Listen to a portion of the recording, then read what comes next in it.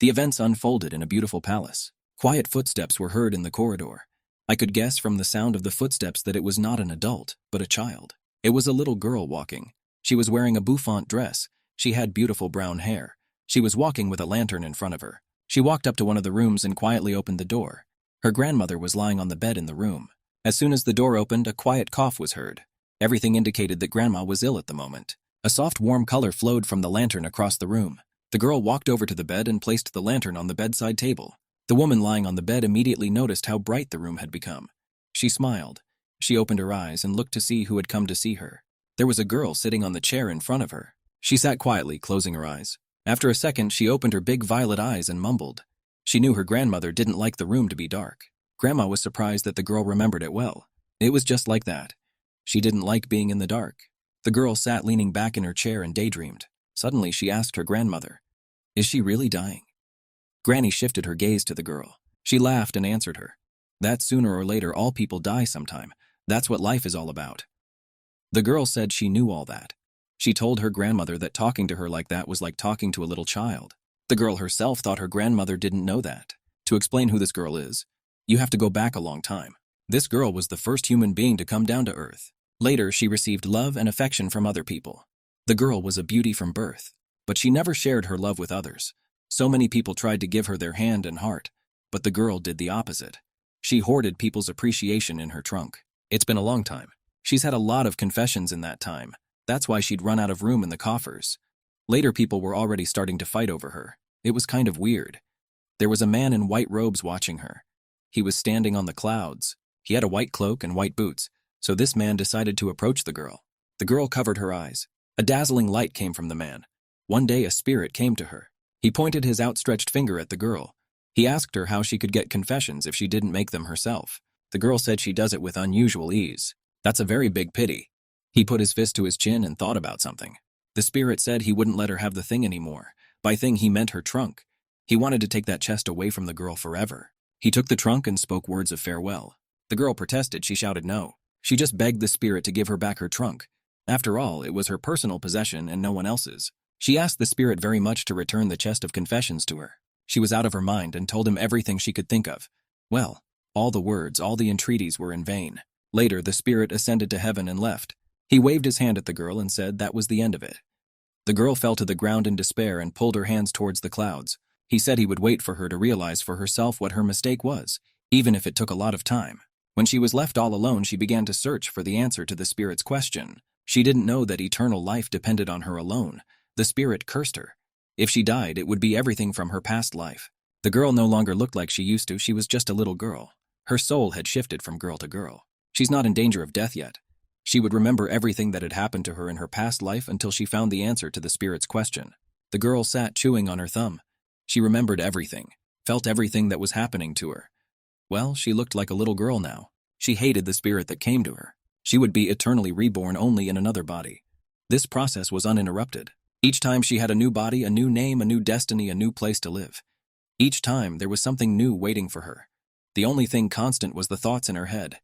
She really wanted it to stop. She sat and looked at her grandmother. She didn't understand why her soon-to-be-dead grandmother was laughing so happily. It was as if she had no fear of death at all. Grandma replied that she wanted to be happy one last time. After all, it was a wonderful feeling that she wanted to remember. She was. She had found the answer to the question she had been searching for so long. The girls were very tedious. Grandma knew everything. After a second, the girl was very surprised. Did her grandmother really know what she had been looking for so long? Or maybe she was just showing signs of senile dementia. Or maybe she had found the answer to the question she had been searching for. The girl asked to be told the answer as soon as possible. The grandmother told the girl to listen to her very carefully. She asked the girl to remember every word she said. She only had time to utter a spirit. After that, she still somehow slurred a few scraps of phrases. Then suddenly she was silent. Her eyes closed, and not a single sound was heard anymore. Everything pointed to Grandma being dead. The girl started shouting at her. She asked if her grandmother could hear her. Why she stopped talking so abruptly, what was wrong? The girl began to rub her grandmother's shoulders. She asked you not to tell her the answer. After that, she can do whatever she wants, even die in peace. Well, no matter how much the girl panted. The old woman was silent. The girl was upset. She had not received an answer to her question again. Now she didn't know what she should do next. Where to look for the answer to the question again. She sighed frustratedly. This was going to be bad. and it was unclear what to do, what way out to find in this situation. She was in a desperate situation. She began to cry out what she should do now, and in this life she couldn't find an answer. It meant that soon she would be transferred to another body, and her soul would still be with her. She's been reborn so many times she's lost count. And here she was again in some palace. She wondered who she would be this time. Here she is already in some kind of room. Suddenly, some unintelligible sounds were heard. The girl wondered what kind of voices she was making. Could it be that in this life she would be a baby that had just been born? She was surrounded by the happy faces of the maids. They were looking at her. And there were sounds. One of the maids said that the princess was coughing again. She saw that she was in a cot. And she was a baby. She was surprised that the maids called her princess. She held out her hand and saw that she was so tiny. It all made sense. This time she was born a princess. She was so tiny and cute. She had very beautiful violet eyes.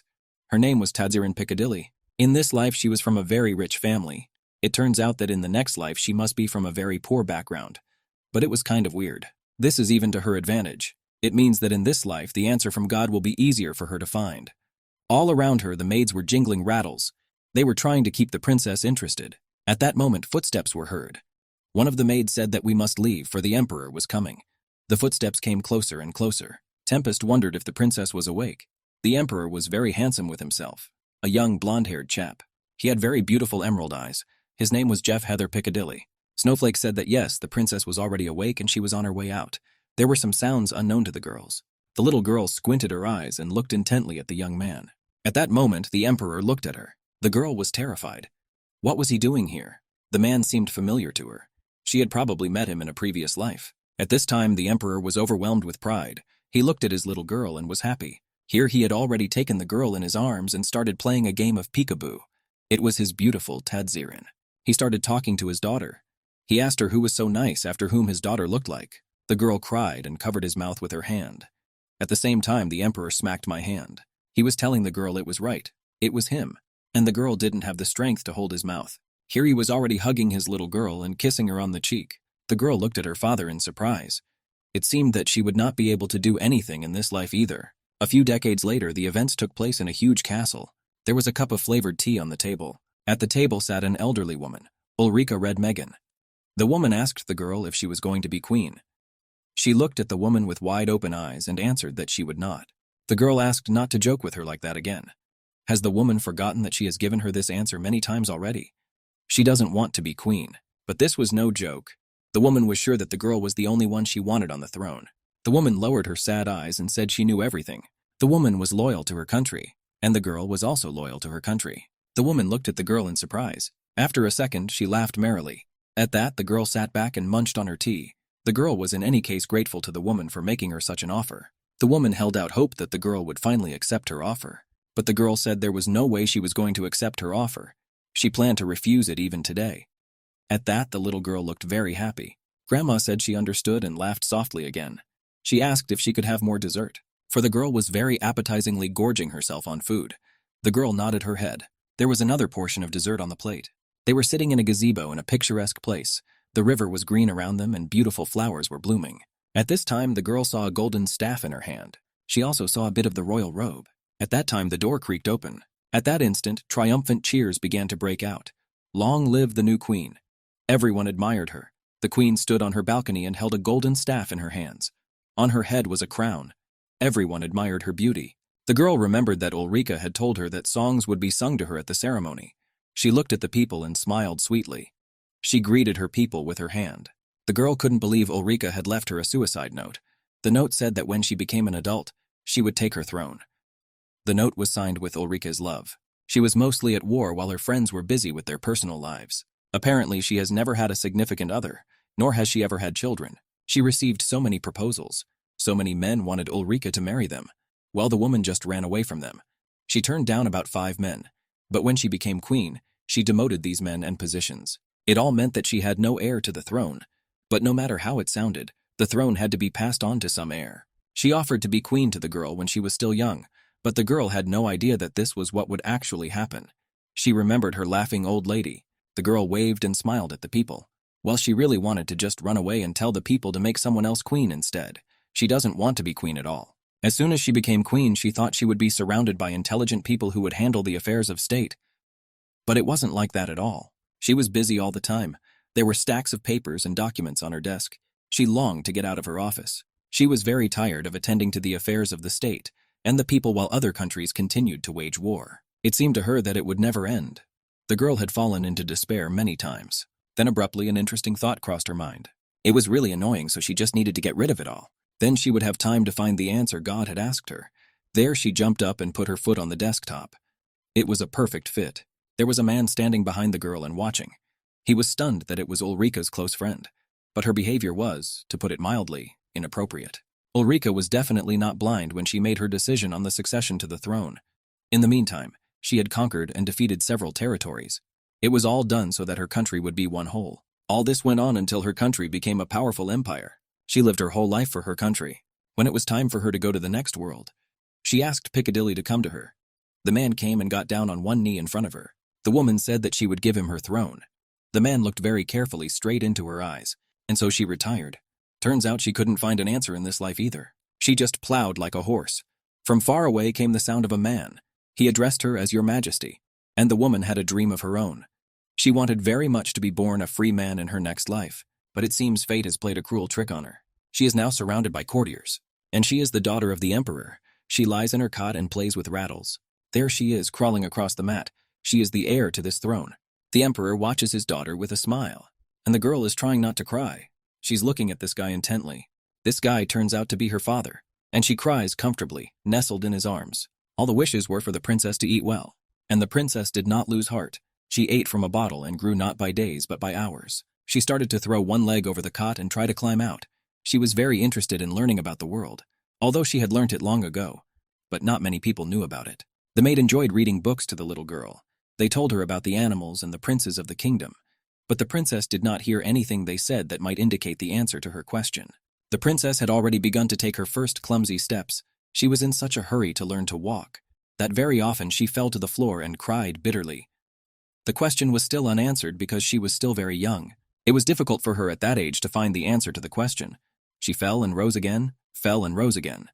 In principle, her childhood was carefree. She looked at her father with her big eyes and didn't understand why he was looking at her like that. The father sat and admired her little girl growing up. He loved his daughter very, very much. The little girl often went into her father's study. Then the father would put off all his work and watch the girl.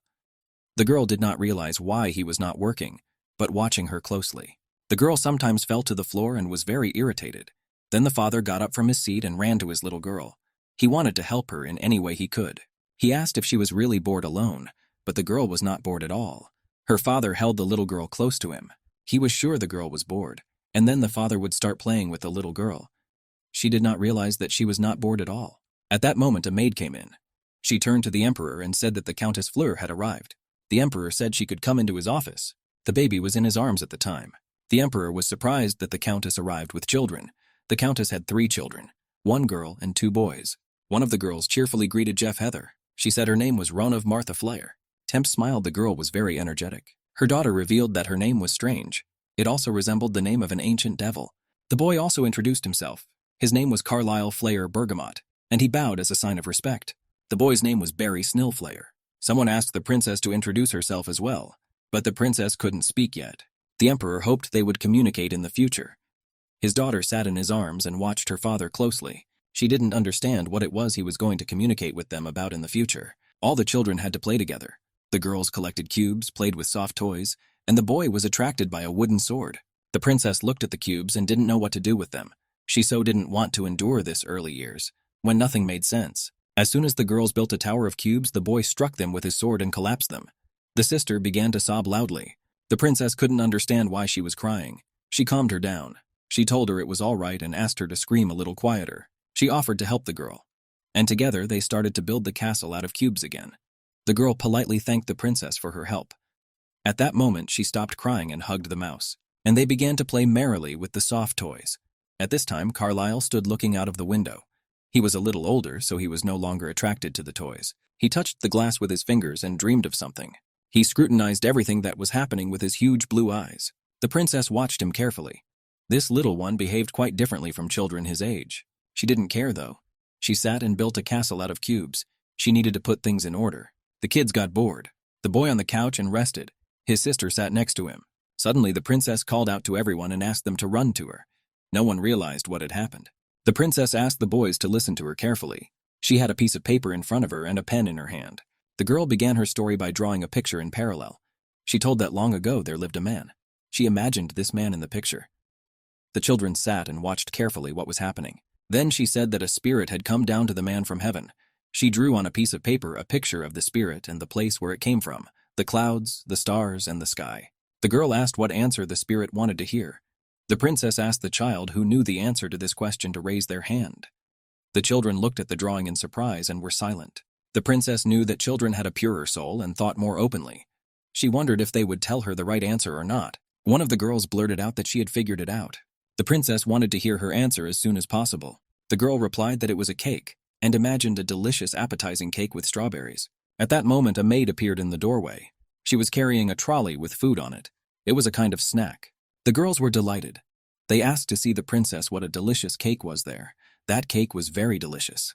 The princess hoped in vain that the children would give her an answer. The princess was thinking about something. Carlyle spoke to her at the same time. He offered to buy her a cake, and kindly extended his hand to her. The girl put her hand on his. She didn't mind eating a piece of cake. The young man was very nice. It was sunset outside. The sun was gradually sinking below the horizon. The princess was lying on the bed with her arms spread out. She was upset. She was sure she'd be faster than she could find the answer. Kids really annoyed her. She felt like these kids were going to make her crazy soon enough. One was screaming yum yum. The other was distracting the girl. At that time, a maid came into the room. She called the girl a princess. She also asked her why she was in a bad mood. And the maid started to notice the rattle. The girl, that sound was very annoying. I told her she would most likely break that rattle someday. The girl snatched the maid's rattle out of her hands with force. The maid was very surprised. She had never seen the princess so angry. The princess peered into the rattle and saw her fierce reflection there. All indications were that she would seek out the answer to the question on her own. And also the princess decided that from tomorrow onwards she would meditate. Afterwards, the princess felt very tired. The night passed and the next day came. The princess went down to the children after a good night's sleep. The kids started beckoning to her again. Well, the princess doesn't like it at all. She doesn't want to socialize with the children. But there was nothing to do. She sat and looked thoughtfully at the children. The children were running and frolicking. The princess's only thought was for the children to go home as soon as possible. The brother and sister began to fight with wooden swords. It was a game that they were very keen on. Suddenly the boy swung his hand hard and the sword fell out of his hand. He flew to the side with force, and it hit the princess right in the forehead. The boy was horrified. Had he now committed a crime? His sister also looked at the princess in surprise. This must be very painful. The princess fell to the floor and covered her eyes with her hands. She said that everything was fine. At that, the boy was very upset and started to cry. His sister comforted him. The children began to cry. Now the princess began to comfort them. She promised to tell them something funny. She was the only one who was hurt. It was unclear why these children were crying now. The girl was interested in the words. She wondered what funny story the princess wanted to tell them. The children sat down on the carpet and were ready to listen to a fun story. The girl began to tell about the empress, who was a virtuoso wielder of her sword. With one swing of her sword, she could take out 10 enemies. Also, this empress was very charismatic. Everyone fell down before her even without a fight. When Her Majesty returned from the war, after conquering the Peha family, the cheers of the people did not stop. The princess's attention was caught by a wooden horse that was standing nearby. If she rides a good horse to the scene of the action, and the princess also saddled the wooden horse. The boy helped her to get on it. He was very gallant and nice. Everyone was impressed and more than impressed. With that, the princess began to swing on the wooden horse. She was already moving at a fairly fast speed. She was overwhelmed by the feeling of speed and drive. The princess remembered that, long ago, the last time she had driven on her end. She felt that sound so vividly now. It was like something like this wasn't standing next to her and roaring. And at that time, the emperor came in. She tried to calm the horse with the words of Purun. He also reproduced the sounds of a horse clucking. The emperor smiled cheerfully at that. The girl turned round on her father. She hadn't expected this turn of events, not this. She wanted to stop, but the horse wouldn't stop at all, and she didn't know how to do it. He continued to move quickly. At that moment, the princess flew off the horse and fell to the floor, hitting her head. Everyone was stunned. The emperor held his hand up and asked to wait. He said that all children fall a lot of times when they grow up, so there's no need to panic, it's okay. Nevertheless, he rushed to his daughter's aid. The girl was lying there crying hard. She was in pain and there was nothing she could do. The emperor picked her up in his arms. He asked if his little girl was hurt. Quickly, he examined the girl. My father asked me to show the place where the pain was currently. He wanted to make the pain go away, and started kissing his daughter on the cheek. He watched his daughter carefully and looked at her. Someone turned to the emperor and said, "Your Majesty." The emperor was surprised that his daughter looked at him warmly. At that time, the emperor carried the girl back to the children, but she really wanted to play alone. She really wanted to play alone. And she mentally asked the children to leave. Jeff Heather Piccadilly was very reliable when he was a duke. He could motivate soldiers with just a look. "Where's that general gone?" The girl looked at the emperor in surprise. He could not understand what she was looking at, whether it was his eyes or the brooch that was on his jacket. At that time, the maid asked to see the painting. The girl was only 3 years old, but she could already hold a pencil very well. She was very clever and had many talents. The girl could barely draw a broken circle. The emperor was proud that it was his little girl. She picked up a colored crayon. The emperor suggested that the girl might be a great artist in the future. She could also become a famous writer. And he asked the maids if anyone else was writing novels now. How could he have turned into such a man? In the old days, he was strict and stern. Now he was smiling, kind, gentle, and adoring to his daughter. It was like two different people. It didn't matter how handsome his early 30s were, even if he was handsome. The princess still felt older than him. The princess didn't realize where her dignity lay, and the emperor tenderly embraced his babe. At that time, someone knocked on the door. Why the man who brought the big news? During the war, the lord who controlled those lands appealed. There was a lot going on, so the emperor needed to check it all out quickly. The emperor said he would come home from work later. He stroked his daughter's head, turned round and walked away. He looked very powerful. A robe was thrown over his shoulders. When the emperor left, all the courtiers bowed in respect. The princess watched the emperor leave, and thought about the fact that this guy works after all. At that time, a girl touched the princess. Well, the princess was very tired, and she wasn't in the mood to go out with the girl. How long ago was it? One day, a child she met on the street was sitting and giving alms. He was interested in how much money he made. In his opinion, it was a waste of time. This is when someone approached this child and called her big sister. To be honest, it was hard to understand whether it was a girl or a boy. The girl's bent boy a little older from her life. She was like an apple falling from an apple tree. These words said nothing to the girl. She looked dejectedly at the boy. I mean, he wasn't in the same situation as her. He was 7 years old at the time. The shame was that they couldn't choose their lives from the beginning. She opens her eyes and she's told there's a world out there. But if you compare it to an apple, it would probably be somehow abnormal. The girl imagined a ripe red apple for a moment, and she was sure that life was like that. It wasn't a child that told her so. She has lived many lives, but she has never lived a whole life in its entirety. At that time, someone called her name and called her big sister. She didn't choose this life. At this time, there were children hanging around her. One asked to look at him. Another asked to play hurdles and useful on all fours. The girl saw the glowing buttocks. She quickly wiped her eyes, thinking that it might just be a dream. The boy was climbing on the floor, unsuspecting. At the same time, the bright sunlight was shining on his buttocks, and they kind of really glowed. At that time, a spirit appeared. He said that they had not seen each other for a long time and called the girl immortal. At that moment, it looked like a butterfly, or a head with wings. The girl was surprised to see the spirit at this moment. She opened her mouth in surprise. One blink and she grabbed that butterfly in her hand. We asked her sister if she wanted to try it first. Well, the girl said no. She asked the first to play her. With her back, she held the spirit. The girl sat there. She couldn't understand why God had decided to visit her. Maybe it meant that he had decided to forgive her. But the spirit replied that it wasn't what she thought. He wouldn't forgive her until she found the answer. The girl wondered why he was here. After all, he hadn't visited her in centuries. And then he suddenly appeared. The god looked at the girl in surprise. Unlike in her past lives, it looked like she would have a lot of interesting friends in this one. She looked at the children around her. Carlyle turned to his sister and brother. He said that Marquise had told them not to lie on the floor. It was very cold on the floor and they could catch cold. The princess was dreaming of something. She said she's not friends with them at all. God suggested a good idea to her. For best results, you can team up with friends to find the answer. The girl said she'd already tried it. And they can't help in any way, they just don't mean any nonsense. It was the first time in her life.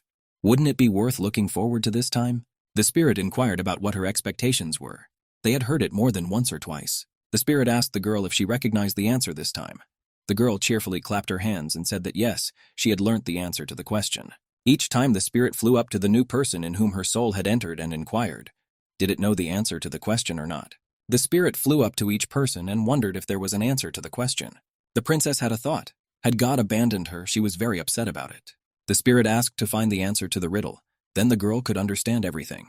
The girl didn't know the answer to the question. She had no idea where she could find it. The spirit was watching her the whole time. Why didn't he come to her in person?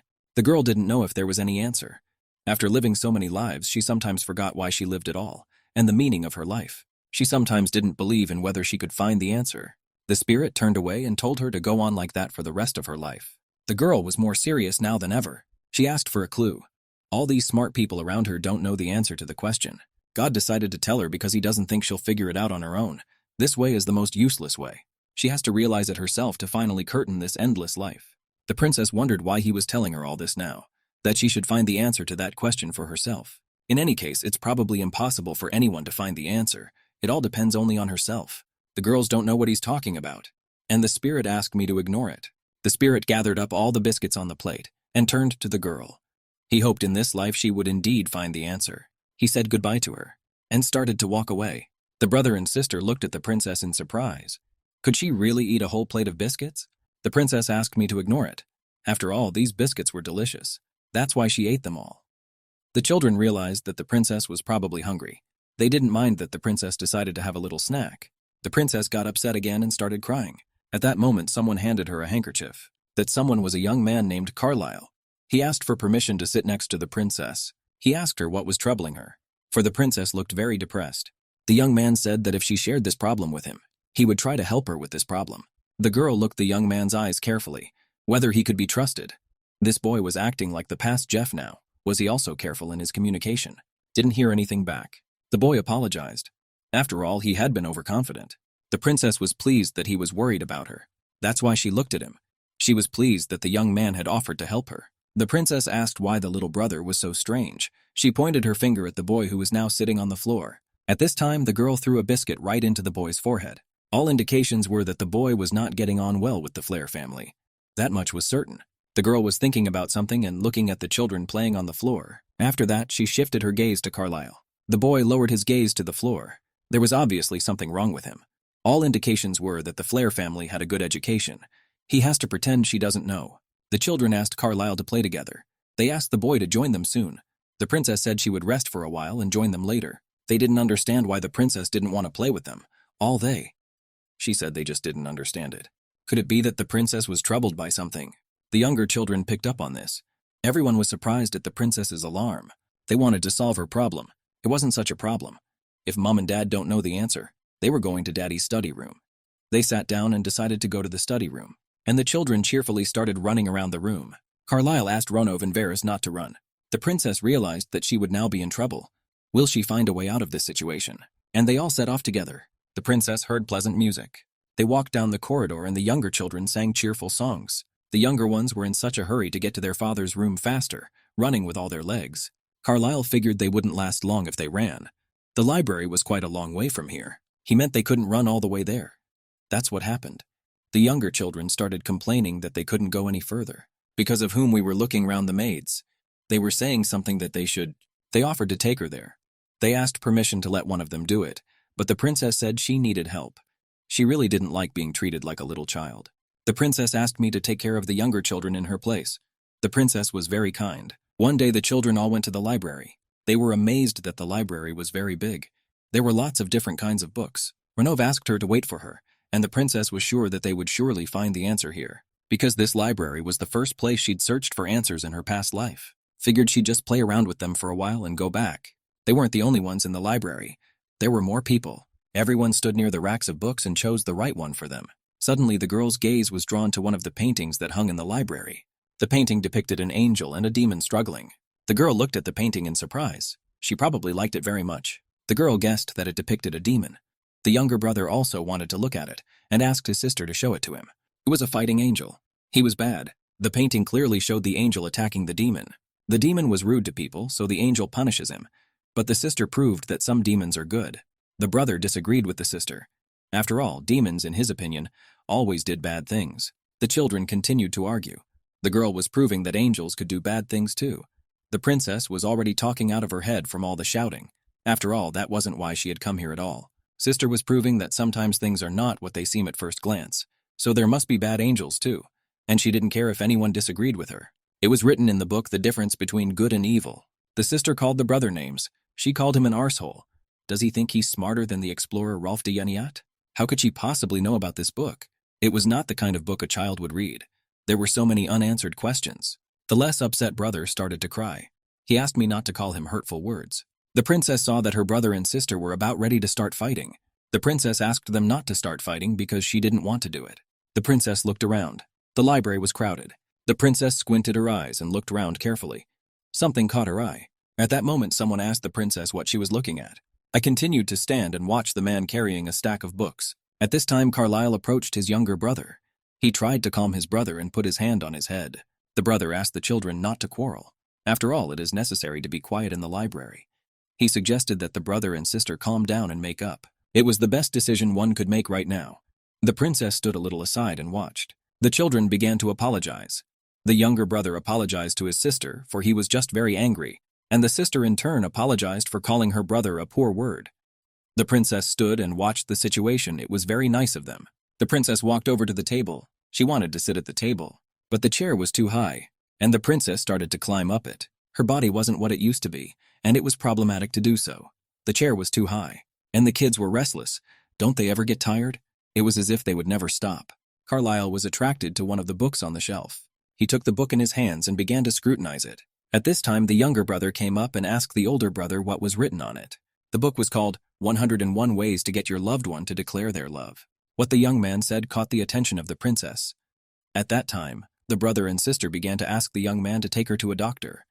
The princess was surprised that the brother was going to read it out loud. Carlyle, after thinking for a bit, began to read the text. You must have a good sense of humor, and then your lover will definitely reach out to you. The main thing is not to try not to be yourself.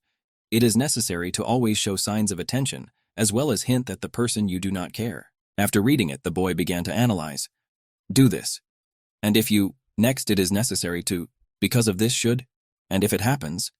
The young man began to mumble something inaudible under his breath. My brother and sister stood looking at him in bewilderment, and I could see what he was talking about. At this time, the princess became furious. The young man closed the book. He said that, to be brief, he outlined what the book was about. But the children could not understand what the book was about. It was too difficult for them. So they asked for some explanation.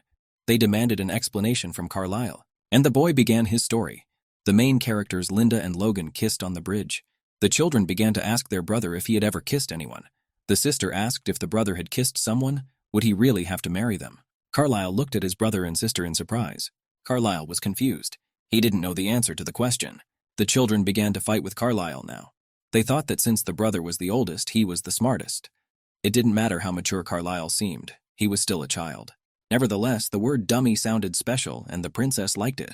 The princess decided that from now on she would call her younger brother and sister goons. This applied to the younger brother and sister besides Carlyle. Speaking of marriage, it brought back a lot of bad memories for the princess. When she was empress in a past life, ministers kept trying to marry her off. She couldn't even recall all of them, but there were so many overbearing men. They all acted like they loved him, and many tried to make connections with her by introducing her to their sons. They all had one thing in common. They never gave her what she wanted, but she couldn't blame them. Because for members of the imperial family, marriage is an obligation, not a choice, but it was her life. She had been forced into marriage before. She was once the unhappy wife of a drunkard, who did nothing but ask her to serve him drinks, although she did eventually set him straight a bit. Since she is a princess in this life, she will have to fight people again about her marriage. The princess agonized, for she must find the answer before then, and she laid her head on the table. Carlyle came up to the princess. She was lying on the table, apparently asleep. He carefully covered her with a plaid. After that, he sat down beside her and began to watch the princess. The princess was dreaming about something. She was kind of restless. She was probably dreaming about something. You could even hear bits and pieces of phrases. She asked me to give her notes. She also said that it was time to start a war. Carlyle sat next to her. He realized she was dreaming. The events took place in the kingdom. The princess suddenly opened her eyes. The empress asked what the people from Ariel's temple had said. She wondered if they would let her see the records. Since the temple now belongs to Partition and Renanel, they have stated that they are no longer obligated to honor your request. In support of their statement, they noted that their kingdom declared independence 20 years ago. They wouldn't even let her look at it. They were so hard to deal with. The empress was angry. They should have been warned that she was one of those who had made the inquiry. The empress asked if they had spoken to their king. Yes, he was asked to cooperate, but... And the woman didn't finish. He said that the temple was an independent organization, and that he could not accede to their request. Also, the main temple is located in a country that is near a key commercial center, so forcing them to submit could block the Western Sea route. That was all his reply message was about. It was all very complicated. The empress thought she had finally figured it out. The woman wondered if the reason she was so insistent on getting those records. The empress asked to recall the words of the prophet who came from the great temple. Has the woman not realized yet? The only thing recently taken from her is the temple of Ariel. There's been looting in the eastern region too, but the prophet decided right after taking the guards. That was suspicious. Therefore, the clue had to be sought in the temple. The empress stabbed her fork irritably. The plate shattered under the force of the blow. The frightened woman bowed quickly. She offered her deepest apologies to Her Majesty, for she had upset her very much. The empress was still very angry. She wanted to just take it away from them, but he couldn't do that. She had no other choice. The only way out was for them to go to war. The same thing already happened a few years ago. It's a call to war. Lately, something has been making the empress angry all the time. And then recently, the same thing happened again. The woman bowed. She had stopped her so many times. The empress didn't really want to do this either. She didn't want to start a war. But there was simply no other way to get the temple back. The woman didn't know how she could stop the empress this time. They stole all the fish from their sea and killed their fishermen. It was necessary to try and use it against them. But the empress had already told them to send an envoy to try to solve this problem. The empress thought about it again, but she thought that they should not back down in this matter. Ariel's temple, and it used to belong to their kingdom. Why don't they just take it back? After all, it was their property. Does she really plan to go to war? After all, the temple was lost in the last war. The empress snapped her fingers. That idea was a fine one. She heeded the advice. The empress has made up her mind. Now it is simply necessary to start a war. The woman never advised her to do that, and it's not true that it was her advice. The woman tried her best to stop the empress, and not to do anything rash. But the empress just smiled sweetly. She didn't need any counselors right now. Suddenly, the empress jumped up from her chair and raised her hands high. She shouted for General Roy to be inoculated. The woman was already standing and crying. She begged the empress to change her mind. But the empress stood her ground. Once the empress had made up her mind, it was very difficult to change her mind. And so the war began. Knights fought against each other, and there was a flag flying above them. The empress stood in front of the ruins and scrutinized them. The building had been damaged. Ariel's temple was theirs now. There were papers underfoot. They were books and documents. There were so many of them. She didn't understand how she could find anything here. She asked the warriors not to touch the library, but they wouldn't listen. The empress assumed that she would have to look for an answer when the temple was being rebuilt. Suddenly, the empress drew her sword. She thought she heard a sound. She saw a boy in front of her. He sat looking at the empress with blue eyes. The empress had not expected to see the young man here and was scrutinizing her too. Seeing that the guy didn't resist, the empress hid her sword. At that time, 2 guards ran towards the empress. They shouted loudly to her, "Your Majesty." They were very worried that something had happened to her when she didn't come back. At that moment, the young man who was sitting in front of her disappeared. The empress thought that everything indicated that the young man was running very fast. The man asked the empress if she had found the records. The empress replied irritably that it was her job to find them. The young man thought she had come here to look for them. The empress couldn't have done it on her own. The empress was certainly right. The man understood her, and they all started crawling around looking for some information. The events took place in a military camp. Someone was sitting and looking at the map. They were making marks with a red pencil. A red cross meant that someone was not there. Usually people went to war to improve their chances of survival. The empress was trying to figure out how to die. She'd made a lot of marks on the map already. She stood and looked at the map thoughtfully. She could not understand where the answer to God's riddle was.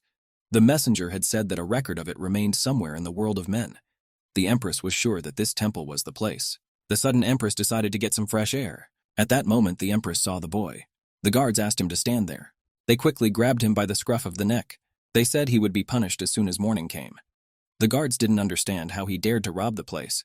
The boy tried to break free and grinned. The guards said they would see the thief on the gallows. At that moment, the empress came over and asked what all the commotion was about. One of the guards said they'd just caught this boy, and this boy was stealing their potatoes. The empress said they could do without a few potatoes, and asked them to just let him go. But the guard said there was another problem. He stole more than just a few potatoes. He stole a whole sack. When the empress saw the sack that the boy wanted to steal, she was surprised. Had he really decided to steal it all by himself? The guards asked what to do with the boy. The empress thought for a moment. She approached the boy and asked him his name. The boy answered that his name was Jeff. His face was grimy, his hair disheveled. She looked carefully at his hands. His hands were covered in dirt, but they actually looked pretty well groomed. The empress said he didn't look like a commoner. The empress asked what his full name was. The boy was silent for a moment. He lowered his eyes down. The guards demanded he answer immediately. Well, the boy stood silent. After a few seconds, he mumbled that his name was Jeff Heath Piccadilly. The empress was surprised.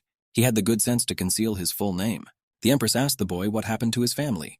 The boy replied that they had all died in the war. The empress felt sorry for the lad. He was very thin yet quite strong. The empress told the guards to take him with them and baffle him with something. The guards obeyed. Whatever job Jeff took on, he did better than expected. The boy was very fond of eating. He quickly grabbed food and stuffed it in both cheeks. He ate a lot. He often overheard the guards talking about thinking of the ball as part of your body. He watched the guards carefully. Well, suddenly the boy shuddered. Someone saw him hiding here. A man asked the boy to go to work. Another man asked him to run for water. The boy heard the request and walked quickly. The boy approached the martial arts teacher. He should have concentrated on attacking from the side. The boy reached forward with the branch and asked if he was doing the right thing. He started swinging the stick. At that moment, someone was approaching him from behind.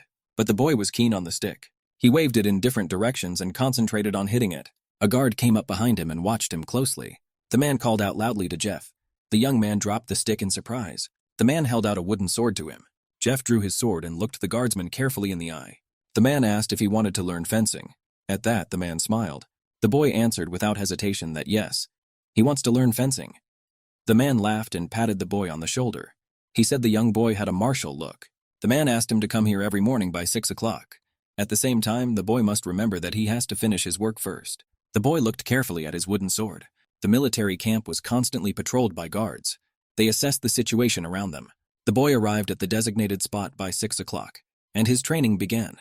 From afar, only the sounds of shook vert could be heard. So the man threw a punch, and the sword just flew out of the kid's hand. It stabbed into the ground near the feet of the empress, who was walking not far away from him. The boy apologized to her. Well, the empress took the sword in her hands and said it was all right. The boy's hair had always been long. The empress took notice of it. She saw that the boy had cut his hair. She hardly recognized him. The man asked what brought her here at such an early hour.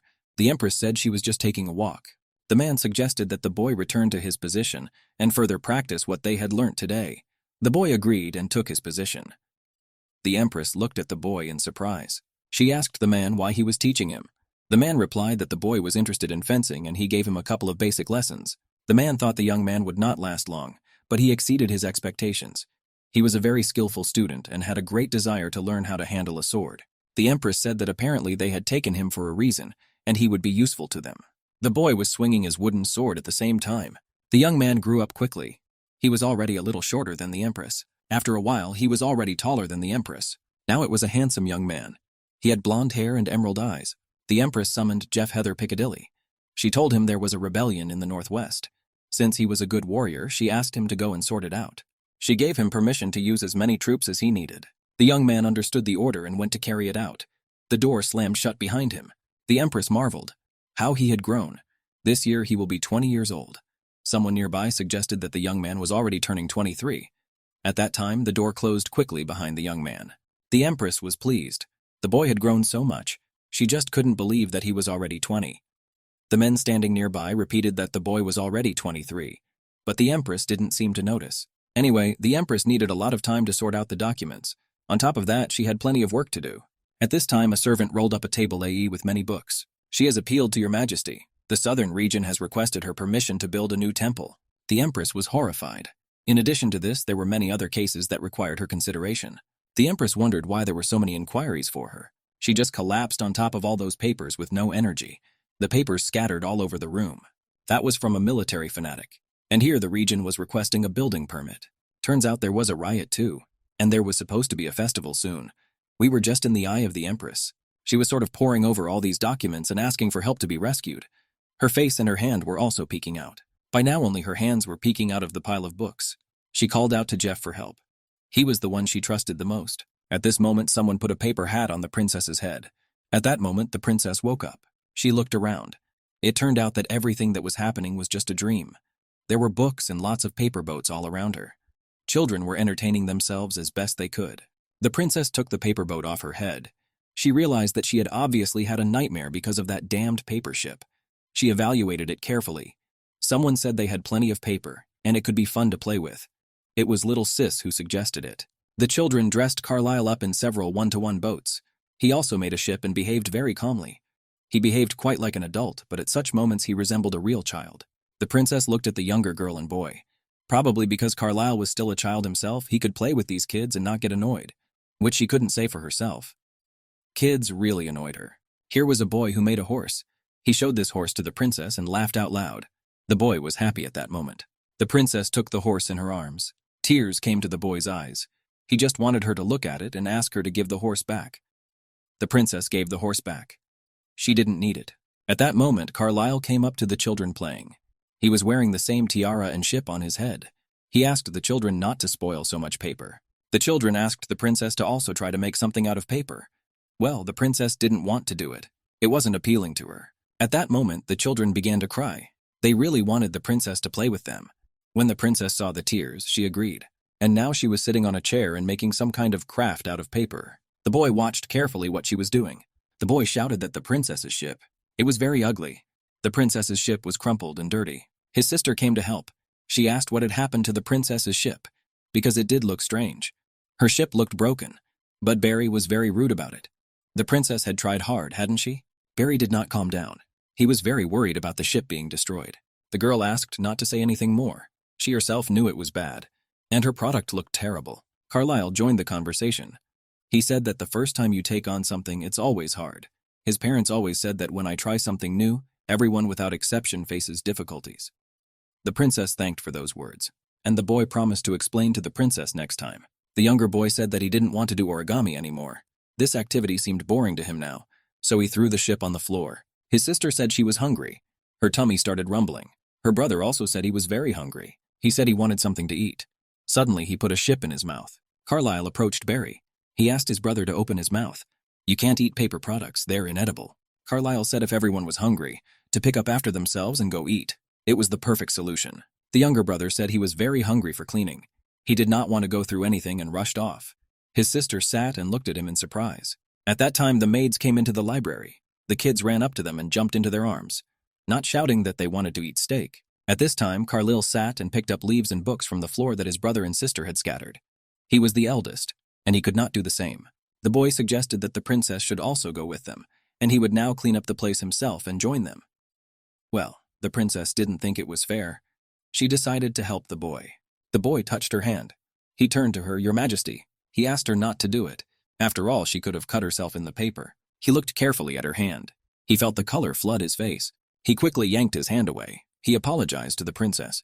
The boy went on to pick up the scattered papers. He started putting the books away. The book 111 is a way to get the recognition of the one you love. After everything was assembled, the princess said it was a good job. She held out a boat to the boy. It was crumpled and dirty, but one she had made with her own hands. It seemed to her that he liked boats. The boy cared a lot about the ship. He thanked the princess. He took it in his hands as if it were a treasure. After everything was folded, it was safe to leave the library. They slammed the doors loudly. At this time, someone came to the table and slammed the confession book down loudly. In the kitchen, there was a sumptuous table. At the table sat the princess and her father.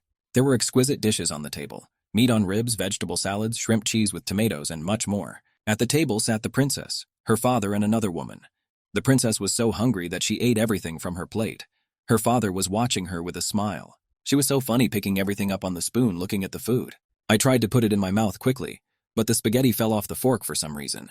The father cheerfully shouted out the word Darjeeling. The girl dropped the spaghetti again. Her father said he'd brought someone to help her with her training, because Fleur was too young. The young man's name was Sasha, and in his father's opinion, he would be a worthy candidate. The young man put his hand on his chest as a sign of honor and bowed. Well, her stomach was just begging for it. Girl approved. She carefully looked this young man straight in the eye. The young man quickly picked up some lettuce on a fork and brought it to his mouth. The girl didn't understand what he was going to help her with. Playing with these young children was exhausting. She also needed time to get used to her new body. The princess munched on her food and thought about how many things she had to do. She'd have to start from scratch. The father turned to his daughter. He was very happy that she liked the food. After all, the girl was devouring the food very quickly. She was very hungry during the walk through the library. The girl looked carefully at her father, wondering why he said that and looking at her so suspiciously.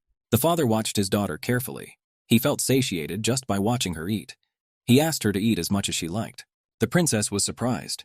If her father feels this way just by looking at the way she eats, then very soon he would simply starve to death. The father asked in surprise if the girl had finished eating, but there was still some food left on the plate. There were things left on the plate that the princess didn't like to eat. Most of all, the princess didn't like to eat potatoes. She rolled her eyes. It was obvious by the girl's reaction that the princess didn't like potatoes. She had left it on her plate for a reason. The father looked at his daughter in surprise. He realized that the girl did not want to eat it. At this rate, she could turn into a potato herself. And what was surprising was that her father loved potatoes. The reason was far back in his childhood. One day he stole a whole sack of potatoes and ate only them throughout the war. The father insisted that the princess should eat even if she didn't like it. The nanny said she was getting very picky, and she asked me to supervise the princess eating different foods. The father took a fork in his hands and chopped a potato. He asked his daughter to open her mouth and eat the potato. The father insisted that the girl had eaten, and calmly held a forkful of potatoes in front of her. She looked at the potatoes and realized she had no other choice. She closed her eyes and ate the piece. In one of her past lives, she behaved inappropriately for her age. It all ended with her execution as people thought she was a witch. She should definitely be more careful in this life. The princess said she would finish the food herself. She wanted to grow up fast and do what she was supposed to do. And to grow up fast, you have to eat right. Her father was stunned by her answer. He was happy that his daughter had become so independent. He asked everyone to look at his daughter. He had a very clever girl and he was very proud of her. Everything pointed to the girl being a genius. He wasn't just saying that because she was his daughter. After all, that drawing she'd done the other day had been marvelous. The princess must be very smart like her father said, the girl sitting next to her. At this time, one of the men approached the emperor. He said that now was the time to get back to work. The girl's father agreed. He said he would leave his daughter with a red-haired young man and asked them to get to know each other better. Dad said he wouldn't sit still if he dared to hurt her. The young man said he understood everything. Daddy said he'd be back after work and kissed his adorable Darjeeling on the cheek. After that, the men withdrew. The princess sat and looked intently at the young man who sat in front of her. There was a silent pause. At that moment, Sasha coughed. He was ready to voice his demands to the girl. Again, there was silence in the room. The girl scrutinized the young man. She thought he was impertinent. After all, he had called her by her first name. The princess thought the young man should address her by type. Well, continued to know her by name. In the girl's eyes, Sasha looked like a demon. The princess asked why he spoke to her as if she were his friend. It was the first time they'd met. It was not acceptable to talk to the princess like that. Sasha said everything because His Majesty said to befriend her, and the young man laughed loudly. The girl remembered her father's words. She didn't think that he had said it exactly as Sasha had told her now. She asked Sasha if he had excelled in his studies. He replied that he may not be as literate as she was, but he had studied hard in a variety of subjects to be useful to her. The girl was surprised. What had happened in a second to this young man? He had called her by her name just a few seconds ago, and now he was addressing her as Your Majesty. In any case, for some reason, she felt like they'd seen each other before. He's clearly a little boy, which means she couldn't have known him as Empress. After all, he wasn't even born at that time. Where did this feeling come from then? The princess remembered that her father had only said his name. She asked what family the young man was from. The boy replied that he was from the Vladimir family. In history, this family was known for being great strategists. Even among the so-called blue bloods, Vladimir is known for his megalomania. But the princess didn't remember anyone with red hair from that family. The princess said she understood. She asked him what he would do during their lessons. The young man said that he would just study with her. If Flyer is his mates, then this young man here who she must keep on her side for political purposes. She realized the importance of early education, but to her surprise, he's already trying to teach her how to run a country. He can't be completely out of his mind. The young man said that the emperor had briefly mentioned earlier. He asked what they were. The princess was surprised. She had assumed that the children were most likely resting now. She prepared to introduce them to them. The princess asked for Carlyle and the smaller boys to be called into the garden. She wanted Alexandra. The princess started to get down from her chair and said that they were now going into the garden. The young man was in agreement with the princess and smiled sweetly. The garden on the property was very beautiful. There were pavilions, artificial ponds, and even a bridge. There were also many different plants. Only footsteps approaching the gazebo could be heard. Carlyle sat in the gazebo reading a book, and the younger ones were running and scattering on the bridge. They had a lot of fun playing in the fresh air. Suddenly, the younger girl saw the princess. She happily ran up to the princess. She wanted to play with her. The children shouted happily that it was nice to meet her. The youngest girl was the bravest. She quickly said her name was Ronov Martha Flayer. The older boy also introduced himself. He was Carlyle Fasinelli Bergamot. Behind his sister's back and giggled merrily. The young man was glad to meet him. His name was Sasha Dave Vladimir, and he was here to help the princess with her studies. The children told the princess that they were playing hide and seek. They were very eager for her to join them. The younger brother asked the older brother to play hide and seek with them too. Carlyle agreed. Little sister asked the princess if she could play with them too. The youngest boy began to cry. Is he again going to be on a mission to find the hidden children? Well, Sasha took the initiative. He suggested that he would go first. The kids started hiding.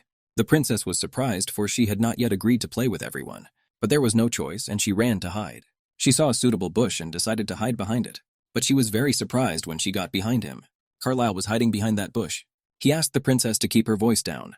After all, if I don't make a lot of noise, I will easily give myself away. The boy couldn't tell from the girl's surprised face if she was all right. He just surprised her a lot. The boy suggested that the princess hide together. He was sure that Sasha wouldn't get here. The princess was in agreement. The kids really played nonstop. At this point, the boy turned to the princess. He wanted to tell her something. He said he could help her with her studies too. He was willing to learn everything she needed to know. The princess was surprised. What is it that he is telling her? He probably just likes to teach children. After all, he was helping his younger brother and his sister's sister. That was very commendable. I began to look at the boy suspiciously. The princess was willing to undergo training with him. She thanked him for such an offer. There was a rustling sound nearby. The younger girl realized that Sasha had found her. At that time, Sasha appeared from behind a bush. He laughed merrily and said that he had found her. The girl couldn't resist saying that her little brother was here too and pulled him by the sleeve. The boy was surprised. Why she had told him about it? She had done a dishonorable thing. And while they argued among themselves, Alexander wondered, where is the older boy and the princess? And he started looking at all the possible places they could hide. The princess began to squirm in her seat. Her legs were starting to ache from sitting so long. And in doing so, she caused. Sasha looked in the direction the sound came from. Here he turned his attention to a lush bush near the fence. Empty was the site of a bow from the princess's hair. He found her, and Alexander walked towards that bush. The princess covered her mouth with her hands. She wished he'd stay away from here and go somewhere else. Alexander came closer. He asked if anyone was hiding here. The princess quickly grabbed Carlyle's arm and pulled him along. They ran away from the bush with loud stomping. Alexander watched from a distance. Carlyle was surprised at the princess's behavior. He looked at her with a questioning look. What is she doing at this moment? But the princess stomped off quickly. She said Alexander couldn't be allowed to catch them so quickly. She gave the command to run, and the princess and the boy ran away by the hand. They stomped quickly down the lane. The princess asked me not to let them get caught. If they caught them now, they would be forced to play with them further. And she really didn't want that.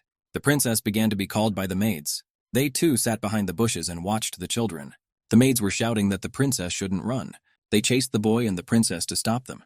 The maids were worried that Her Majesty would fall, and that cannot be allowed to happen in any way. Well, here's the princess with her foot caught on the paving stones. She, along with the boy, fell to the ground. The princess decided that she had run away in vain, because now she had a broken knee, and it was very painful. People were running towards the princess from all sides. Carlyle also asked if the princess was hurt. One of the father's aides ran up to the girl. He asked how she was feeling. The girl looked at him in surprise. Why had he come instead of her father? Everyone ran over and looked at the princess. Alexander watched and thought it was just a laugh, and that's all it was. Alexander walked up to the princess and started laughing. He asked if she was all right. The princess replied that she was fine. She turned to the man who approached. Why he was here? And where's her daddy?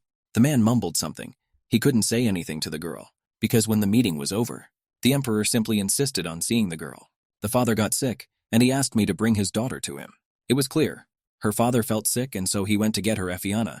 The princess said okay, and she was ready to go to her father. The princess told the children that they were done with hide-and-seek for the day. After a second, the princess remembered that Carlyle had fallen as well. She asked the boy to go with her to get some ointment. The boy replied that he was fine and had not hurt himself badly. He was very calm and collected. The princess really wanted to tell him that he would be her right hand in the future. At that time, Sasha approached the princess. The princess replied that her father was waiting for her and she had to go. Sasha saw off the departing princess and her friends with his eyes. Sasha was surprised that everyone was panicking about her fall. Here they are already entering the palace. Ephian staggered forward down the corridor, but the princess asked him to wait. Suddenly she saw a portrait of herself on the wall. The portrait showed the empress with a crown on her head. The man eagerly brought the princess to the portrait and they looked at it together. The girl was glad that she had insisted that the portrait be of her young. Ephian said it was the previous empress, and she was a great ruler, won a lot of battles, but the princess wasn't listening. He didn't need to tell her how amazing she was. The man said that if she became empress in the future, her portrait would hang next to her on the wall. On the wall hung a portrait of the emperor. He was a handsome young man. On his head was a crown, and his chest was adorned with various gilded jewelry. The princess looked carefully at her father's portrait.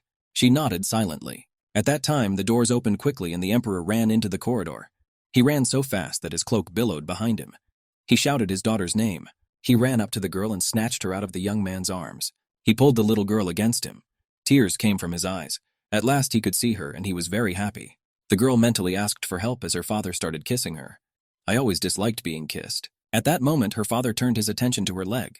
An abrasion was visible on her leg. The emperor shouted that his daughter was hurt. With tears in his eyes, he asked her what had happened to her. He felt very sorry for his poor daughter. She was obviously very ill early on.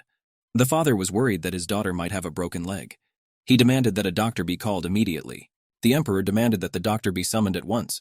The young man standing next to him understood the order and nodded his head. The princess said she was fine. She was surprised that her father started shouting at the whole palace. The girl reiterated that it's just a little scratch, and there's no need to overreact and worry. But Dad was relentless. He had a lot of theories. What if something gets in early? The princess said that early just had to work, and that was it. Well, Dad stood his ground, and the princess reiterated with me that we should just process it. The girl was unfazed. This suggests that she will one day be a very wise monarch. The girl clung to her father, but she was thinking of something else. She wanted someone to dispel his illusions. The father remembered that the girl needed to be treated, so he began to hurry. They walked down the corridor, and the emperor once again reminded them of the doctor. They walked through the palace. The emperor carried his daughter in his arms. A young male aide walked behind him. Well, Sasha and some man were walking towards them. The girl quickly looked at the man walking beside her. She didn't know who it was, but since he had brown hair, the princess assumed that it might be Duke Vladimir. The man approached the emperor and saluted him. He saluted and hawked the name of the Account of the South. The emperor asked Duke Vladimir, "Is he really coming home?" GYP's Vladimir confirmed that this was the case. It was time to return to the duchy and take care of its people. But he would really like to stay here longer. He thanked the emperor for his kindness. After all, he had learnt a lot during his time in the palace. Sasha replied that he would try to help the princess in everything, and all the men laughed out loud. The princess was surprised. Duke Vladimir said that the statue the emperor had ordered would be completed in a fortnight. For the emperor, this news was quicker than he had expected. Both he wished Duke Vladimir a safe journey. At that moment, the girl gave in to an incomprehensible sound. It was as if a lightning bolt had struck. She quickly covered her mouth with her hands. The emperor was surprised that this had happened. Did her leg really hurt that much? No one could understand what had just happened. The princess was surprised that she only felt the energy of death for a moment. But why it happened at that very moment? What it meant, the girl didn't know. The events took place in the kingdom. At last, the doctor came to the princess's room. The girl was sitting on her bed, and a woman knelt down on her knees and carefully probed her leg. This woman was a doctor. She gently pulled the foot tapping and watched the girl's reaction.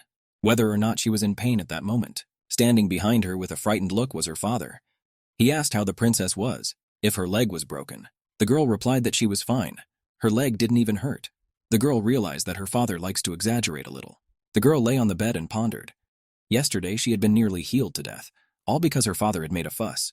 She was very uncomfortable with the situation. She absolutely did not want to go through this over and over again. The father was a city for his daughter being so brave. The doctor finished her examination and got up. She asked His Majesty not to worry. The doctor applied ointment to the scratch. It should go away in one day. You can relax and not worry, everything is under control. The girl looked at the jar of ointment on her nightstand. It was the ointment the doctor had used. The jar was decorated with gold and looked expensive. The emperor was glad to hear that early on she wasn't serious. He still asked to continue taking care of the princess so that she wouldn't get a scratch on her. The doctor was in agreement with the emperor. As he ordered, the doctor used a salve of dragon's breath. Its effect was incredible. There were very few jars of this ointment in the world, only 3. The girl was stunned. The ointment was really made of dragon's breath, and dragons had disappeared 500 years ago. He had made the doctor use such a precious thing. The girl thought Jeff was an idiot. He doesn't seem to know that dragon's breath can even save a man when he's dying. And she only had a slight scratch. He still ordered a salve of dragon's breath to be used, and that's all just on an ordinary scratch. Has he really lost his mind? At that moment, there was a knock at the door. His Majesty was told that Sir Kane had arrived. The emperor asked to be let in, and the door creaked open. An alchemist by the name of Milton requests an audience with you, asking the emperor what he would have me do. The emperor thought for a moment, then answered. It would be better and more convenient to meet him in his study than in the guest room. And Sir Kane said she would lead him to his study. The emperor also hurriedly went there. The princess listened to the conversation and thought to herself, as was known to her, alchemists are wanderers who do not belong to any country. Why was the alchemist here? That was unknown to her. The father sat down on the floor in front of his daughter and said that he himself had asked him for a favor, and later he could tell it to his daughter. The girl was confused, and father's son kissed his princess.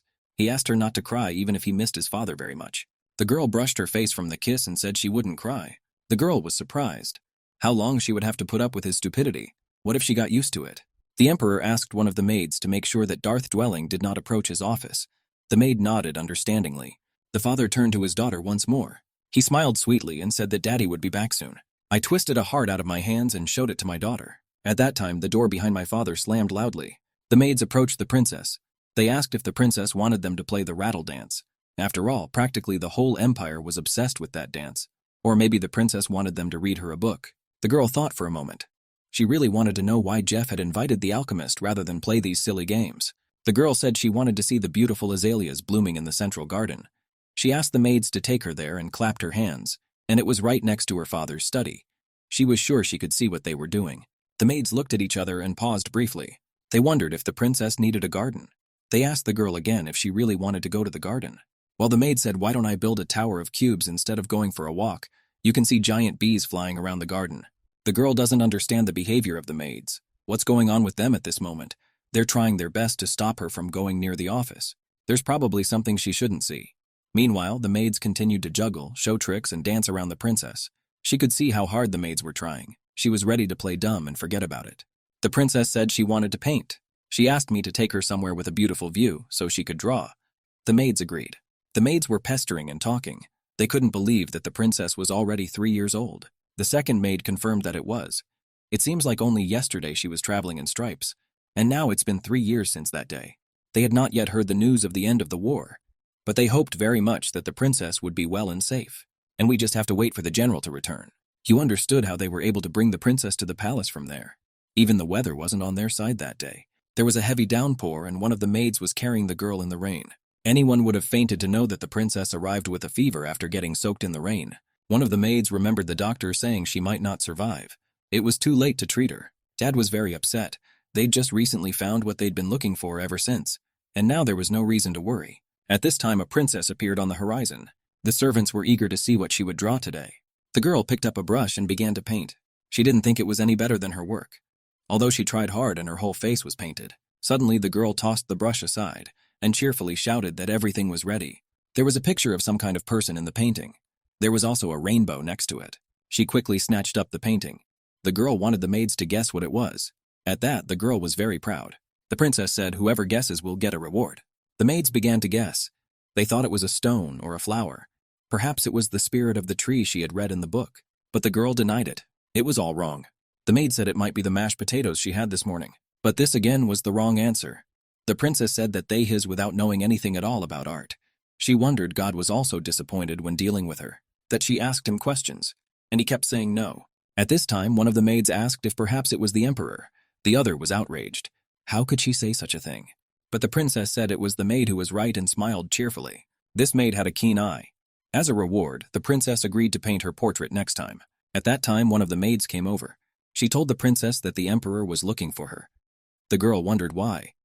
But the maid had only been ordered to bring her to her father's study. The princess agreed and said she would go there now. She wondered why her father suddenly wanted to see her. The girl was completely drowned in drawing and had forgotten both of her sons. At this time, a maid entered the emperor's study and said that the princess had arrived. The emperor smiled and said, "Here comes his little girl." He pulled her against him and kissed her. The emperor said he had prepared something for her. He wanted to give it to her when she was just starting to walk. Well, he couldn't do it. The girl looked at her father in surprise. At that time, her father pointed with his hand where to look. It was so special for her, for his daughter's Darjeeling. On the table was a box tied with ribbon and strung with beads on a string. Her father reiterated that this gift was especially for his daughter, Darjeeling. The father asked his daughter what she thinks is in the box and whether she wanted to open it. The father's eyes sparkled. "Earlier, my daughter asked why the alchemist visited the palace. Well, the gift that was inside was made with his help. He ordered it a long time ago, but it was only recently completed." The princess walked over to the box and opened it. Had Jeffrey decided to create something using alchemy, had taught him well in his past life.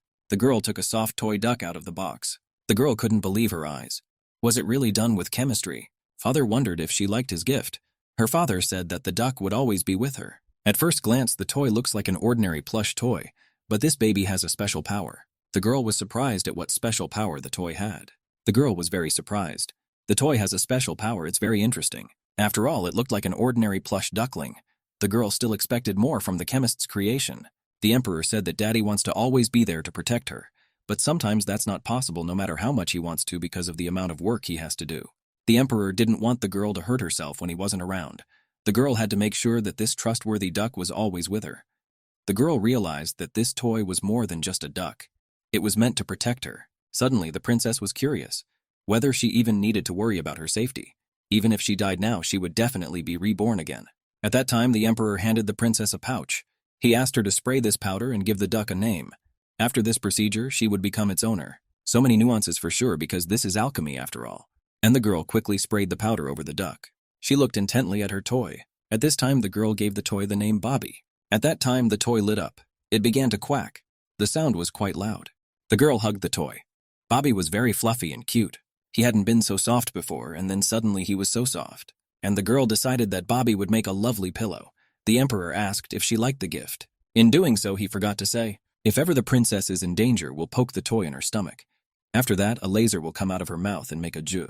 The girl looked at the toy in surprise. She held Bobby with both hands in front of her. The toy continued to quack. The girl poked the toy with her finger, and what happened was amazing. It was very dangerous to use as a toy. That's why my father asked me to activate it only in emergencies. The princess understood and agreed. Originally, the emperor wanted the toy to speak in his voice, but it couldn't absorb all his love, so he changed his mind a bit. The emperor said that when the princess wanted to hear his voice, it was simply a matter of poking him in the cheek. The girl was surprised. Her father didn't know that she would never want such a thing. The emperor raised his hand. He said he loves her very much, and all he wants is for the princess to be healthy and grow up safe. And he gently stroked his daughter's head. The emperor expected his daughter to say something back to him too. To me, the girl was silent. She stared at him, not understanding what he wanted from her. The emperor thought she was so happy that she was simply at a loss for words. At that time, he fell on his back and began to sway. The girl did not realize what was wrong with him. A toy for self-defense. If she knew such things existed, it would be much easier to control in past lives. And the girl gently began to squeeze the toy. The father looked at her and was pleased. He was very glad he took the time to give her this gift, and he had to get back to work. The girl thought that since he had given her something useful, she should reward him. So the girl said the word daddy. She said she had something for him too. The girl quickly ran up to the maid and asked her to give her her drawing. The girl thought perhaps she should ask her father to hang it in the reception room. She was sure she would like it very much. Dad knew right away. It's his portrait. He said that this portrait would become a very expensive piece of art in the future. The emperor was prompt to declare it a national treasure. And he rushed to hug his daughter, the girls that she was having trouble breathing.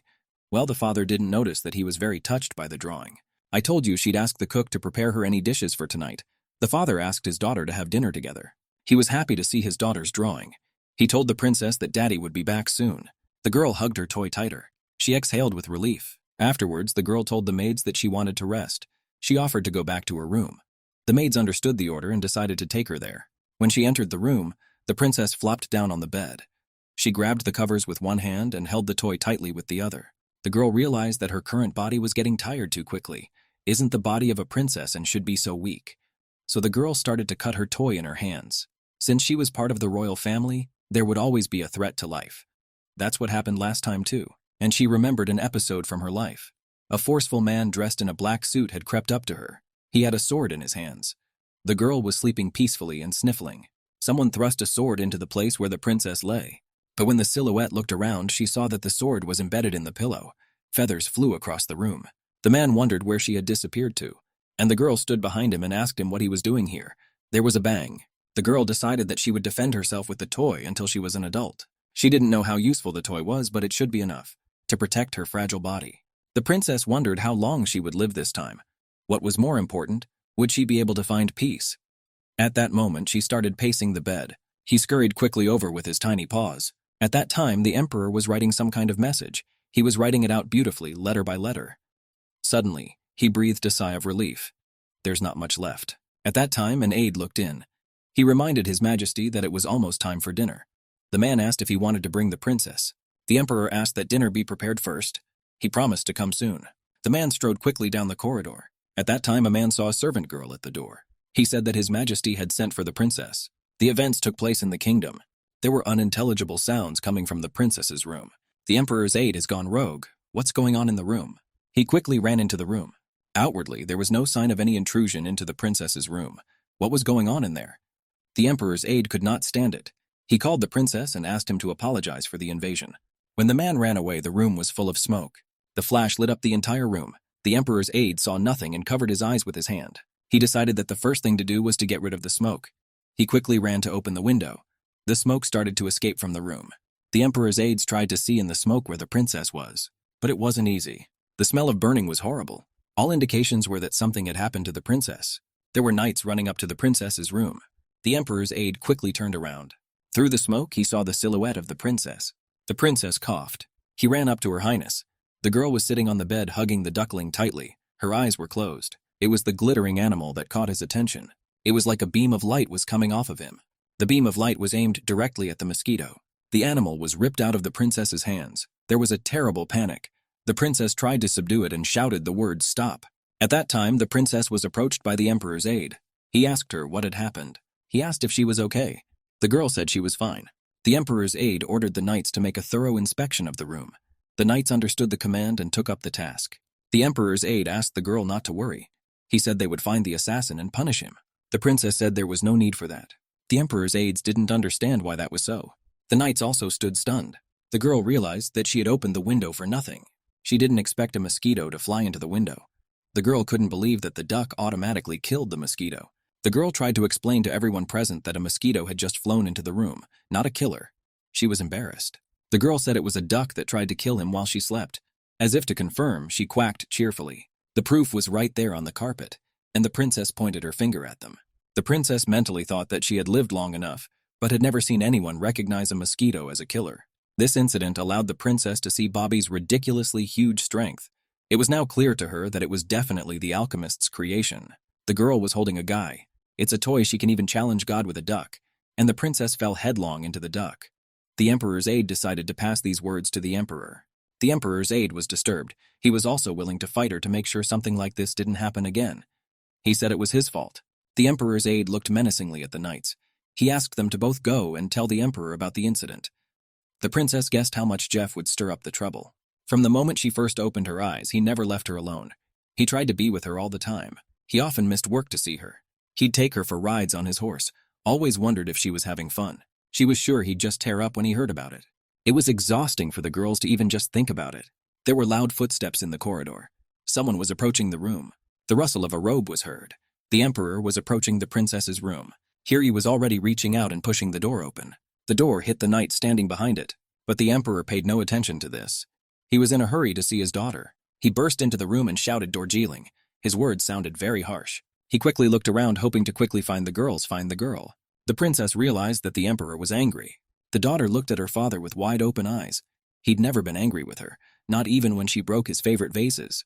The princess really liked it when people nagged her. When the emperor saw the girl, he quickly embraced her and came to see her.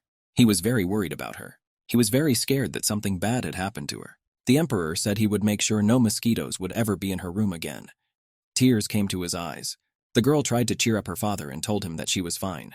But the father kept sobbing and hugging his daughter tightly. At this time, a rumbling sound was heard.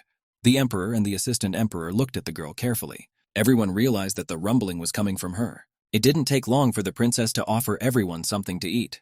She had not eaten for a long time and was hungry. The emperor agreed and said it was time for dinner. The girl regarded her father simply. He said the royal port had prepared a special dish. He was sure his daughter would like it. The princess couldn't wait to see what the dish was already. She really hoped it wasn't potatoes, which his father was very fond of, and she just hated eating them. The father hugged the girl and told her that today was a special day. Today is the anniversary.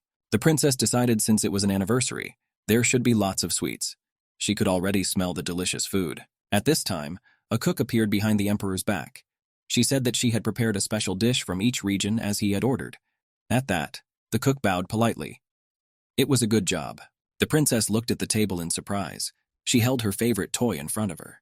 The girl was amazed at the amount of food on the table. It was indeed a royal dinner.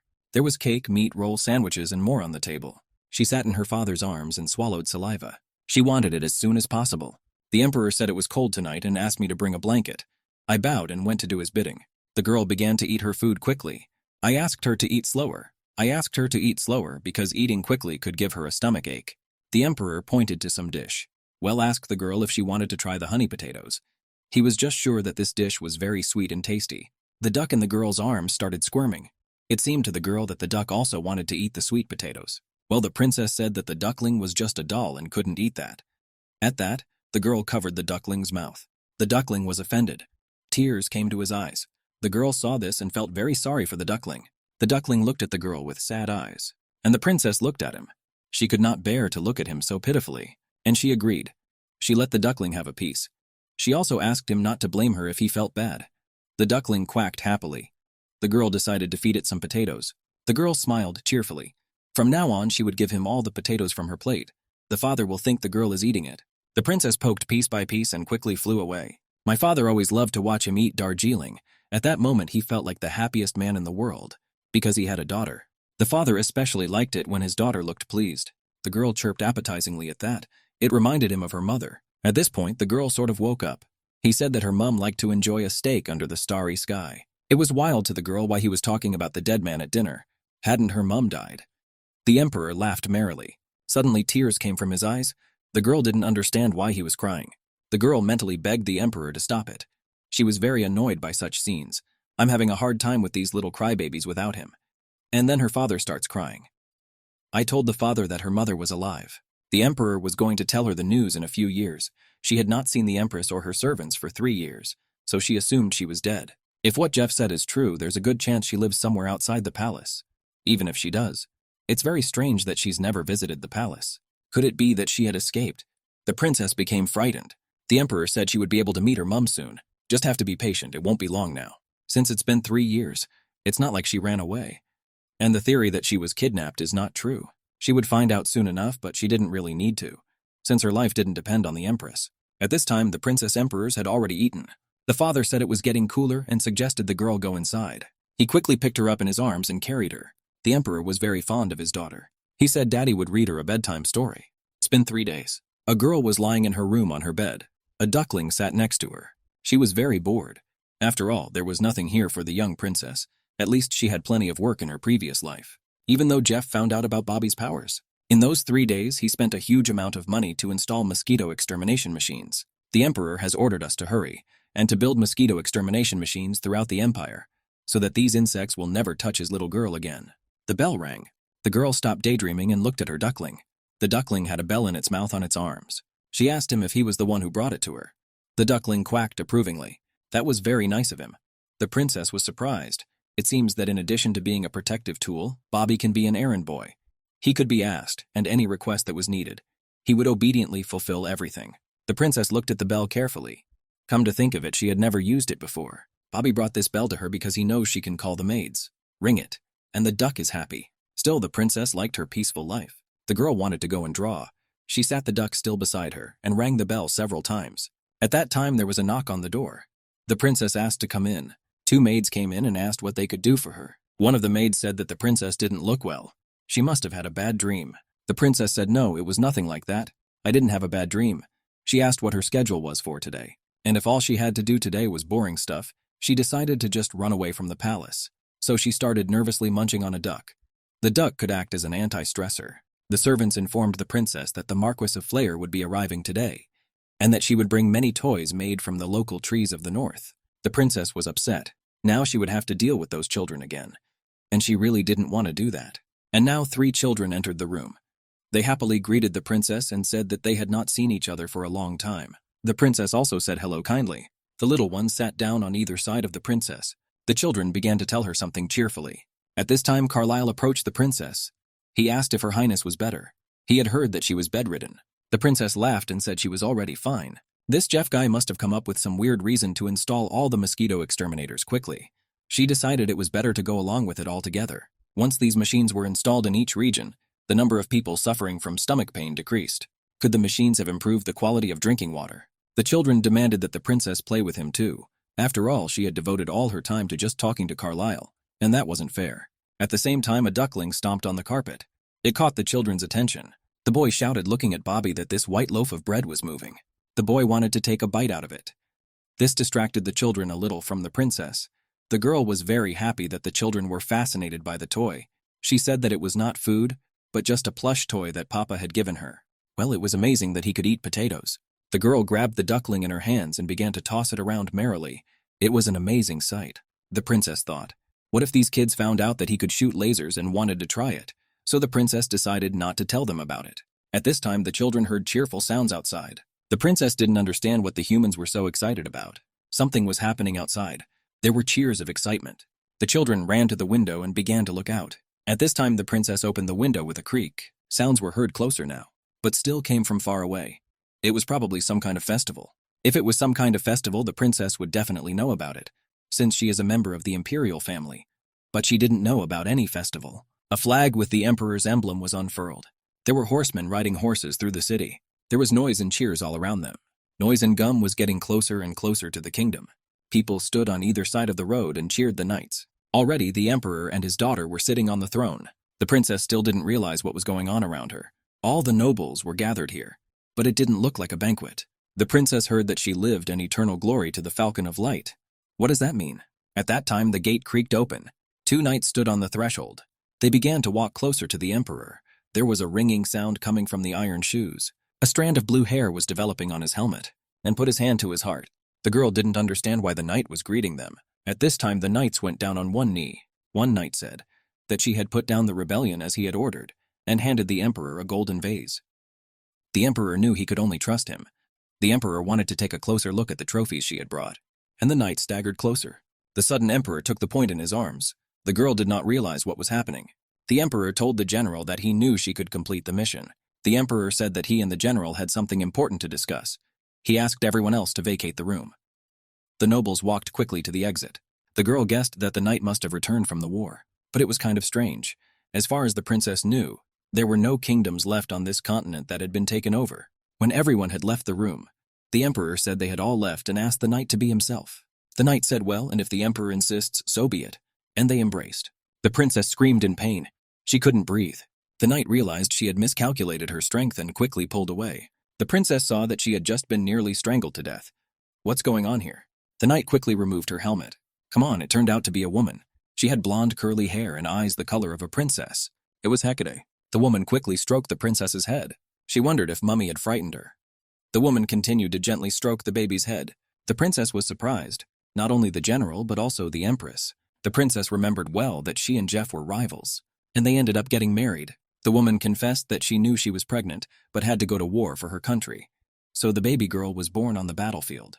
Hecate couldn't even support her pen, all the while feeling guilty about it. The princess looked at her mother in surprise. The family was finally reunited. Mum returned home after being on the brink of life and death several times. She was only able to endure the hardships of war thanks to the emperor and her daughter. If a talented knight like Hecate had to fight for 3 years, yes, the war must have been large-scale. But the empire was suspiciously quiet, perhaps because people believed in their incredible military might. But still, something was wrong, and the princess tried to solve the mystery.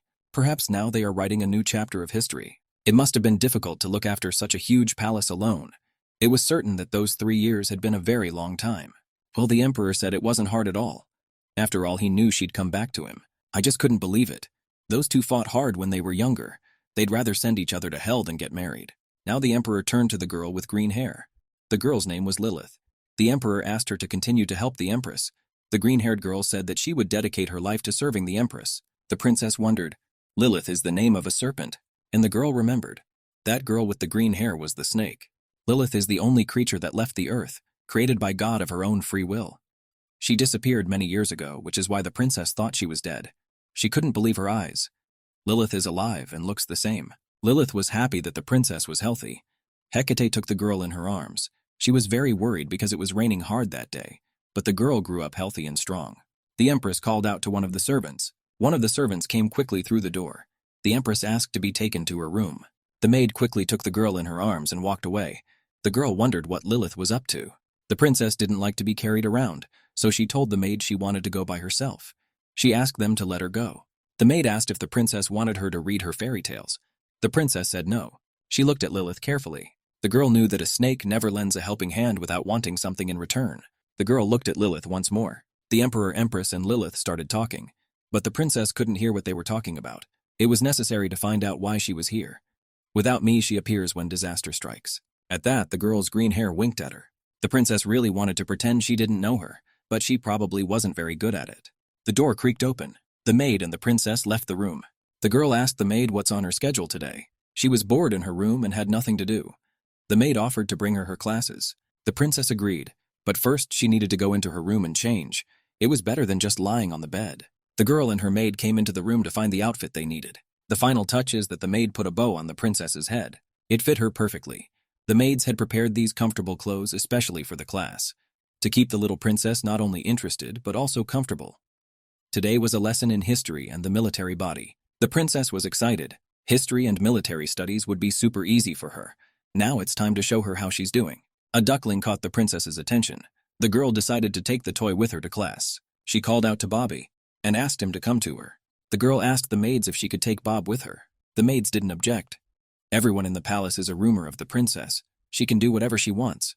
The girl warned the toy that where they're going, they can't shoot lasers. The toy understood. The events took place in the kingdom. The girl was greeted by the women and Sasha. The woman's name was Elilv Runbarsha. She is a history and political science teacher. The woman was a former counselor, covered in gray hair. The princess wondered, could it really still be the same Ella? She didn't resign. She still continues to work. Sasha said he would help with the lessons. The girl was surprised that he came to her lessons too. She looked him straight in the eye with her violet eyes. She was very interested in why he was here. Is it really possible to be a teacher's aide at such a young age? You have to be very smart to be a teacher's aide.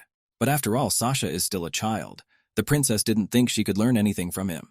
Well, the princess didn't mind him taking part in her lessons. The princess invited Sasha to sit down next to her. Sasha laughed merrily. A book was opened in front of the princess. Her lessons were beginning. Ella started to tell the princess something. At that time, the princess sat down and started a book. Sasha sat opposite the girl at the table. The princess's mom and dad looked in the open door. They wanted to see how their daughter behaved in class. The princess noticed that her parents were watching her. She didn't understand what she was doing, why they were standing there peering through the open door. It was that time in teacher Ella saw her parents peeking into the room. She wondered what had brought them here. Father said that they heard that the princess's lesson had started and came to watch as they were very interested. The princess's mom was also looking at her daughter with a smile. They were very proud of her. The parents said they would be quiet, but Ella couldn't allow them to keep watching the princess. After all, it would be very difficult for a girl to concentrate on the lesson in such an environment. As a teacher, it was Ella's responsibility to provide her with proper training. Besides, the princess is the future ruler of the empire. She said that since the emperor-empress had entrusted her with the training, she had asked the princess's parents to do as she asked. The distraught parents closed the door and moved away from the room where the lesson was being held. The princess knew that Ella was very abrupt. As soon as the door closed, the teacher continued teaching. The princess watched the woman. Even after many years, she is still the same judicious Ella she remembered. The princess was a very good judge of character. Since it was the first class, the teacher started it with a simple history lesson.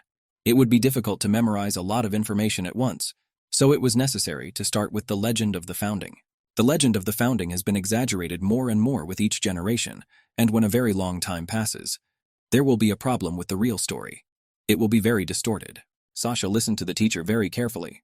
The legend of the foundation, that sounded very interesting to him, and he asked the princess if she would also be interested in this information. It was because the boy was very young. He was happy to receive this information, which could not be said of the princess. After all, she had known the story for a long time, almost from memory. The teacher began the lesson. Once upon a time, nothing existed in the world. The teacher had to carry information to the children from a book. The first humans planted seeds on a barren earth. The seeds sprouted and grew into huge forests and endless flowering fields. Mankind used the benefits of nature to develop civilization. The bravest of the human race took the place of the leader. You could tell by the princess's appearance that she was very, very bored. What was unusual was that the leader was born from an egg. It was only later, using his own ribs, that he created a new human race.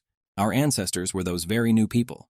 At this moment, the princess was dreaming of precious stones and various desserts and fruits. She didn't feel like listening to history lessons at all. After all, she knew all this information. The teacher continued her story. The new humans were an intelligent race that was able to establish a great kingdom. It was very interesting. After all, each region had its own version of the story. The teacher sighed. Undoubtedly right. She asked Yuri if he knew the other version. The boy said sure. The legend he knows starts from a time before mankind even existed. It's a version many have already forgotten. A long, long time ago.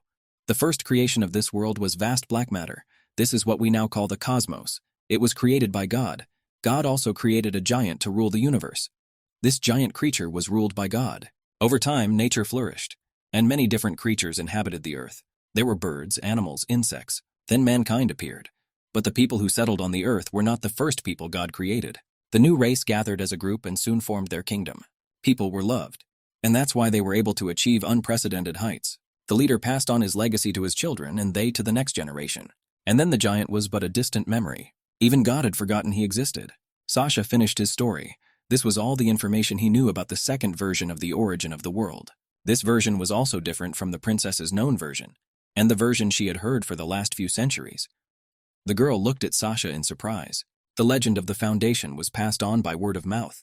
With each generation, new details were added to it. Sasha looked at the princess and smiled sweetly, but usually the main part of the legend was kept. Ella said that she had never heard the version that Sasha had told.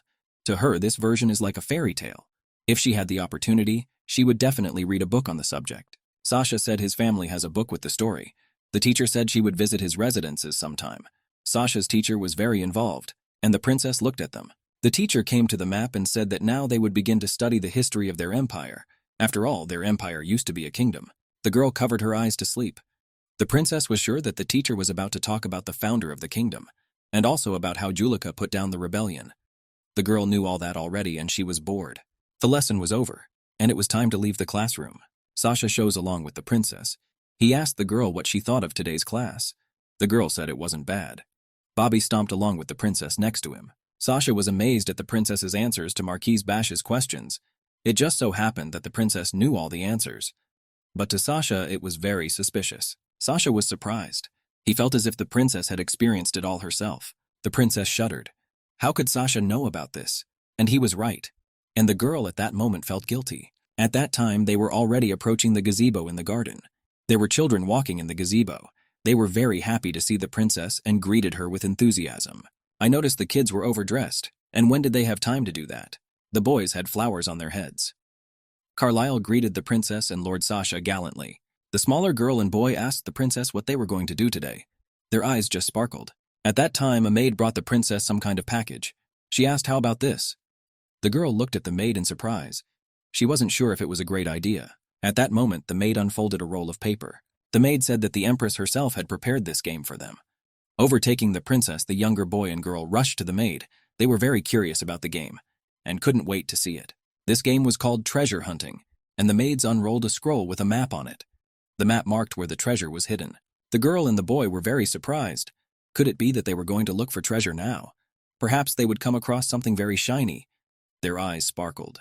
The girl wanted to find a huge chocolate biscuit, and the boy wanted to find an even bigger one. One thing was for sure, it was going to be fun. They started running around Sasha. It was great that they had a smart friend. They were sure to find everything quickly. The children kept talking about the treasure. They asked the princess to go with them as soon as possible. The princess picked up the map and began to scrutinize it.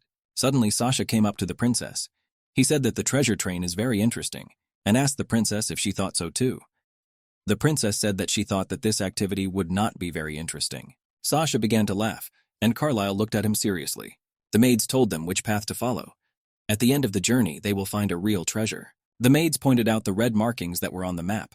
Special gifts could be found at these points, but the most valuable one was hidden in the center of the labyrinth. It's one of a kind. Moreover, the first one to get to the center would get a delicious treat. If any of the children got lost, the maids asked them to call them.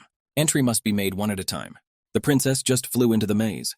She held a map in front of her, and in her other hand was Bobby. The girl ran through the maze and twisted her head back and forth. At this time, the princess heard the voice of a smaller boy. Had the princess found anything yet? The girl said she hadn't found anything yet. She was offered a bet that whoever found the gift first would win. But the girl didn't agree to this condition. The kids were all ready to go. There was a great commotion. Some of the children asked to wait for him. Someone's hair was stuck in something. The princess knew she couldn't think straight if she went with all the children together. This wasn't the same labyrinth she had in her past life. It had been changed a little. And the attention girl studied the map along the way. At that time, from behind the bushes, someone raised an arrow pointing in the direction. The girl went where arrow was pointing. The girl sat down to rest. She thought her mother Hecadam was stupid. Despite how much effort she put into the game, she really wanted to play with them. At that time, the girl saw a slide with a red flag on it. The princess rushed over and started digging. She was helped by her favorite friend, Bobby. The girl was digging and came across a chest. The duckling quacked contentedly. The girl opened the trunk and saw there an ordinary sewn toy. She didn't realize what it was. If it was a special gift, it was of poor quality. Princess said Finder is uglier than Bobby. But at that moment, the girl hesitated. It's a toy she thought she'd seen before. Where could she have seen it? Come to think of it. She looked just like the doll she'd given her Katya. She couldn't sleep without a doll in her hand, but now she was all grown up. The girl squeezed the toy hard. Her heart ached. The girl didn't realize what it was. She squeezed her hand. She was in pain. At that time, she saw a glow. God appeared to her. He turned to the girl and told her that she had finally found one of the answers to his question, and he gently stroked the girl's head. He praised her. The princess had tears flowing from her eyes at this moment. Those tears began to drip onto the toy the girl had just found. The girl looked at the toy, surprised. Then she looked at her hand. She couldn't believe the tears dripping from her eyes. For some reason, she began to remember everyone who had appeared and disappeared in the turbulent flow of time. And for the first time in her life, she missed them. The princess didn't understand why she couldn't stop crying. Tears were just pouring from behind her eyes. At that moment, the children were already approaching the princess. God told the girl not to be sad, for they would always be with her. The children came up to the girl. They asked her what she was doing. Well, the girl stood there as if mesmerized. And the children saw that the princess was upset about something. The children came to comfort her. They asked her not to cry. The girl would say that she was not crying, and tears would come from her eyes. The princess asked the children if they had been able to find the treasure. The children said yes and held out a handful of earth with a worm. They asked if she wanted to take the treasure for herself. The girl said she didn't want to take it away and asked me to let the worm go. The princess said that she had reached the center first, that it was safe to go back. Carlyle looked at the princess worriedly. He turned to the princess. The princess yelled at the boy. Carlyle held out to the princess the treasure he had found, and he handed the girl a wooden horse. He asked if he could give this gift to the princess. The princess was surprised. Did the boy really want to give her a brandy? The boy was sure that she liked wooden horses, and he remembered the occasion when the girl had ridden a wooden horse. The princess thanked the boy and took the horse. She said the boy needed to go too. The maids took the children and accompanied them. The princess was left alone in the labyrinth. Well, I breathed a sigh of relief. But suddenly she saw Sasha standing in front of her. Wouldn't he go with them? Sasha said that in his opinion the empress sewed the doll herself. The doll was sewn a little roughly, but the empress seemed to have put her whole soul into it. He was sure that this toy was made especially for the princess. The empress wanted to please her daughter and make something with her own hands. The princess became somehow uncomfortable. She didn't know what was going on with Sasha at that moment. What it's like when you have what you want most. More than anything, the princess wanted to die. She looked at Sasha in surprise. What is he talking about at this point? She wasn't going to die right now. But she didn't understand why Sasha was saying some strange things. At this time, a girl with green hair approached the princess and Sasha. She was kind of looking for the kids. When the girl came over, she said hello. It was a snake. The princess also said hello to it. Sasha said they hadn't seen Lady Lilith in a while. Lilith replied that indeed they hadn't seen each other in a while. Sasha said he would leave them. He was honored to spend today with the princess. The princess said okay. And the boy quickly removed himself from the maze. There was one less person now.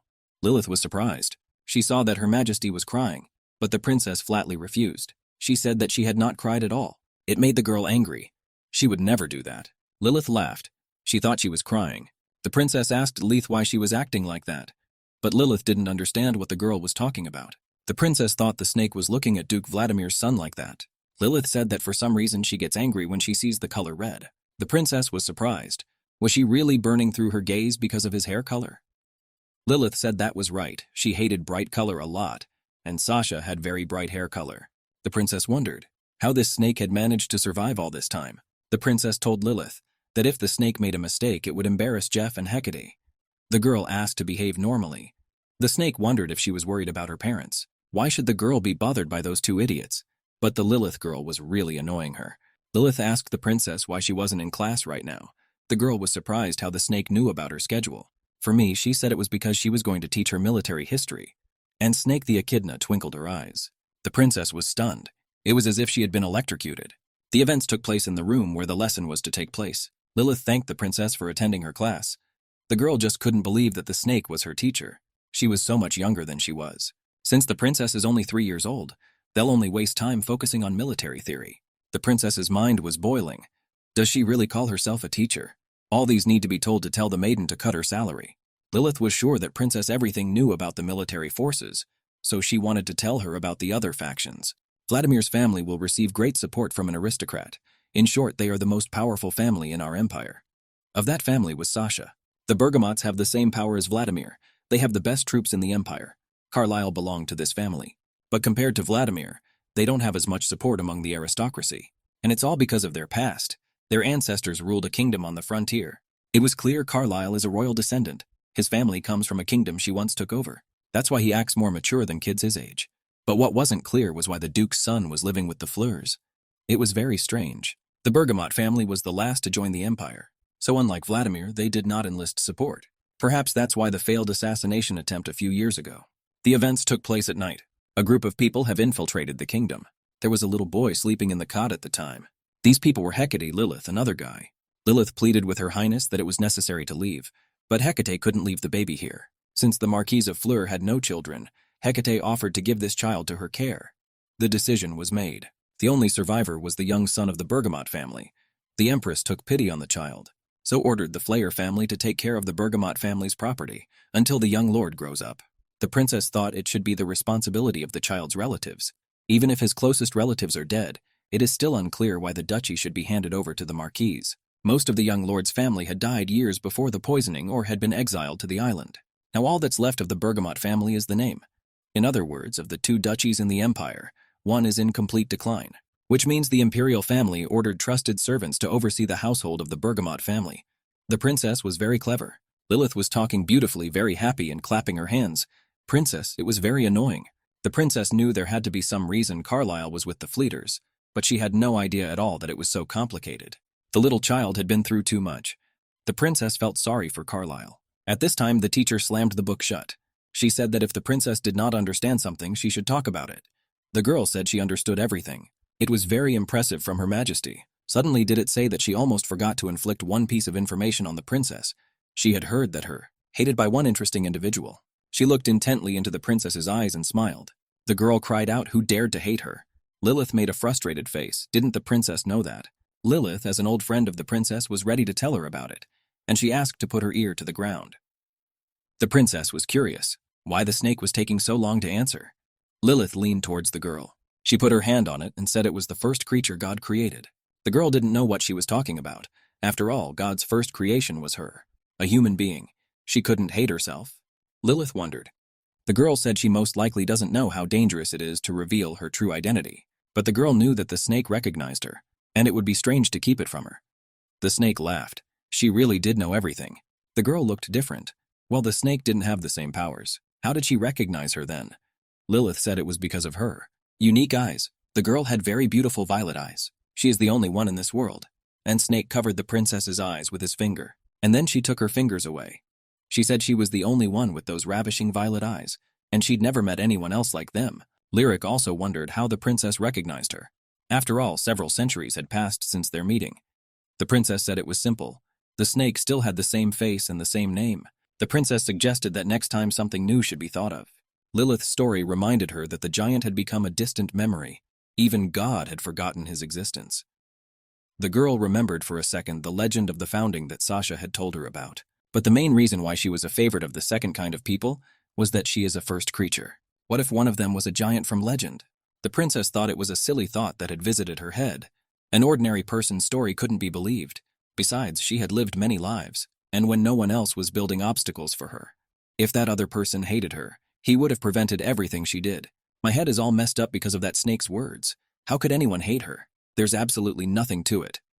The princess thought she was blameless. Snake said the princess looked confused.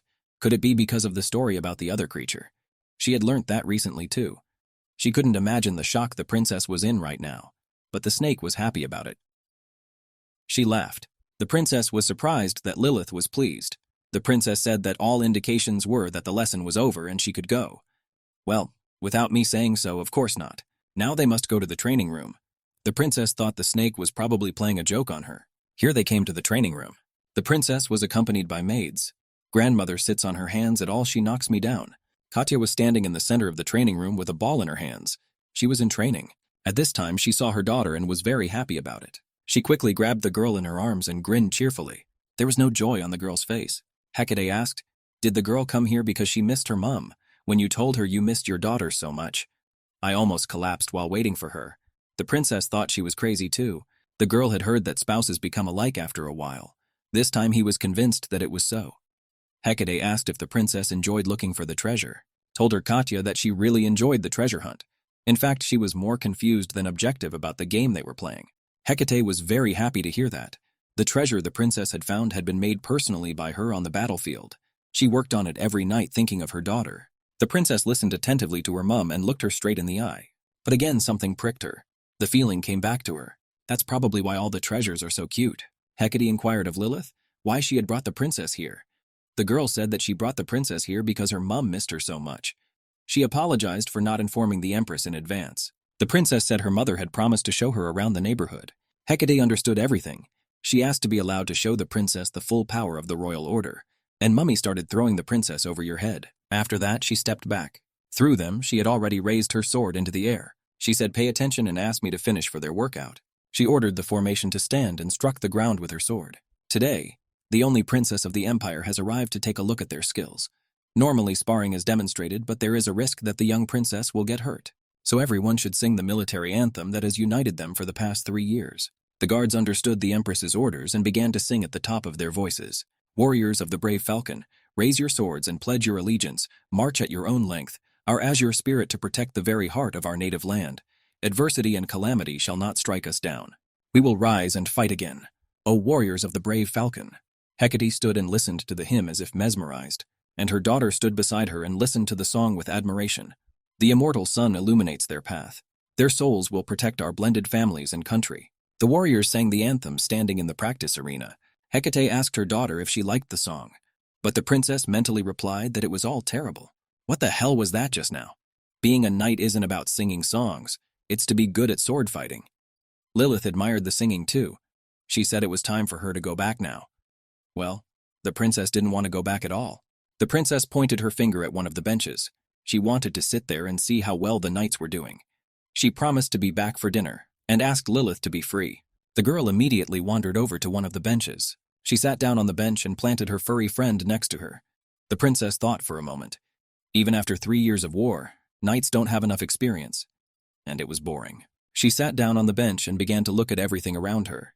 Her gaze was drawn to a statue that stood not far from the training field. The statue depicted a girl with long hair. The girl princess came closer and began to look at the stone statue. She came very close to the statue.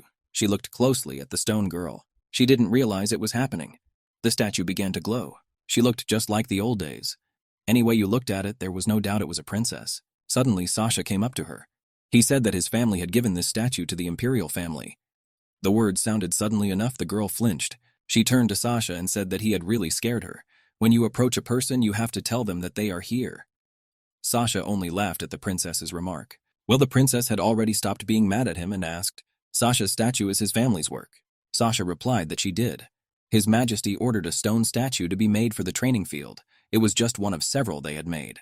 The princess didn't know that there was more than one statue. Perhaps this statue is one of many, but it still upsets her that she looks like the old princess. Sasha wondered why the princess couldn't take her eyes off the statue. The princess said that for some reason it was a statue, and the girl was silent for a moment. Taking another look at the statue, the princess added that it reminded her of one person, and the princess thought for a moment. It's amazing how a statue can resemble someone it knows. That's how it can be. Sasha said implied that the girl depicted on the statue is praying for peace. Usually, a sculptor creating a sculpture uses those facial features that are pleasing to most people. The princess said she knew that. At this time, the princess was called by a servant. She told the princess that dinner was ready and it was time to go out to eat. The princess is probably hungry by now. Night had fallen. In the courtyard, the kingdom only heard hushed chirping of birds. The princess was coming down the stairs at the bottom of the stairs. She asked her plush toy to hurry up. It also seemed like today was a very strange day. The princess dreamed that she could rest after dinner. The girl was very tired during the day. The girl ran round the corner. While her father came round the other corner, there was a collision. The princess fell to the ground from the impact and cried. The father quickly grabbed the girl in his arms. He asked if she was okay. The father was very apologetic. He didn't even realize that there could have been such a situation. The princess said she was fine. The father, after making sure the girl was all right, ordered the servants to leave. The father asked his daughter whether it was still early or not. The girl said mentally that it hurts, but she will definitely get over it. The girl told the father that everything was fine. The father said that his daughter was very strong. He wondered who she was like. Her father couldn't wait to find out if she was her mom's type or his. He wanted his daughter to be so strong just like him. Father was very happy at that moment. They probably both looked like a princess. Dad said he'd take her to the lunchroom. He heard his little girl was on the practice field today, and he was going to pick her up himself. The princess said her father could let her go. She is perfectly capable of traveling on her own. Her father eyed her and told her not to compose herself. It doesn't cost Dad anything to take her to the gym. The father asked the girl if today was Mary Day. It was just like any other day. The only exception was that she had class today. But the treasure hunt was the most memorable part of the day. And the girl remembered how she found the toy her mom had decided on. It was a once-in-a-lifetime experience for her. Her father realized that the little girl had found the present Mummy had prepared for her. Link remembered that toy for a moment. Then she remembered the state she felt at that moment as tears flowed down her cheeks. She worked on this gift for a very long time.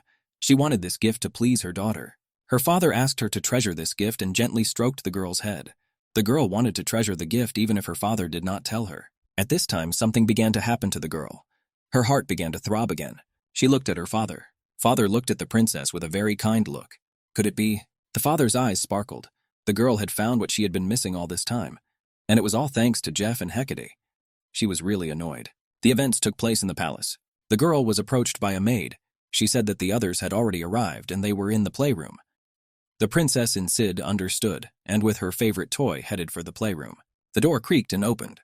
The girl walked into the room and was very surprised. There was no one in the room. There was silence in it. The girl knew that children never acted quiet, and this looked suspicious. At that time, someone jumped up behind the girl and put raccoon ears on her head. One moment, and pink ears reminiscent of raccoon ears were already on the princess's head. At that time, children appeared around the princess. Each one had some kind of ears on his head. It was a surprise the children had prepared especially for the princess. The girl was offended. This surprise scared her to death. A younger boy suggested that the princess play animals. Carlisle confirmed that it was a very fun game. Carl's head was adorned with wolf ears. The princess asked again. They really want to play animals. Everyone remembered Bobby, who drew attention to themselves as much as they could. The youngest boy remembered that they didn't have a rollback for Bobby. The princess offered to give him hers, but everyone disagreed. The headband was the princess, and the little girl asked God for forgiveness. The princess didn't want to wear that headband. Well, princess said it's nothing. Not Bobby already has an animal and he'll be with himself, a duck. So the younger girl asked Bobby. Carlisle confirmed that Bobby would play the duck, and Bobby quacked merrily. The youngest boy said Bobby would be a cute duck, and the boy would be a rabbit, and he hopped like a rabbit. Carlisle was a wolf, and the princess was a raccoon.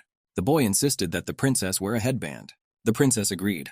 At this time, the girl remembered where Ronov was. The youngest boy replied that she was in the library. His Majesty had given her permission. The princess wondered, did girls really like to read books? She liked counting books too. For the princess, this news was quite unexpected. After all, she thought the girl was just a dummy. The boy rabbit asked everyone to follow him and started hopping like a rabbit. The princess demanded to play another game. The princess wondered what the raccoon was doing. How should she behave at this moment? After such a fun game, the children fell asleep. The boy stretched out on the couch, and Carlisle fell asleep sitting on the sofa. The princess said that these children were too exhausted and needed to sleep. The princess asked them to wake them up and send them home before it got dark. She said she would go back to her room. The princess wondered if Ronov was still reading in the library. The girl walked up to the library doors and wondered. She is definitely inside. The maid saw that the princess had stopped outside the library. She asked her what was the matter. Did she really want to visit the library? The princess said that was right, and she needed to check something. The maid agreed. The princess was concerned as she hadn't seen this noisy girl all day. She needed to find out what she was up to, and the princess quickly entered the library. The air in the library felt completely different for some reason. At that time, the girl felt something, like something invisible was spreading across the floor. Something of a presence was felt there. The princess began to swivel her head. She felt threatened, as if many bad thoughts had merged together. But what it was happening, the girl could not explain, and she peeked out from behind a pillar. Ronov was reading a book, and it was as if a demon's head towered over her. Something strange was going on in the library. Maybe the girl took something forbidden to read. The princess couldn't understand why the girl is surrounded by a cloud of dark thoughts. The princess thought they could only be found in the wasteland. Lately, many strange things have started to happen to her. Or maybe it's just her imagination. And the princess looked out from behind the column again. Ronov was surprised to see a princess in the library. At that moment, the cloud disappeared. The girl greeted the princess in a friendly manner. Darjeeling asked if she had seen anything strange or suspicious. The girl was surprised. Strange? What does she mean? Well, the princess asked her to forget what she said. The princess asked Ronove if she had been reading all day. It was fortunate that dark thoughts had not taken over her entirely. The girl replied that yes, she wanted to play with them, but I couldn't tear myself away from one interesting book. The girl spoke suspiciously. Couldn't she tear herself away from the book? Ronov is talking most likely about the book she is now holding in her hands. The girl suggested that the princess look at a book. The book was called Military Tactics. It wasn't the kind of book a kid like her would read.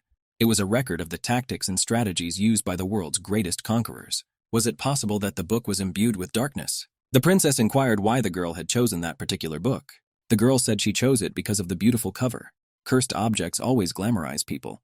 But Ronov was able to tell her why she took the book. If she was bewitched, she could not explain the reason. The princess asked what the book was about. But the girl clutched the book tightly to her and could say nothing. After that, she laughed merrily and said she didn't know. Ronov knew she was holding it for nothing. Barry's voice was heard. He was calling for the princess and Ronov. The boy was probably awake by now. Ranov wanted to stay a little longer in the library. The servant said they could come here next time. The girl agreed. The princess thought she needed to read this book too. At this time, Barry was crying. He called out for Ranov and the princess. The maids couldn't understand why the boy was crying. It was very simple. When he opened his eyes, they weren't there. And he was frightened. The boy asked why the girls ran away and left him with Carlisle. Did they really hate him? Barry said he was already awake, and asked the girls not to leave. The servant said there was still plenty of time before dinner. She offered to prepare the next game for the children. Words was sure it would be great fun. The younger children really wanted to play the game. They liked to play fun games. The maid asked the children to enter the playroom, and she will quickly prepare everything they need.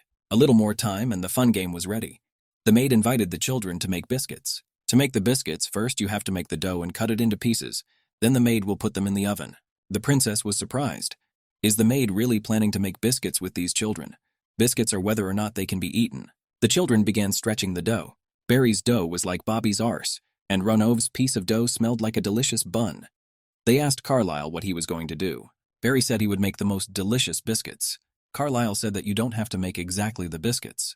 You don't have to think only about food. You can bake anything you want. These were exercises for fine motor skills. The princess had read that such activities helped children's emotional development. The princess watched the children knead the dough. She felt nauseous at the thought of eating it later. More importantly, wheat is the main source of food for the population. How can they use it for a game? They are playing with food while somewhere else people are starving. It was frivolous. The children invited the princess to join them. Barry did a bobby and cheerfully raised the batter high above his head. Carlisle said that he had sculpted the princess's face. The princess asked him to let her see the work of art. Does the portrait really look like her? The boy happily showed what he had made to the princess. The mold did not look much like the princess, but even so, the girl said that even the great sculptor Pygmalion would be jealous of his talent.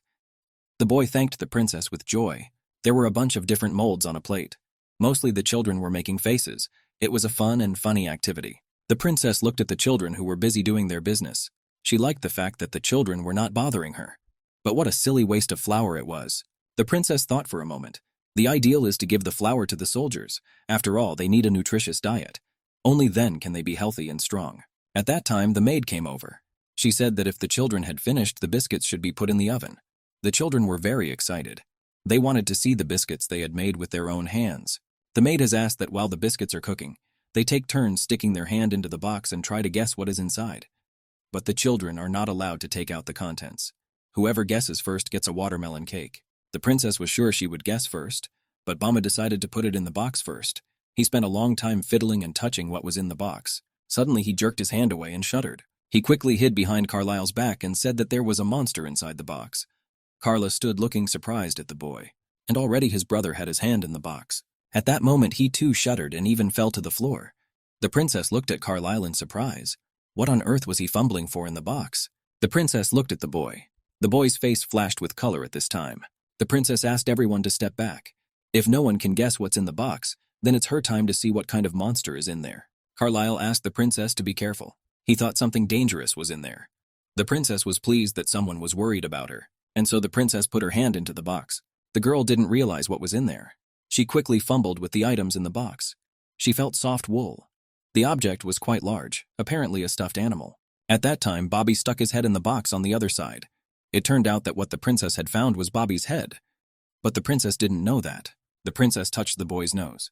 At that time, Bobby's nose got very twisted, and that's when the boy sneezed. There was a rumble from the box. The princess was stunned. At that moment, she felt something wet and sticky on her hand. When the princess took her hand out of the box, she realized that her hand was in snot. At this time, and his sister was trying to get the box off Bobby's head. The boy's head was just stuck in the box, and how did I manage to get it out?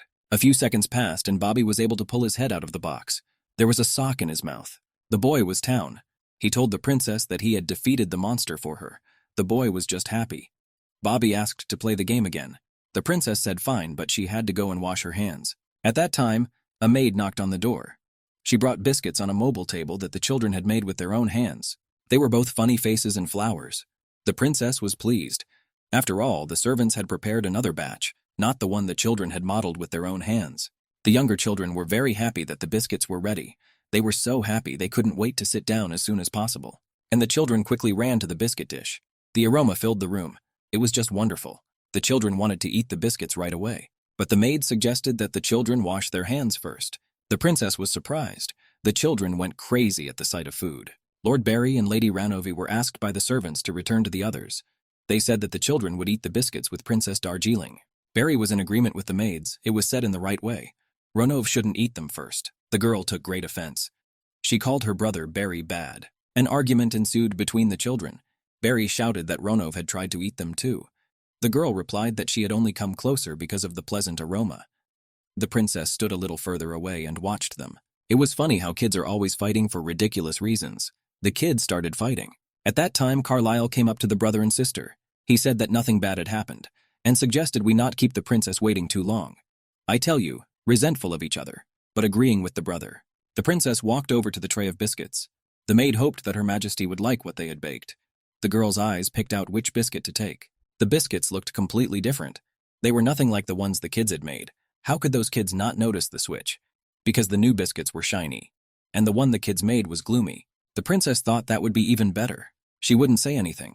After all, it was so nice to eat something that was made with her own hands. The children appetizingly ate biscuit after biscuit. There was a crunch in the room. The children were chomping very loudly, and the princess didn't like it. She showed us a biscuit in the shape of a worm with her tiny finger. She asked us to wrap it up and take it to her bedroom. The maid understood the order. The girl had one more question. The maid said the first person to solve the riddle of the box would get a watermelon cake. Or maybe she heard her. The maid confirmed her words. Barry beat the monster in the box, so no one had a chance to guess. So the princess decided that everyone who participated in the game should get a piece of watermelon cake. That would be fair and just. The maid understood and answered well. The princess knew that the chefs had already prepared a dessert, and that dessert would be watermelon cake. Kaleli thanked the princess for her concern. At that time, the maid brought a watermelon cake. The top of the cake was decorated with a crown. The cake was a beautiful bowl on a high leg. The dessert looked very unusual. The chefs were making some pretty strange things. The inside of the cake looked like a normal cake. The outside looked like a watermelon slice. Instead of bones, the cake showed black things that looked like chocolate chips. The princess was very fond of chocolate, so she used a fork to carefully pick up the crumbs and eat them. Ronov said about the princess only eating chocolate, and Barry said that's not the way to do it. The princess disagreed with Barry. She couldn't believe what these kids were telling her about being picky. She didn't think she was too picky. The events took place in the palace. Someone shouted the name of the princess. Could it be that this masterpiece that the princess was holding in her hands, she had made it herself? In her hands there was a wrapper of paper with a biscuit in the shape of a worm. The girl was admired by her parents. It was very beautiful. Their daughter was very talented. The girl was annoyed. It was just a biscuit. The parents made a big deal out of it. Dad realized that the children were busy baking biscuits today. What a pity that Princess Mom and Dad had things to do and couldn't join the event. Hecate could not eat the biscuit. It was very precious to her. The women decided that she would put it on her table and admire it every day. It was made by her favorite daughter. At this time, Jeff asked the Empress to wait. Why did she decide to keep her daughter's biscuit for herself? The father wanted to put it in his study and watch it every day. The princess was stunned. There was some absurdity going on in her room. She couldn't believe that her parents were arguing over some biscuits that she had brought into the room for no particular reason. And originally her parents had come to her room to read her a story. The princess was upset. The parents were sitting around arguing with each other. This had been going on for over an hour. They were just making a fuss. The princess realized that she couldn't take it anymore. At that time, the girl snatched the biscuit out of her mother's hands and quickly snapped it in half. There was the distinctive crunch of a biscuit. The girl covered her parents' mouth with her little hands. She didn't want her parents to fight. She brought a biscuit into the room to eat. And if such sport came in, everyone would get half. The princess said she was very sleepy. She was very tired during the day. Her parents agreed and decided to read her a story next time. The mother wished her daughter sweet dreams. The father said that if the girl was afraid, she could always come to him. The princess understood. In her mind, she asked her parents to just leave. Finally, the door of her room slammed shut. There was silence in the room. The princess exhaled with relief. At last she could rest. Bobby was sitting next to her, and on the table was the book Ronov had been reading in the library. Suddenly the girl's gaze stopped on the book. She remembered it. An idea came into her mind. She had completely forgotten that she had brought a book on military tactics into the room. It was the book Ronov had been reading. And the princess saw that at that moment, the girl was being consumed by the dark forces. The princess quickly jumped off the bed and walked over to the nightstand. Boba followed the princess every time. This book the princess took just in case, but she felt nothing when she opened it. When Ronov held the book in the library, a thick and near-dark thought was clearly visible around her.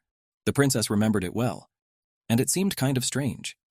The princess had lived so many lives, and kept hoping she would find something unusual. The princess decided that she would take the book to her military history class. She didn't want to ask the snake, but it was the only person who might know something. At that time there was a knock at the door. She asked if anyone was in the room. The princess said that the servant could come in. The princess asked to keep this book and give it to her on the day of her military history class. The princess emphasized that it was the property of the royal family, and the servant must be careful with it. It was time for the next interesting game. On the table there were paints, a glass of water, brushes, and some stones. The servant said it was time for the next fun game. She held up one of the stones and a brush. It was as if she had said that today they were going to color these stones. The children sat each on their own table. They had paintbrushes in front of them and each one had a rock. The servant asked everyone to put on their aprons. The servant asked everyone to put on their aprons as the paint could get on their clothes and ruin them. The princess was happy. Today they were going to paint, and this is her favorite activity. She decided to show off her skills to the others. Runov decided that she would draw macaroni, and Bobby decided to draw chocolate. Sasha said it sounded all fun. Bobby turned to Sasha. He thought he was the smartest. The boy suggested making lots of pretty rocks and exchanging them. That was a good idea. The princess sat and painstakingly painted the stone. Carlyle watched her work. The boy asked the princess if she had finished her work. The princess said she had finished, and since he had already approached her, he asked her to look at her work. She's been working very hard. In the princess's hand lay a stone with the image of a face on it. That the potatoes came out very pretty. The princess was surprised. It wasn't a potato at all she was drawing her mum. The princess thought her image looked exactly like Hecate. The girl was very proud of herself. The princess asked Carl what he had drawn. She couldn't wait to see it either. The boy showed his stone in his hands. To the princess, this drawing was very unusual. She did not realize who it was. Said he pictured his face. At that moment, Sasha came up to the children and looked at Carlyle's work too. Sasha scrutinized the painted face. After that, he smiled and looked at Carlyle. Is there any similarity? Sasha said he drew himself too. The princess couldn't wait to see his portrait. Sasha held out his hands and showed his drawing. It was exactly Sasha's face.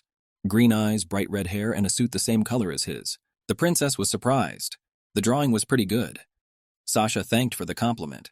He was very pleased to hear it exactly from the princess. At this point, Carla hid his rock behind his back. He didn't think he had it drawn nicely enough. The boy's face turned red. Sasha told Her Majesty that Lord Barry and Lady Ronov had drawn some funny drawings too, and he suggested that we should all look at them together. At this time, Carlyle held his rock behind his back and pinched it nervously. He must have been ashamed of his drawing. It wasn't as beautiful as Sasha's. The children held out their stones to the princess. Each one wanted his stone to be the prettiest. Perry said that he and his sister had painted a lot of stones. The children wanted to hear the princess's reaction. Now the princess realized where all the stones had gone. It was her sister who had painted them. They took all the stones. The princess said she had painted the fewest, so she couldn't give much away. She can only swap one. The princess said she would honor them and give them her magnificent kitty, and she held out the kitty on the stone. They were very fond of the kitty. He asked the princess to exchange the kitty with him. The princess said yes. The events took place near the castle. The two maids were standing around discussing something heatedly. The princess watched them carefully. It seemed to her that they had prepared something else, but they were not telling the children about it yet. The princess was very annoyed. Here's the maid asking, well, ladies and gentlemen, to come up to her rather quickly. They have an idea, and it's something fun. When the children were all in their seats, the maids decided to show them a play. Many, many years ago, there lived 7 brothers of stones called red, orange, yellow, green, green, blue, blue, blue, and violet. The brothers were disliked because they were different from everyone else. Eventually, they were kicked out of the village. They were very sad and did not know what to do next. After some thought, the brothers decided to go to the Tree of Peace to meet the wish-fulfilling deity. The brothers climbed mountains and crossed rivers until one day they met a squirrel. The squirrel told them that they had to climb to the top of the world tree. A deity lives there, and the squirrel offered his help as a guide. When the brothers reached the top of the tree, they were amazed. The squirrel had turned into a deity. The brothers bowed down before him and prayed desperately. They didn't want to be hated, to which the majority replied that this world is too dull. It lacked bright, joyful colors. So it turned the red, orange, yellow, yellow, green, blue, blue, blue, and violet brothers into rainbows. From now on, whenever the rain ends, everyone will rejoice with you. Having given their blessing, most disappeared, and the 7 brothers became forever loved by all. The children sat and flapped their eyes attentively. The play was over. The servants asked if the children had enjoyed their play. The princess didn't quite like the play. That's the ending of almost all children's stories, but they don't yet realize that a beautiful ending is not always a happy one. Sasha sat back and watched the princess. The maid said that was the end of the drawing lesson. The children were probably tired. There was still some time left before the afternoon class, so the maids suggested that the children take a nap. Sasha turned to Her Highness, said that today's lesson had been entertaining rather than educational. He wondered if the Empress herself had prepared this lesson. The princess predicted that Sasha would make that weird expression again. The princess said she didn't know. Maybe Mum and Dad prepared it together. The princess wondered if Sasha didn't like the lesson. She thought the boy seemed bored during the play. Sasha wondered if he looked bored. In fact, he was trying to concentrate on the play to understand it better. But he didn't quite like the part where most pretended to be squirrels. At that moment, the princess shuddered. That boy was getting on her nerves. The princess said it sounded like he didn't like the story after all. Sasha said the princess misunderstood him. It was a memorable play. He liked it. The princess started to get off the chair. Thanks to her, he had the opportunity to see something new and exciting. Next time, Sasha promised to bring a special toy for the princess. The princess could not understand his train of thought. At that moment, the girl was called by the maid. The woman thought the princess was tired too and offered to carry her. From being with Sasha, the maid wanted to pick her up and carry her, but the princess said she didn't need to and twisted out of her arms. The princess asked to bring a book and military tactics. She wanted to ask the teacher some questions before the lesson started. The teacher who taught military Darjeeling in her office. She asked what brought her here. She doesn't have class today. The girl quickly tossed the book on the table. The princess said she needed to check something. She asked the teacher to look at it. The teacher was saddened. The princess got straight to the point without even considering it necessary to say hello. The princess was surprised. When were they the ones who were being nice to each other? It was for naught. The teacher picked up the book and looked at it. She said the book was beautiful. The princess asked if she sensed anything. Perhaps she senses some suspicious dark energy. The girl watched the teacher's reactions carefully. The teacher opened the book and began leafing through it. After that, the girl with green hair slammed the book shut and laughed. To her, it was just an ordinary book. There was nothing suspicious to me. The princess hesitated and scratched her nose with her hand. But it just couldn't be. Why then was something strange happening to Ronov? The military teacher smiled sweetly. She said she thought not everyone would dare to.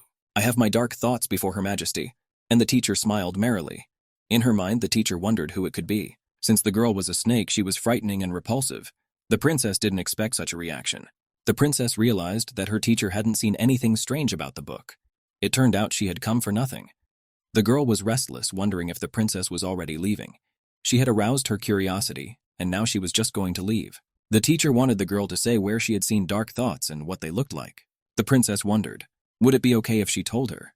The girl said that she had seen dark thoughts in the library and they had taken the form of a demon. The teacher was surprised that the girl had seen them in the library. She thanked the girl for her honest answer. The princess asked the teacher not to do anything stupid. The teacher asked the girl not to worry. The teacher wouldn't do anything to hurt her. The princess thought her teacher was eloquent enough. The princess started from her chair and said she needed to walk away. Snake said she needed to walk too. I didn't walk up together and opened the door. As soon as the princess stepped out into the corridor, she saw the children rushing towards her. It seems she can't hide from them now. The children ran up to the princess and said that they had seen something incredible.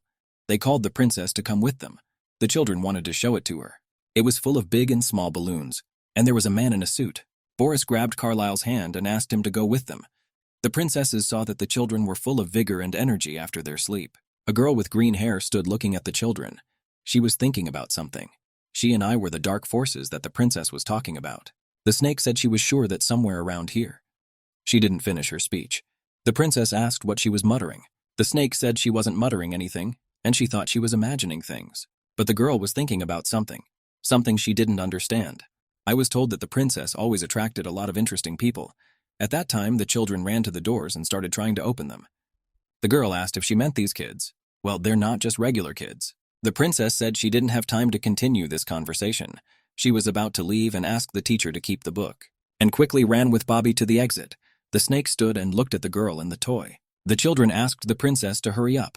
The children asked the princess to walk a little faster after them, for she was lagging behind. At that time, a maid met them. She was surprised to see all the children together in the garden. The children had fun that the maids were in costumes of plush animals. Raccoon's rabbit came to get them. The animals said it was an honor to meet the children. They introduced themselves as maids from the fairylands, and they were ready to take the children to their magical world. The princess didn't believe in these fairy tales and thought it was all lies. It was obviously the maids who served them. They had the same voice too. The princess couldn't believe that the children were chiming in on this joke. The maids invited the children to come with them. The children had fun jumping up and down and cheering. They were having a lot of fun. The princess was concerned with one question. How do the maids breathe under those masks? Sasha said he was sure they had a hole for ventilation. They probably do. They must have foreseen it. The children and animals set off merrily on their way. The maid is likely to be very tired after such a long walk with the children. All the children and animals were heading towards the gazebo. There were many balloons sparkling in the gazebo. They were colorful. They were also in the shape of hearts. The brother and sister rejoiced. They are finally here in the fairylands. One girl wanted that yellow balloon. The princess didn't expect them to fill the entire garden entrance with balloons. Is this part of our curriculum? Carlyle approached Her Majesty. He held a lettuce ball in his hands. Carlyle was fascinated. He asked to see those balloons. In his opinion, they were very beautiful. It was like he was in a fairy tale. And he held out the lettuce balloon to the princess. The princess looked at him and wondered. He was still a child, and he was childishly happy about such things. The animals told the children to be careful. Soon 2 fairy kings would arrive in their kingdom. The princess wondered why there were 2 masks. Would Jeff and Hecate wear this horror? One mask was in the shape of a cat. The other mask was shaped like a jester. Here comes the masked woman. They cheerfully greeted the king and queen. The princess was not mistaken, it was Jeff and Hecate. They had masks on their faces, but they were very easy to recognize. The princess was shocked. She recognized her mom and dad straight away. They both seemed to have lost their heads today. Nothing could surprise the princess. And the children were genuinely happy. They were happy to see the king and the princess. The children asked if they were real. Jeff replied that they were indeed the fairy kings. Hecate said that they had come to reward the children who had done well in their studies. The children were overjoyed. They would now also get an award. It will probably be a cake. Well, the king laughed merrily. Unfortunately, no, it wasn't going to be cake. Instead, the king suggested they play marbles with them. And the children had fun with the king-princess on and started inflating balloons. Carlyle was diligently inflating the balloon. The balloon was already very big. Suddenly, it just ripped out of the boy's hands and flew high up with a hiss. The boy was surprised. Ronov at this time asked the princess to look at her. She rubbed her balloon a hair and lifted it up. The hair became electrified and stood up. The balloon was lying on her head. The princess was surprised to see the girl's hair standing up. At this time, Ronov began rubbing the balloon against the princess's hair. The princess did not want such experiments on herself. The children were happy. They were jumping and bouncing and having fun. And the balloons added to the rainbow mood. They were colorful and set the mood. Suddenly, the princess stepped on the balloon, slipped and fell. She was in great pain and began to cry. When the queen saw this, she quickly ran to her daughter. She ran up to her and asked her if she was okay and if she had hurt herself. The princess said she was fine, but it stung a little, but that was okay. The princess noticed that the fairy king looked a lot like her mother. Hecate laughed. It was true. Suddenly, the princess began to yawn. She really wanted to sleep, and when she realized that the girl was tired, it was because the princess hadn't taken a nap for a minute during the day. At that time, Jeff jumped up. He heard what the princess said. Hadn't she slept during the day? You shouldn't wear yourself out like that. Jeff told the guys to forgive them. Well, it's time to call it a night, Igor. The princess is not feeling well, so they decided to meet another time. He promised to come up with more fun games. The balloons flew up into the air, and the children said goodbye to the king and queen and princess, were waving cheerfully and shouting bye-bye. The princess was happy. At last, she could take a break. She was very tired of pretending, and blinked her beautiful violet eyes. The princess told Mom and Dad that the children had already left. They can take those masks off. The father was surprised. Their daughter couldn't be fooled. What they didn't realize was that she was only playing along for her friends. It was very sweet of her. It was the act of a grown-up girl. The princess didn't get upset. She decided Mom and Dad could think what they wanted. The princess just didn't want to listen to a cloak of baby crying. Jeff said it was quiet today. There wasn't much work to do, and so they took the chance to put on their masks for a bit of fun. Princess knew that her parents had quit their jobs and dumped the responsibility on their helpers. Princess asked not to force herself to make time for her. Father asked me not to say that. And Hecate cried. After all, spending time with their daughter was more important to them than running the entire empire. She was a princess who couldn't cope with her parents. She preferred hard work. The princess said she didn't need to think they needed to do more. She liked the fact that they were working hard. Father and mother were touched by her daughter's words. They thanked her for her concern. Her parents said they wanted to spend more time with her now, so Dad suggested looking in the backyard. Mum lifted Princess high above her head, and Bobby ran alongside and caught up with them. The parents and the girl were sitting in the gazebo. The princess said that she had painted some stones and asked the maids to bring them. The princess held out the stone in her hand to her parents. This stone she charged at Barry, and on the other stone the girl drew her mum's face. Hecate was surprised. Her face was very beautifully drawn. The princess asked her mother to keep the stone. Hecate was moved to tears. At this time, Jeffrey joined the conversation. He asked if she had drawn her daddy's face. He had tears in his eyes. Hecate sat up and kissed the rock with her face on it. The princess said that she had already drawn his portrait when Mum wasn't around. and she reminded him of the drawings she had done on paper. It was all right, and he had already received his drawing. But at that moment, my father was filled with a feeling of jealousy. The princess said that if they did something like that next time, it would draw her daddy on it too. The father's face brightened up again. He asked the girl not to forget her promise. The princess was surprised. Father was so simple. Hikari wanted to ask the princess something. They had a lot of educational games for today. Did the girls like them? She said they had been good. And mentally she thought how terribly stupid they were. The princess said that among all the sweets, she liked the watermelon cake the best. She asked if there were any other special desserts. She tasted some more. The father began to ponder if they had any special prescriptions for his daughter. But then Hecate snapped her fingers, and she remembered they had something for her. She quickly began to whisper something in her father's ear. The princess sat and looked at them in surprise. She was very curious about what her father and mother were talking about. Nothing could be heard. Dad said that was an excellent idea and clapped his hands loudly. His wife always had excellent ideas. In that case, Hecate was going to take a message to the chief right now to have the cooks prepare this for tomorrow. Father said that would be great. The parents' eyes sparkled. The princess didn't know what they were up to. At that moment, Mummy said that it was necessary to return, and she gave her hand to the princess. The princess said okay and quickly grabbed her mother's hand with her little hand. And so the father was upset again. He wanted to hold his daughter's hand too. The princesses were surprised. Father was a grown man. Why was he behaving so childishly? She agreed and decided to give him her hand too. She didn't like it when her father got upset and shed a tear. And so they all walked down the lane happy. And Bobby was running beside them. They passed by a pond where fish swam. The princess wondered how much noise they would make today. At that time, the princess heard some strange sounds outside the door. From the sounds, she could guess that there was a fight. When the maid and the princess entered the room, they saw the brother and sister fighting. Well, no, they were just playing. The girl turned round and saw the princess. She ran as fast as she could towards her. It was now early morning, and the children were already full of energy. Barry and her sister were a little bored, so they decided to play. Ranov surmised that they had been running around too much, and they were tired. The children fell to the floor. Barry at that moment wanted to eat something cold. The maid said that the empress ordered a special dessert especially for them, and it would be ready in a few minutes. The children were happy, and already the maid was bringing up the beautifully decorated ice cream. Today's dessert is a parfait. The dish looked very appetizing. It was garnished with fresh strawberries on top. The princess was delighted by the dessert she saw. She couldn't wait to taste it as soon as possible. Her eyes were surprised. The princess noticed that her penguin wanted to eat this dessert too. You said it was hers. Ducky can't eat it because he's a stuffed animal, and if he eats the dessert, he'll be sick. The kids took a bite of dessert. Everyone present enjoyed this dessert very much.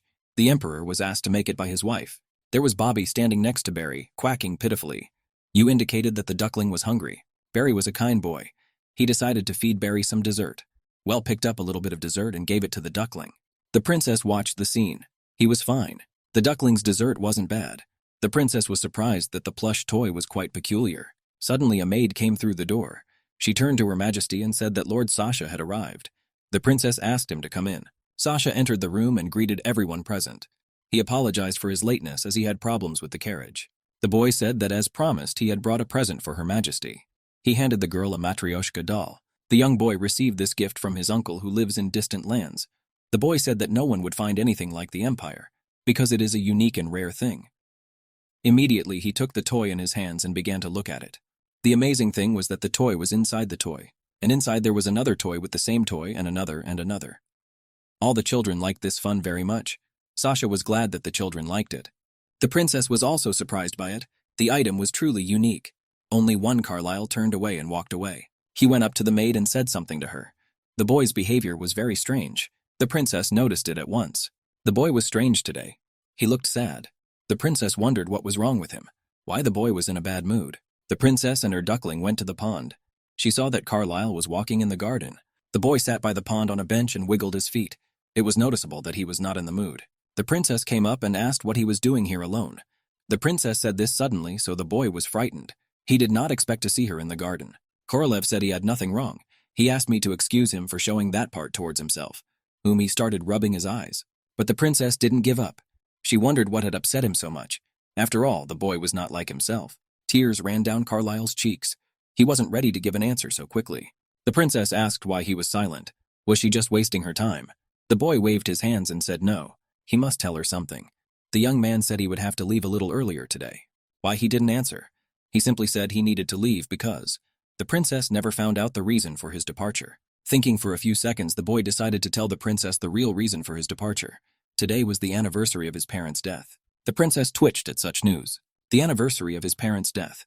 And she remembered the events that had taken place. That's where Hecate and her helpers sneaked into this palace. It was they who then approached the little boy who lay in the cot, and it was now that the boy was talking about the assassination attempt, the one the princess had heard about in her military history class. He said he would go with the marquise to their grave. The boy told Ronova and Barry that he had to leave early to help her with her work. The princess said that he didn't have to come to the palace today. He was probably very sad right now. But the boy said that if he had not come, how could he explain the reason for his absence? Besides, he didn't want Ronov and Barry to know about it. They would cry if they knew how hard it was for him. The princess noted that the boy was very thoughtful for his age. She motioned for him to go inside. They shouldn't stay here for too long. And the princess and the boy walked back to the palace. Sasha met them. He said that since they had suddenly disappeared, he was getting worried. Sasha also revealed that Lord Carlisle looked sad. Sasha asked if he was all right. Carlisle replied that everything was fine. He had been outside getting some fresh air and was feeling much better now. Sasha was very happy to hear that. He was beginning to wonder why the heir to the Bergamot family was literally falling to pieces. He was almost disappointed in him. Carlisle shuddered. But that's when Barry came up. He said it was Sasha's turn to say the word, asked the boy to hurry up and say the C word. Sasha said the word laughter. The next word was to be called by Carlisle. Since it was the boy's first time playing with them, he had the right to think longer. So Carlisle called the word crystal. Barry stood silent. Now he had to say the L word, but strangely nothing came to his mind. Carlisle tried to give Barry a hint. He asked him to remember what was around the neck of the teddy bear he usually fell asleep with. Barry rejoiced. He remembered. There was a ribbon around the bear's neck. Now the word was to be named by Renov. But the girl hesitated. She was offended that her brother gave her a very difficult letter. She asked him to give her a clue too, but since no one told her the clue, the girl sobbed loudly. The princess stood frustrated. Her eardrums were about to burst. The princess had no choice but to cover her ears with her hands. A maid came to Ronova and began to comfort her. The princess asked her to stop crying. She was ready to give the girl a clue. The girl looked the princess straight in the eyes because of the smile.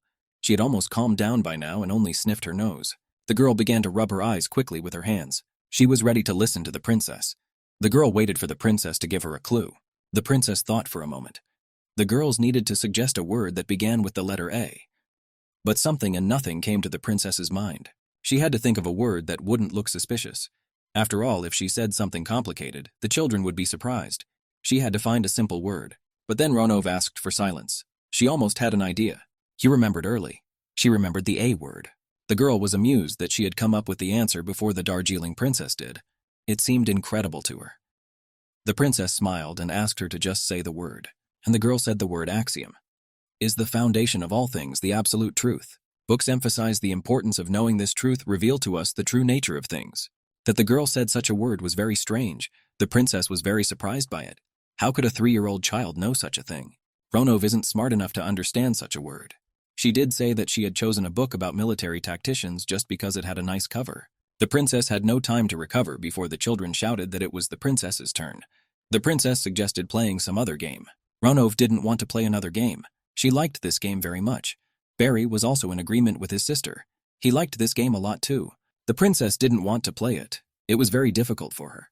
She was tired of playing educational games. Ronov said she wasn't a child.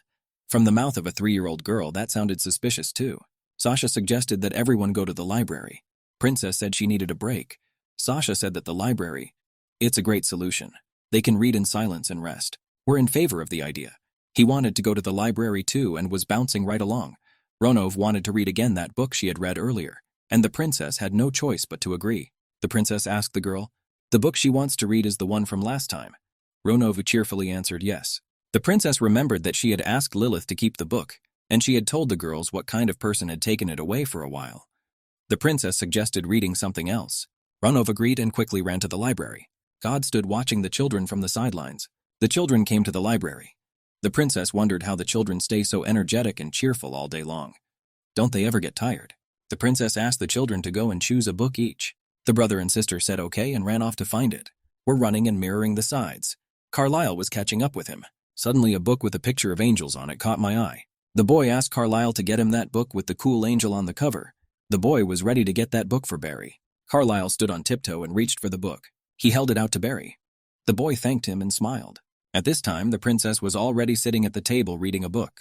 Barry came and sat down quietly beside the princess. The girl noticed that the boy for once could behave decently and quietly.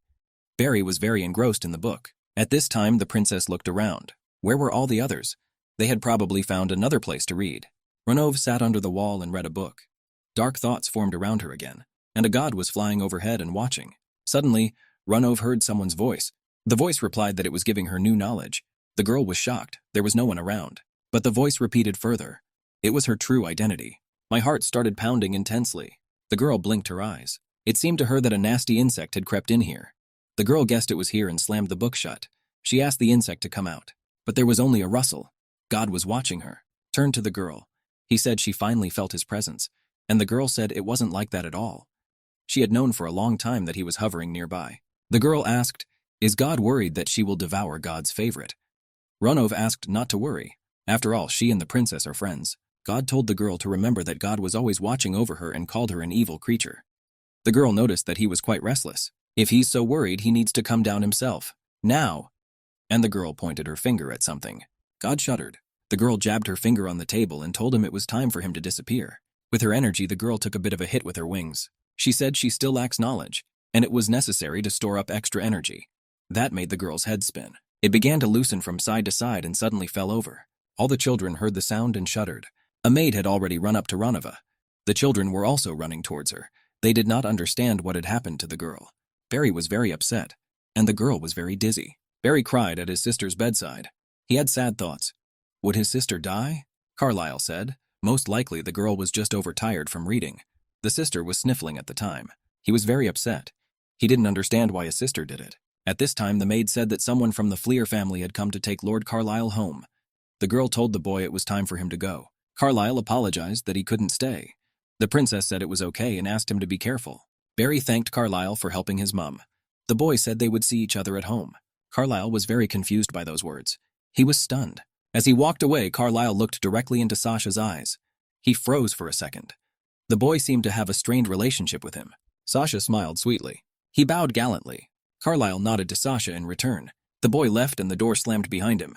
Barry had tears in his eyes. He was very worried about his sister, and he was upset that Carlyle had left. He sniffled and cried. For some reason, he couldn't calm down. I thought that at this rate, Barry would drive himself to exhaustion.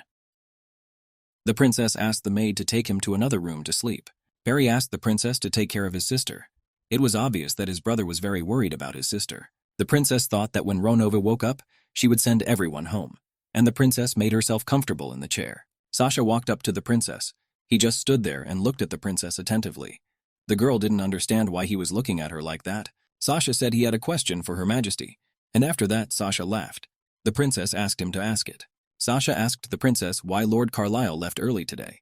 Sasha assumed it had something to do with his family. Wasn't he too much for family matters? The princess said there must be some other reason. She didn't understand what Sasha wanted her to do. He just thought Her Majesty might know about it. Sasha saw the princess and Carlyle discussing something in private. Sasha was suspiciously curious, and that was odd. The princess looked at Sasha. He was too smart for his age. The princess decided to pretend that she didn't know anything at all. She didn't even expect Sasha to bother her with these questions. Sasha thought Carl was insignificant because he was the sole survivor of a now-defunct noble family. It was suspicious this interest Sasha had in Carlyle. It couldn't be a good sign. The princess asked why Sasha was asking her. She can't know everything in advance. Sasha said it all because we have a princess.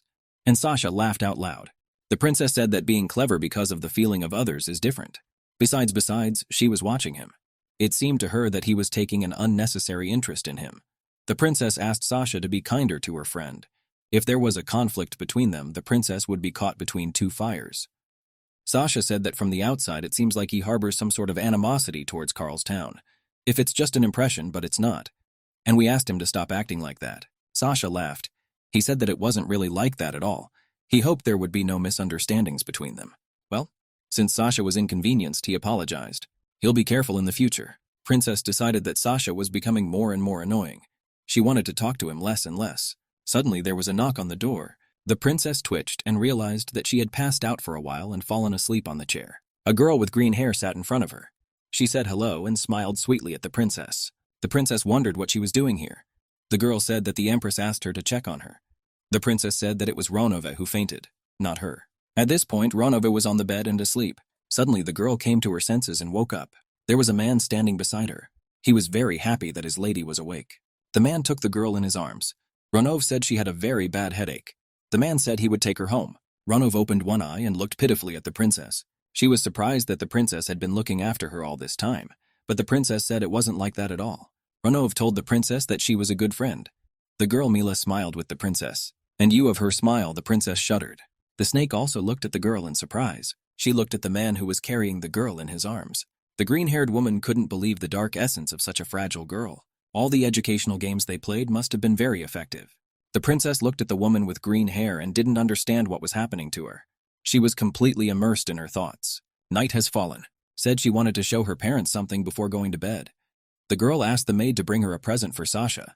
Hecate couldn't wait to see what the princess wanted to bring. The girl held out the Matryoshka doll in her hands. Sasha said he got it for his uncle who lives very far away. Hecate was surprised. She had never seen anything like it. Jeff also liked this amazing toy. His father asked him to show him how it worked. The princess said it was a breeze, and she quickly placed the Matryoshka doll on the table. The parents were stunned. They asked how on earth she was serving them back together. Well, for the princess, it was not worth the trouble. She simply repeated the steps in the opposite direction. Jeff said they should thank Duke Vladimir. After all, this gift is very marvelous. The father said that it seems the princess forgot to take a nap this afternoon as she was very busy playing with the toy. Well, the girl said it was not because of the toy, but because of Ronov. The princess said the girl had fainted in the library. The father remembered that he had heard about the incident. It was probably a big shock to the princess. Seeing her friends get knocked down by the disease was just awful. Jeff was glad she was feeling better. Jeff heard that Hecate is going to have a tea party with the Marquis of Flair. It's in a few days. Jeff asked to ask the Marquise about her daughter's well-being. After all, the Emperor was very worried about this child. Hecate said that she would be sure to inquire about it. The father gently stroked the princess's head. He prayed that his daughter would always be healthy. The father said these words very quietly. The princess couldn't make out what he was talking about. Her father sat there smiling sweetly. The princess didn't understand why he was so happy and smiling. The father told the girl, does she know what she needs to do to grow tall strong? The princess reluctantly said it was necessary to sleep. The wood was crackling in the fireplace. That was the correct answer, and the parents smacked the princess on both cheeks. And the parents didn't want to just leave. They decided to sing a lullaby to the princess. The parents sang and started clapping their hands. The parents sang a lullaby song. The princess wanted to cry. In her mind, she asked her parents to wait and not to continue this singing. But the parents sang songs at the top of their lungs. The princess's eardrums were shaking. Those two were terrible singers. It was very noisy. They sounded like the sound of sirens who had tasted spicy food. And the girl quickly closed her eyes. Hecate saw this and told Jeff that the girl was already asleep. They thought their lullaby had helped, and their little girl fell asleep quickly. Mom covered the Darjeeling with a blanket and wished her a good night's sleep. All they wish is that the girl grows up healthy and strong. There was a knock on the door, and the door opened. Hecate said that the princess had just fallen asleep. She asked the maid to clean the room as quietly as possible. The princess was glad she was alone. She covered her eyes with the palms of her hands. The princess decided that next time she would definitely ask her parents to read her a story too. After all, such singing is unbearable. Morning came and the whole family gathered round the table. The girl felt depressed. Father said the girl looked pale. And yesterday the princess went to bed early. The father was worried if his daughter was ill. The princess replied that she was perfectly healthy. And the card asked the princess if she was likely to have had a bad night's sleep, and she again offered to sing the girls lullabies. The princess was upset. Are her parents really going to sing to her every night? But the girl can't sleep like that. If things continue at this pace, she may suffer from insomnia at age 3. The princess decided to trick her parents and said she had a great idea. She had once read a book in which the main character listened to a music box every night before he went to bed. And eventually, in his dream, he met a fairy. He was very jealous. Of course, it was all a lie. But my parents got the idea. Jeff said they'd find the best music box in the whole world. Carta said they should get someone to do it. At this time, the maid said Sir Elton was here, and he wished to see them. The Emperor gave him permission to enter. Elton said he was here to escort the Emperor to meet them. Also informed the Emperor that the prototype of the refrigeration apparatus had been completed. The Emperor said that from now on, their food would stay fresh for much longer. Jeff couldn't believe it was already meeting time. He was very sad. After all, he wanted to spend as much time as possible with his daughter. The princess inquired as to what a refrigeration unit was. That was a good question. A refrigerator is a magical box that keeps cold. It was created to keep crops from spoiling so quickly because of the heat. The princess surmised that technology had advanced a lot in recent years. It would certainly be useful to keep crops fresh. It would not only improve people's quality of life, but also provide food for the poor. The father wondered if there was anything his daughter would like to do. Well, the princess couldn't say that. If her answer sounded too mature, it would be suspicious. We need to think of something appropriate for a 3-year-old. The girl said it would be great if she and her family went on a picnic. Hecate was stunned. She really liked the idea of a picnic. She said that she and Daddy would free up some time next week. The place in the South Garden would be perfect for a picnic. The word picnic brought back some memories for Jeff. They had once had a picnic with the previous empress. It brought back warm memories for him. The princess was surprised that Jeff remembered it. Then, when they were young, she took them on a picnic to give them a break. But they fought so much that no one had picnics anymore. The princess wondered if Jeff liked picnic with the previous empress, and she felt a kind of awkwardness. Jeff admitted that he had caused a lot of trouble through disobedience, but now those memories comforted him when he was having a hard time. Jeff said that naturally nothing could outshine his daughter and his hearts. And the father winked at his daughter. It was very strange. The princess remembers she took them out on a picnic on a whim, and it ended with her getting angry with them. But nevertheless, the boy remembers it fondly, and at that moment Darjeeling's chest ached. She didn't understand why she felt so strange around them. After all, it had happened to her before. And it annoyed her. Hecate said it was time for tea now, and then the parents would need to go. Jeff said he should join the empress. Hecate reminded Jeff of the meeting. Yaga wanted to look after her daughter. Jeff was upset. He really didn't like meetings.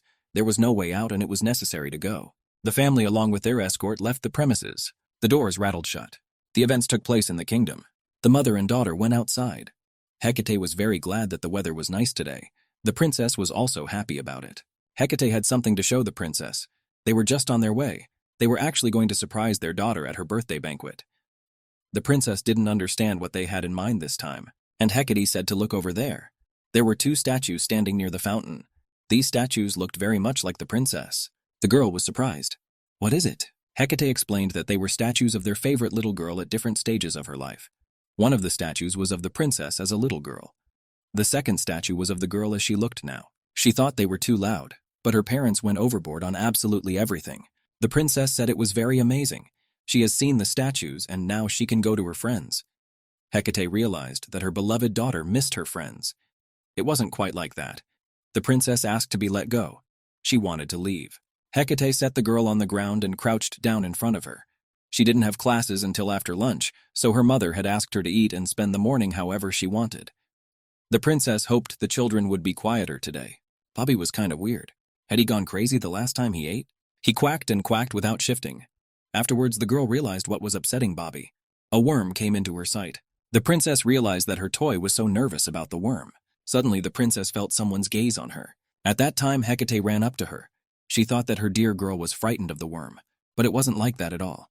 It was a very gross assumption. It was her pet Bobby who was scared, not her. Mom Hecate asked not to worry. She asked if she wanted Mum to take care of it. The princess said she didn't have to. The time the princess was approaching was and Carlisle. Carla asked the princess what was wrong. The princess replied that she was fine. Barry asked if Bobby had hurt himself. At that time, Barry saw a worm. He said it was the worm they had seen on the treasure hunt, and were reached out for the worm. He picked him up and wanted to show him to his mum. Carlisle tried to stop Barry. Were shouted to his mum that he had found the treasure where the princess stood. The Marquise wondered what treasure he could have found, and Barry held out a worm to his mum. The Marquise was very surprised. She shrieked that last time they had brought her the stone and this time the worms. Barry said he could not show it then because the princess had let him go. The princess was glad to see him at last. She thanked her son for deciding to show him to his mum, and the Marquis was being guided swiftly by Carlisle. The boy looked at his family in surprise. Carlisle was always gallant. He walked over and bowed. He turned to his brother. He knew it would be very sad to say goodbye, but he should leave the worm in the garden. Marquise confirmed that Carlisle was right. Barry's new friend really needs soil. Well, Barry didn't understand why a worm needed soil, and the mother explained. The soil is where the worms live, and they can't live any other way, so if you don't put a worm in the soil, it will just die. Probably got lost on a picnic, and now he can't find his way back to his home. After all, worms, like people, each have their own place. Mom explained to the boy that somewhere the worm was waiting for his family, and it would be right to let him go back to the garden. And the mum stroked the boy's head affectionately. Barry hesitated for a moment. He looked at the worm. He was sorry to let it go into the garden, but the thought that it might die frightened him. What if it was someone's mum or someone's dad? The boy sort of saw, and the worm had tears in his eyes. He thought the worm was looking at the boy so pitifully, and the boy agreed to let him go. Barry promised the worm to carry him home. He put it in the grass and waved bye-bye. The worm crawled happily away. Princess and Hecate were approaching the gazebo. It seemed to the princess that they hadn't missed anything. Hecate greeted the marquise. She thanked her for traveling such a long way.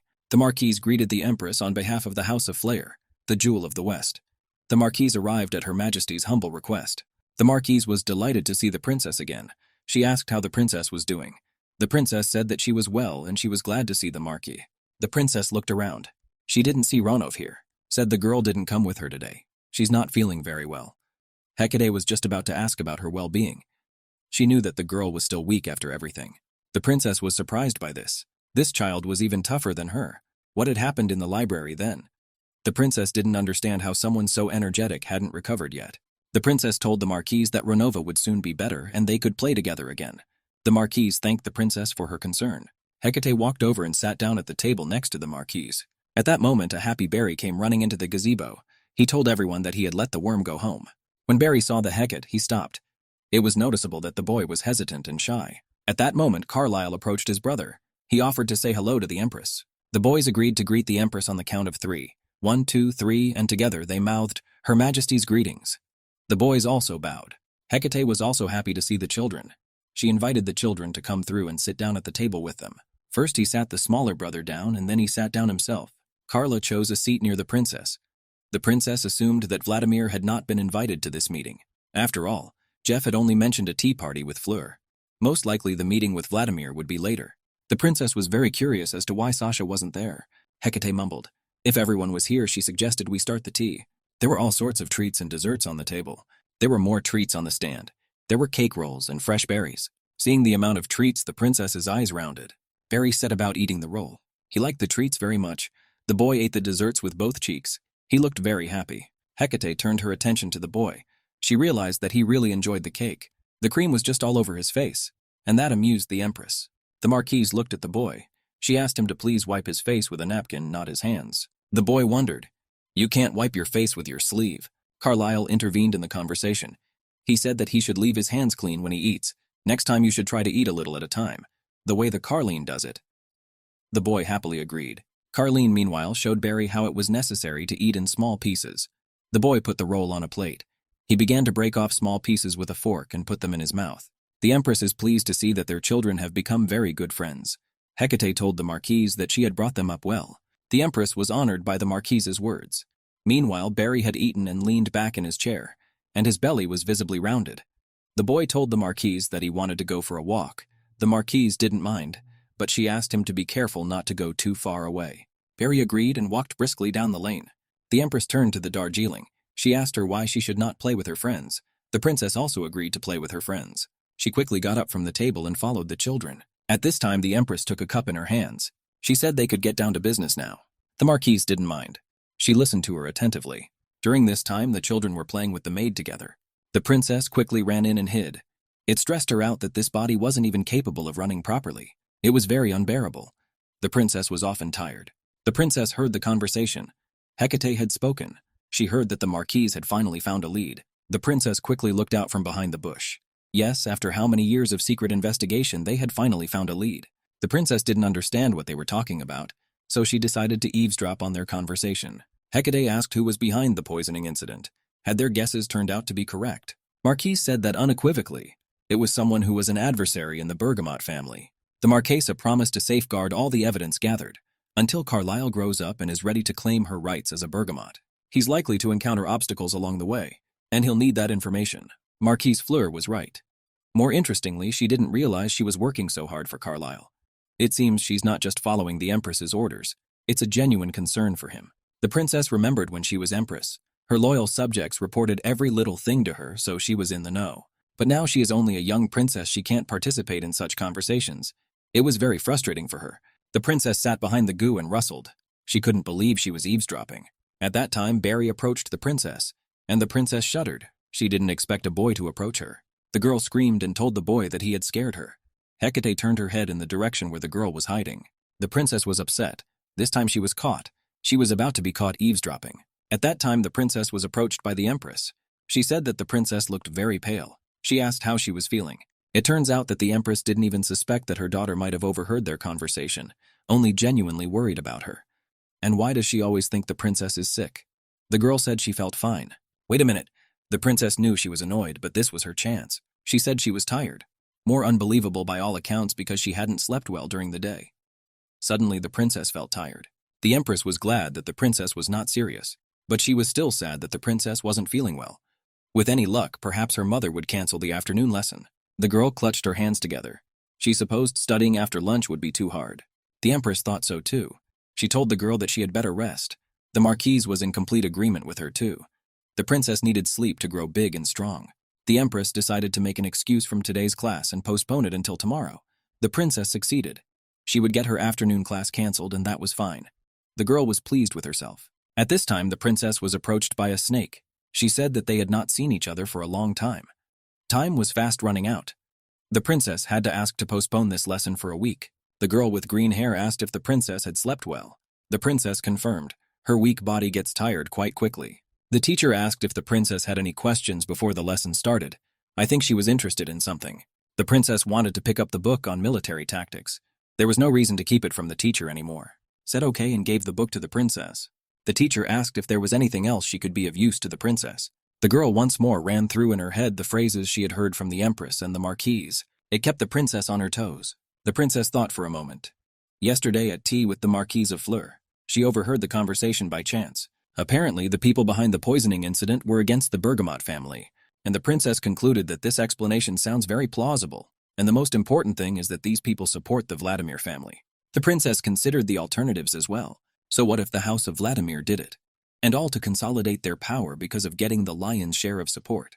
The princess was sure, for political reasons, it made sense that all the children of high-ranking families were friends. But there was one but. The children are still too young. At this age, kids can get along pretty well, even if they fight from time to time. Only whether children will be able to maintain this level of friendship when they are all older. Lilith noticed that the princess was overcome with many thoughts. The princess was outraged. She said she could have the body of a 3-year-old child, but that didn't mean her mind was on the same level. Lilia interjected. Did the princess mean to ask if Vladimir and be involved in the poisoning incident? It was like this. No one could deny the possibility. They were definitely under suspicion, but no concrete evidence was ever found. Even the imperial family can't pry into the ducal family without a reason. It was all understandable. The imperial family might be powerful, but the ducal family also had support among the other nobles. They can't be prosecuted without cause. The princess said that it was necessary to proceed with caution when it came to a clash between two noble houses. That was a very accurate remark. Vidith asked not to worry. She asked the princess to be sure that at least His Majesty would not insist on an engagement with Lord Sasha for the sake of the imperial family. The princess didn't understand what this was even about. Her pulse began to throb in her temples. Lyric was saying some truly frightening things. The girl asked her to relax, for this was only a hypothetical scenario. If Duke Vladimir asked for an engagement, His Majesty would reject it. If the princess said no, and the princess has provided herself as she tells her mom and dad that she doesn't want to get engaged to anyone, and her parents support her. They agree with her. The mere thought of marriage made the girl shudder. The endless talking tired Bobby out, and he fell asleep on the chair. Lily said they hadn't talked enough and it was time to start the lesson. The princess agreed with her. The teacher asked to look at a page in her textbook, Territory in the North of the Empire. The teacher didn't have time to finish. The princess wanted the teacher to finish quickly because she was bored. Lilith then slammed the book down loudly and said that was the end of the lesson. The princess was happy that they finished class early. Was it really because of what happened yesterday? The princess also closed her textbook loudly. Lid wondered why the princess didn't say anything. She realized that the princess was wondering why they had finished early today. But the princess didn't know the reason. She didn't know why the lesson ended early. Lilith looked at the princess in a doting way. Her highness is so small and precious. The princess decided to leave. After all, Lilith was making her shiver too. Lilith decided that the princess was being very rude. The princess knew that the girl would not stop unless she was stopped. The princess felt overwhelmed, video this snake too often by her side. Lilith Da knew that the princess knew her well, and she was looking forward to their next meeting. The girl with the green hair offered to guide the princess. The door creaked open. A maid peeked in. The maid said she would take the princess to the playroom. One of the maids also came to escort Lilith to the empress. Lilith was ready to go and told the maid she was ready. Lid asked the maid if the empress had said anything else. But the maid said the empress had said nothing. She asked to be brought to the study. Lilith understood. If the empress called her so suddenly, it meant something serious had happened. Did she get the information from their spies? Lisa thought their 3-year battle was over, so they would play it safe and quiet. They've shown what happens if you go against their empire. so no one will dare to rebel again. But that doesn't mean you can take it easy. Their enemy has only temporarily retreated, which is why they left the spies behind. You have to keep a close eye on them to make sure they don't throw something out again. Lilith walked into the Empress's office.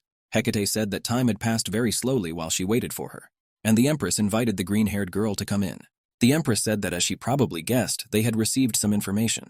One of their spies in the foreign kingdom had noticed some suspicious activity. It would be quicker to check it out in person, and the Empress offered it to read the bundle. Lilith was indignant.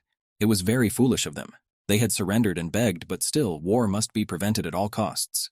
The Empress also said she didn't want to be separated from Darjeeling again, so the Empress is asking Lilith to take care of it. It is secret, and the Empress would like her most loyal advisor to take care of it. The Empress's most loyal advisor was Lady Lilith. The girl replied that the Empress could count on her. She quickly unfolded the bundle and began to read. Lilith thanked the Empress for her trust. She promised to complete the mission successfully, and the girl laughed. The Empress wondered if Lilith had agreed to this too easily. Lily said that it was the Empress who had dedicated her life to her, and she was honored to follow her orders. Lilith promised to teach a serious lesson to those who try to destroy their newfound peace. The Empress said she was glad to have such a loyal knight as Lilith. She let her go. Lilith turned around and started to walk away. The Empress saw Lilith off with a glance. The Empress was happy. The Empress looked at the portrait of the previous Empress. Still looked so strong in that portrait. Sometimes the Empress would get very bored. In those moments, her heart would start beating like crazy. If only she were alive. Emap had so many things she wanted to talk to her about. She remembered the day the Empress had taken Hecate, and she recalled an incident from her life, when a girl was approached by two boys. They claimed to have seen something shiny in her pocket. The boys asked her to give them the shiny thing in exchange for food, but Hecate shook her head in different directions and shouted no. The boy shouted that he pitied her because she was a beggar. He insisted that the girl give him that thing while he was still kind. At that time, a rock flew into the boy's head. It made the boy angry. He didn't realize who had dared to do it. When the kid looked round, he saw a blond boy named Jeff. Jeff said the kid annoyed him and asked him to get out. The friend grabbed the boy's arm and told him to leave. He said pay attention to the way he's dressed, and they could get in trouble if they argue with him. So the best option is to just leave. And the boys ran away. The Hecate girl flinched. Jeff approached her slowly. The boy walked over and looked carefully into the girl's eyes. He stood motionless and could not say a word. He was holding a kebab in his hands. Hecate stood motionless as well. She stared intently into the boy's eyes. In his hand, the boy held a kebab that was steaming. The girl swallowed her saliva. She was very hungry. Hecate stood staring at the kebab as if mesmerized. The boy, called out to her. He held out the kebab stick to her. The kebab smelled extraordinary. The smell made her dizzy, considering the fact that she hadn't eaten anything in a long time. And Jeff held out the kebab to Hecate. He asked her to eat. The girl took another gulp of secreted saliva, but she was proud. She quickly folded her arms and turned away. She thanked the boy. Well, she had to give up the kebab. After all, she's not a beggar at all. He looked at the girl in surprise. He turned his attention to her hands. They were dirty. Her clothes were shabby. Her face was dirty too. The boy realized that her life was hard, that he's giving her the kebab for free, and he asked her to take it, because the kebab is delicious. The girl agreed. If he insisted so long, she would take it. The girl quickly began chewing on the kebab. It tasted great. The girl seemed to fall into a world of bliss, where flowers began to swirl around her. It wasn't just delicious, it was divinely delicious. Jeff said he had told her before that it was delicious, but the girl asked him to shut up. Someone behind the boy said that he had bought a lot of food again. The boy recoiled at the words. It was the Empress. She called the boy a little bully. The Empress asked him to warn her before leaving like that. Jeff apologized to the Empress and continued to eat kebab and watch what was going on. The girl didn't realize who it was that approached them. She was probably one of his family members. At this moment, the Empress looked at the girl carefully. The Empress asked who it was. Her gaze was fixed on the mangled little girl. The words made the girl shudder. Jeff said the girl seemed hungry, so he gave her a kebab. The girl stood confused and held the chopstick in her hand. The Empress said it was fine as long as he wasn't causing trouble. She also said that the knights were waiting for them and they should go back. Jeff looked the girl straight in the eye. After that, he turned round and strode away. The Empress and the boy slowly moved away from the girl. The girl stood there and looked at them. Tears came to her eyes. The kebab immediately fell out of her hands and onto the floor. The girl ran after the boy and the Empress. She remembered this day very well, for on that day she tasted the best kebab of her life. She quickly caught up with the departing Empress and the boys. That was the day she found her family. The previous Empress never forgot to mention how annoying she was to her, but despite that, she helped her get a good education. She didn't have much success in her studies, so the previous Empress sent her to learn swordsmanship, and the girl found her true talent. When the girl realized she was good with a sword, she wanted to become the Empress's assistant. But Jeff had already been appointed to the position. They often fought with Jeff, and to become the Empress's aide, she had to be better than him. She made it her goal. Even so, she and Jeff were friends. As they fought, only clanking and banging could be heard. They were not only friends, but also rivals at the same time. Very often the girl won the sparring. When she won, she smiled sweetly. And as agreed, he owed her a huge chunk. She competed with Jeff for years, but ultimately failed by not becoming an advisor to the Empress. The Empress appointed her commander, and so she raised her sword for the glory of the nation and the Empress's majesty. Jeff was naturally at her side. Jeff was very surprised to hear about the resignation. She was still too young, yet she had reached the age of marriage and was ready to retire. The Empire was in a state of peace, but after all, and Jeff looked at the girl carefully. After the Empress turned Empire Kingdom, she started receiving many marriage proposals. At that time, she thought it would be a good idea to take a break and start her own family. Still, peace could often bring new life to a nation. Hecate said that she had received a marriage proposal from the Lord of the House of Eloi. That was the beginning of her contemplation of marriage. Jeff turned away. Marriage was no joke. It has to be taken seriously. He said he had an urgent meeting, bowed, and left. Hecate sat on the sofa in bewilderment. Several days had passed. A letter was brought from the House of Eloi. She quickly unrolled the scroll and began to read. The letter said that they had suddenly withdrawn the offer. House Eloi did not provide an explanation as to why they had withdrawn the offer, but it actually got easier after that. Hecate thought she had rushed into accepting the offer because of their lineage, and she no longer wanted to resign. The girl noticed that this cheered Jeff up a lot. She asked why he looked so happy. Could it be that he had received good news? The young man looked the girl in the eye and nodded approvingly. Just then he heard something good. Jeff asked in any case and no more about the resignation. After all, she is one of Her Majesty's few cronies. Besides, if Hecate leaves the First Legion, it will undermine the spirit of the knights. The girl said she's only postponing her retirement for a while, but she's still planning it, and Liv thought for a moment. Just wants to put the sword away and relax. Jeff suggested she take a few days off. Well, that didn't make sense. After all, right now she could go off and relax for the rest of her life. She was planning to leave. As soon as she found a replacement, but suddenly the Empress passed away, she bequeathed the throne to Jeff. As his friend and loyal subject, she stayed by his side. Unlike the previous Empress, didn't rule through fear. There were times when rebellion rose against the Empire, but they were always together, and once knew the truth. And she wants to always be there for him. And one day she found the courage to confess to Jeff. As it turned out, the feelings were mutual. Even though she was born a commoner and didn't have a proper education, she loved Jeff more than anyone else in the world. And she was very strong. She stood by the portrait of the Empress and remembered everything that had happened in her life. She really didn't want the previous Empress to see her now. She would say that only a weak person would make the mistake of being caught up in emotion. Hecate asked Her Majesty not to worry. After all, she was strong enough to protect her beloved family and the Empire. It was time to get to work. The events took place in the kingdom. The princess was glad it was a little cooler. She sat at the table and read a book. At that time, Carlyle came up to her. He asked if Her Majesty was cold. The girl said she was fine, and she was not cold at all. The boy was very gallant. The princess was sitting or reading a book, but her thoughts were on something else entirely. Given the cool weather, the farmers must be getting ready to harvest their crops. She asked Carlyle if there would be a bountiful harvest this year. The boy said he didn't know much about farming, since the Marquise is involved in mining activities, but if she needed to, he could visit the farm and know about it. There was no need for that. The princess just wanted to hear his opinion. After all, Carla was her subject and it was his duty. The princess said that the boy was too young to be her subordinate. She knew that Carla was quite mature for his age, but he was only 6 years old. The princess told Carlyle that the only thing he had to worry about was good food and fun games. The adults would take care of the rest. Carleen stood beside the princess's chair and watched her closely. It was obvious that the boy was nervous.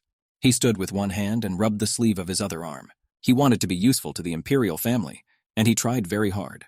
But the princess said it was not necessary. These words upset the boy a little. He knew that while he was still young, well, the princess saw this child's loyalty to the empire, and that loyalty knew no bounds. Had he been indoctrinated by someone that it was necessary to serve her? It was wrong, and it wasn't meant to be. The princess slammed the book down loudly and turned to the boy. She asked him to answer one question honestly. The boy listened attentively to the princess. She was sure he realized how young he was now, but the devotion he was showing was not in keeping with his age. The princess was curious to know where such dedication came from. Did the Fleur family she taught him this kind of behavior? The princess asked the boy to be honest. After all, this conversation would stay between them. The boy said that the Marquise Fleur treats him like his own son. She is a very kind woman. The princess asked him again if he was 100% sure of that. The boy said that was right. The Marquise would never force him to do anything. Carl said it practically with a shout. The princess's ears started to sputter right up. She asked him not to scream. She understood. He says he wasn't taught that. The boy even swears it's just as he says. The Marquise Fleur had raised him as she had raised her own children. He never felt that to any of them she was kinder or more lenient. She treated all the children as equals. She took him in when he was orphaned. She asked him to think of her as his mum. But despite his best efforts, he will never be her true son. In the end, he'll have to leave her. However, he does not wish her any harm. Therefore, he always offers efforts not to tarnish his mother's good name. He may be powerless now, but someday he'll be able to help her. However, speaking frankly, he's not quite sure he can achieve that goal. He had always tried to study as hard as he could, but other people still saw him only as a burden, forcibly entrusted to the Marquise. As these thoughts rush through his mind, he feels useless. These words brought the boy to tears. He became very emotional and started rubbing his eyes with his hands. It seems that some noble families are worried about the revival of the Bergamot family. Anyway, and the Marquise is a very kind woman. The princess thought it would be much easier to get rid of the last surviving heir while he was still young, and that really annoyed the princess. The princess decided to give Carlyle his one piece of advice. Firstly, he must learn to defend himself. In that instant, she meant possession of the ball. The princess was sure the Marquise would let him attend lessons if she asked her to. Then he can train to become a worthy swordsman. Learning will give him knowledge, but it won't help him if he can't stand up for himself. In the world of aristocracy, one must have both power and knowledge to survive. Having one is not enough. Of course, it's important not only to become a good swordsman, he must learn how to persuade people to follow him. In human society, a large number of supporters means a greater chance of success. And she looked at the boy's reaction. Did he understand everything she had said out loud? Carlyle said he understood, and he would remember for the rest of his life the advice the princess had shared with him. His eyes began to sparkle. The boy promised to keep her words in his heart. The princess decided that well, let it be so, and she asked the boy to go back inside. When the children entered the room, the doors slammed loudly. The events took place in the kingdom. The emperor and his aide were walking down the corridor. Jeff was carrying his daughter in his arms. The princess asked if they were really going to see the chiller. That was correct. Jeff said he was very happy to watch the new prototype of the cutest, most beautiful, most amazing little girl in the world. Well, princesses, these words caused some chagrin. The princess brought her little hand to her daddy's lips. Won't they be watching this machine, just the three of them? Jeff said that's right. Their mom is very busy today. The princess breathed a sigh of relief. Jeff was also sad that mom couldn't go with them, but they would have some time to themselves. It had been a long time since that had happened. Hecate was filling out paperwork and thinking about her daughter. The girl didn't understand why everyone was going to the basement. Jeff said there were many secret doors in the palace. The princess had known that for a long time. Here my father came over and pulled one of the library books with his finger. At that time there was a creaking sound and a secret room opened. Some noise was heard. The princess was puzzled. She didn't realize what it was. She could have sworn she heard a noise. Father said the princess would be amazed when they went behind that door, and so they walked quickly. At Jeff's feet was Bobby. He was right beside the princess the whole time. When they entered the room, they saw some dragon lying on a pedestal. The princess could not believe her eyes. Her expression was very surprised. There was indeed an animal lying there. It had horns and was bright blue in color. It was the same dragon she had once flown, and memories came flooding back to the girl. In fact, the unit was responsible for more than just cooling. It can also store dragon energy and turn it into resources to meet the needs of the Empire. How the dragon came to be in this position. What happened to him after he left the Divine Land. The girl reached out her hand and touched the dragon. There was a violent sound. The princess's ears popped. She looked around and noticed what she had found herself. Just a moment ago, she was standing next to the drift and the Iphian. She heard a growl. The princess turned to the dragon. She asked him if he had brought her here, and the girl walked quickly towards the dragon. But not even a few steps she stumbled. Her head spun and she fell. She found herself in her previous body. She was as beautiful as ever. She really did strike the imagination with her beauty. She liked to be praised and worshipped. She had long purple hair, and the same color purple eyes. There she looked round and saw the dragon beside her. He was lying on the edge of the forest, sniffling. He was still very small. The girl wondered why she would do that. The little dragon was sleeping. He was sniffing quietly, and apparently he was having beautiful dreams. It was a dragon, but no one could understand what a small dragon was doing here, and all alone. The girl with purple hair said that everyone else could go. The people leaving began to whisper. They said their angel was languishing. They promised to come back later, and were willing to give the angel some privacy. The girl calmly approached the dragon. The dragon, unsuspecting, slept peacefully and snored. Well, as soon as the girl got closer, the dragon opened one eye. The girl walked over and crouched down beside the dragon.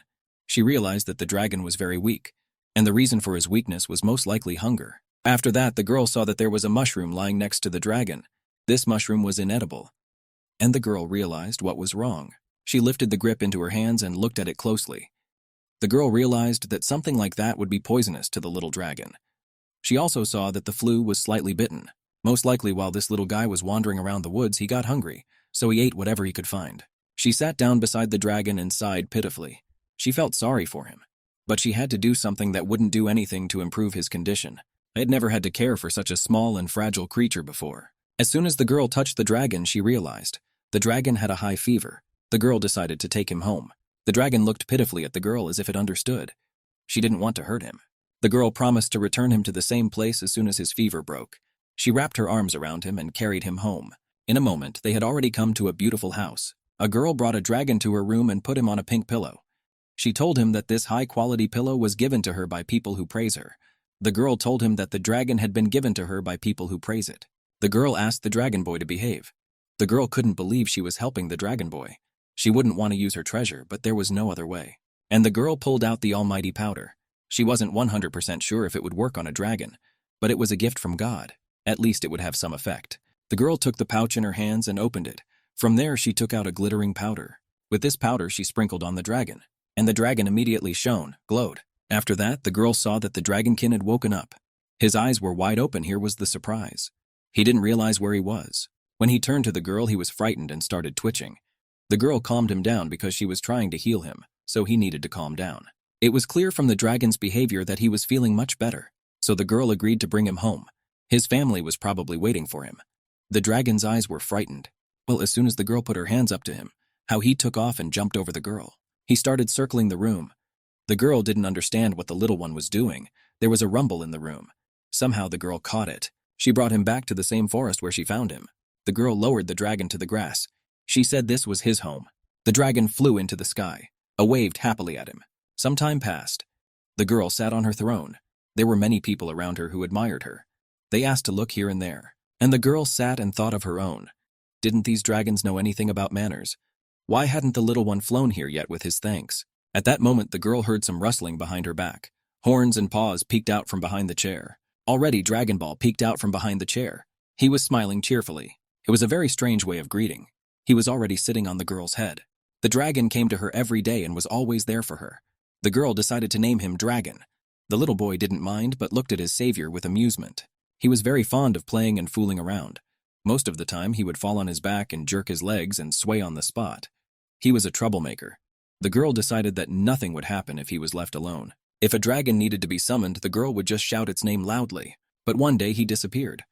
The girl called and called for him, but all attempts were to no avail. She decided that the dragon was playing hide and seek with her again. It started to get dark outside, and the dragon was nowhere to be found. He had suddenly disappeared. It's been so long, he's been gone for years. The girl thought him a fool, for she had been so kind to him, and the purple-haired girl was determined to make him beg for forgiveness when he came back. It suddenly became very windy. The wind fluttered her purple curls. The girl couldn't understand why it was suddenly so windy. She stood at the edge of the forest and didn't realize what was happening. It was as if a shadow was falling over her. Suddenly a dragon lurched in front of her. It wasn't that little dragon anymore. It was a majestic adult dragon, several times taller than the girl. The only thing was that it had the same coloring as the little dragon. And the dragon sauntered over to the girl. Initially, he apologized for disappearing, not saying anything to his friend. The girl couldn't believe it. Was it really him? Here was the dragon she had saved. It was really him. The girl started stroking his head affectionately. The dragon told her that when he was mum, he couldn't speak to her, since his language abilities were limited. Therefore, he couldn't warn her that he needed to leave for the growing up ceremony. The girl realized he had a reason. He didn't just disappear because he wanted to. But that didn't mean she would forgive him so easily. Dragon asked to be given one chance. The girl agreed. She asked him to ride her every day starting today. She had never seen the divine earth from the sky, and really wanted to see it. The dragon agreed. He decided to be her wings until he died. The girl quickly jumped on his back, and the dragon flew high into the sky. He flew higher and higher, and the girl sat and looked down at the ground. She was happy. The sight was unforgettable. It was the speed that caused the girl to feel happy, joyful, driven. After the walk, they sank to the ground and watched the sunset. The dragon told her friend that he had the power to make her wish come true, and the dragon asked the girl if there was any wish she wanted to fulfill. The girl was surprised. Did he really get that kind of power as soon as he became an adult? Not all dragons are gifted with this power. Well, some get it when they grow up. The dragon asked the girl to remember one thing. His power could fulfill her wish, but she would be deprived of something in the process. So he asked her if she wanted something else. The girl said it doesn't matter. Whatever she lost, she could always get it back. That's how she's been living her life all this time. Since he offered to fulfill her wish, the girl asked him to give her an incredible power. The girl said she would never regret it. How could she be satisfied with having only perfect looks? She wanted to be perfect in everything. Dragon said okay. He asked her to stand up and look at him. The girl stood in front of the dragon and looked carefully into his eyes. He said something in an incomprehensible language. The girl closed her eyes. After the girl opened her eyes, with the dragon's help, she had become much stronger. She was certainly happy about it. She was endowed with incredible strength. She was also a favorite of God. People worshipped her. She was bathed in gold and jewelry. Everything was perfect. The girl was lying in her bed and sniffling. Suddenly, she heard a knocking sound. The girl got out of bed. She didn't realize who it would be. Earlier, she had warned everyone not to disturb her when she was asleep. The girl got up and decided to see what kind of fool decided to wake her up. When the angel opened the door, she saw people. They were happy to have us here. Their angel. But the girl didn't realize what the noise was. The people turned to the girl. After all, she had not visited their village for some time, so they decided to come and find out why. They waited all day and asked them to listen. A little sleep-deprived and yawning. I found people's voices annoying. People thought it was rude. How could she say such things? People noticed that their angel wasn't like this before. She was angry all the time. She became very cold. How dare they come to her and complain? If some ungrateful idiots, showing up uninvited and expecting her to do something. She was on the verge of annoyance and didn't want to deal with them any further. Angel asked everyone to leave. The dragon thundered that more and more people were becoming dissatisfied with the angel. Is it so hard to show a little concern for others? Like she's done before. But it was as if the angel had forgotten that. For a second, she wondered why with strength came responsibility. I mean, her whole life. She did what she wanted to do. The dragon sat next to the girl with its head bowed submissively. The dragon flew upwards. The girl stood and waved at him. There were some little angels flying around her, and she poked one of the angels with her finger. There were even more angels. They flew around the angel and giggled. But Angel had no desire to play with them. She had something serious on her mind. She needed them all to go away and stop distracting her. No one had even told her what she was doing was wrong. And responsibility, the dragon said, didn't seem to be a problem. The dragon sat down on the ground and yawned sweetly. But soon after, people began to fight against her, and she was caught in the trap of immortal life. All these memories flew before the princess's eyes, the moment she touched the dragon with her little hand. Father thought the princess should be shocked. She's seeing dragons for the first time. So the princess yanked her hand away from the dragon. The girl agreed with her father. She couldn't say that she had been friends with a dragon in her past life.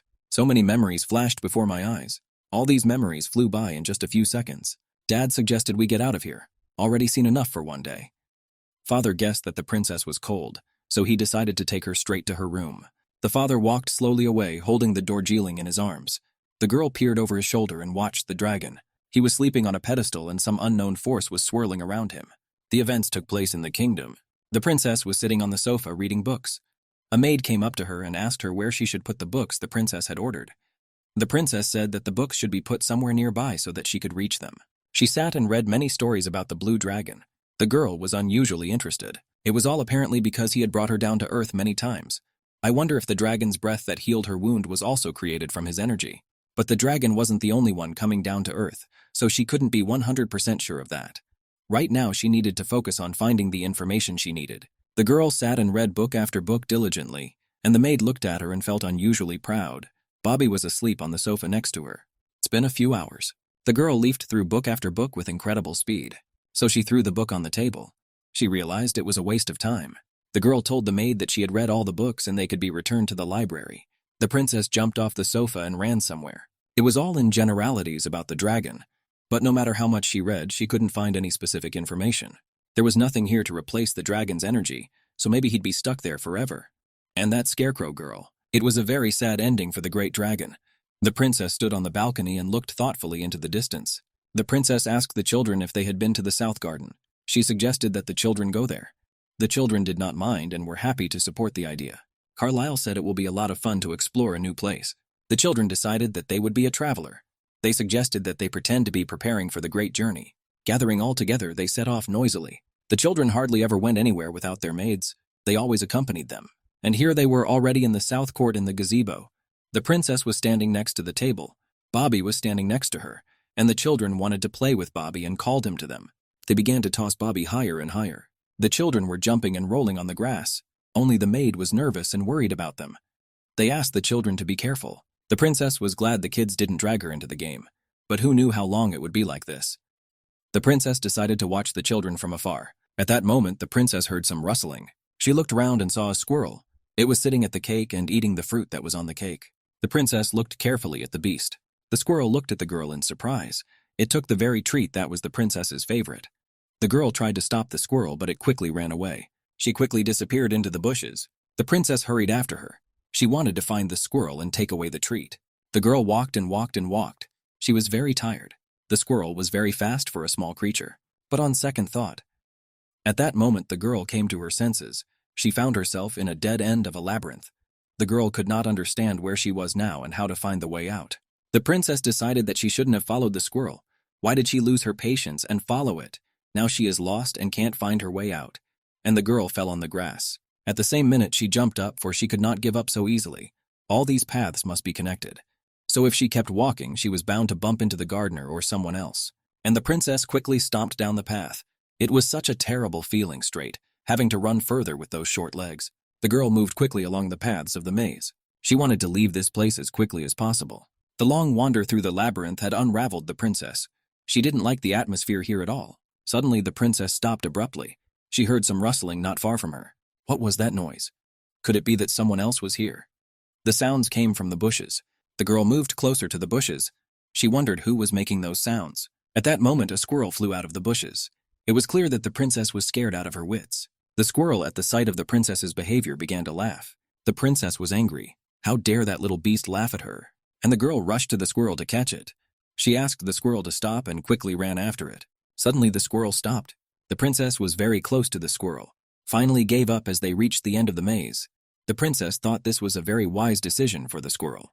But as soon as the girl came closer, she was surprised. There was a strange aura coming off the squirrel. It was incomprehensible to the girl. The squirrel turned and said something in an incomprehensible language. And so the squirrel said, "My friend." The princess immediately realized it was her dragon. She didn't understand what he was doing here. He should be sleeping in the dungeon right now. The squirrel apologized for scaring the princess.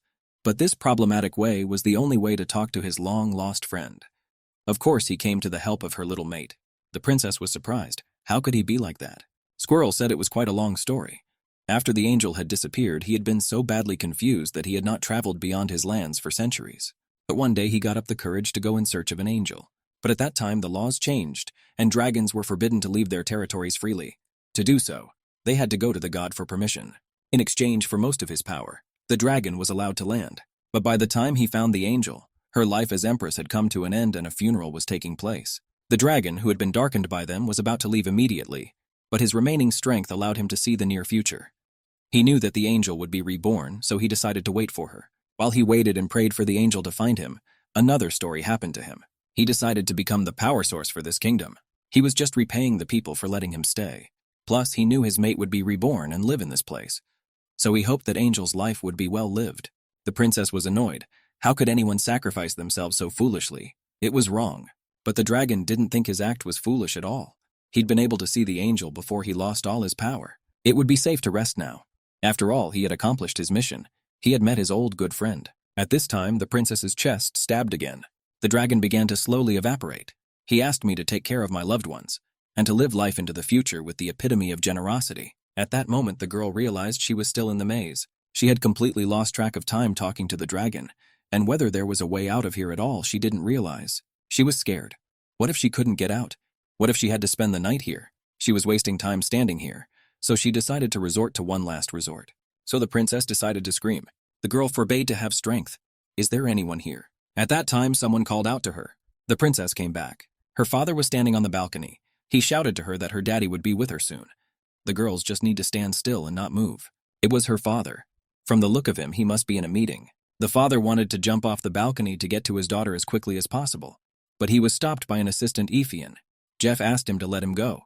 Can't he see his daughter standing there all alone? His sweet Darjeeling trembles with fear. Jeffrey was just racing towards his daughter. Within seconds, he was there. He quickly picked the girl up in his arms and hugged her tightly. Her father confessed that his heart sank the moment he heard her desperate cries. Shouldn't she spend time with the children? The girl had completely forgotten about it. The children's maids must be in a panic over her sudden disappearance. The father was confused. How his precious daughter had ended up here all alone. The girl couldn't explain it either. At this time, an elfin and a maid had already run up to His Majesty and the princess. Effian is fine at the princess's. The princess said everything is fine. It was a great relief. The helper, hearing those words, breathed out a sigh of relief. The mountain starts also very frightened. The smell of the princess and brought the maid exactly to her. The maid asked the girl if she was hurt. But the maid ran into the emperor's stern gaze. He inquired what they were thinking about. If the maids had looked after the princess well, this wouldn't have happened. Dad was very angry. After all, his daughter is only 3 years old. He asked the maid to imagine how she was frightened, lost here. The maids promised that she would be held responsible for her negligence. The princess saw the look in her father's eyes. If it were possible to kill with a look, the maid would be dead by now. The princess wondered if it was overkill. In some ways, her father was right, but his aggression makes her feel uncomfortable. As with the mosquito, her father overreacted again, and the girl clutched at her father even tighter. The father sensed this and looked at his daughter in surprise. The girl thought the show was over, and she could stop showing her strength. And father says he forgives the maid this time. He could tell just by the look in Jilling's eyes that she would have preferred him to stop. The maid thanked the emperor for her favor. Father turned to the princess. If she suddenly got into a predicament, she should not be afraid to ask her maids for help.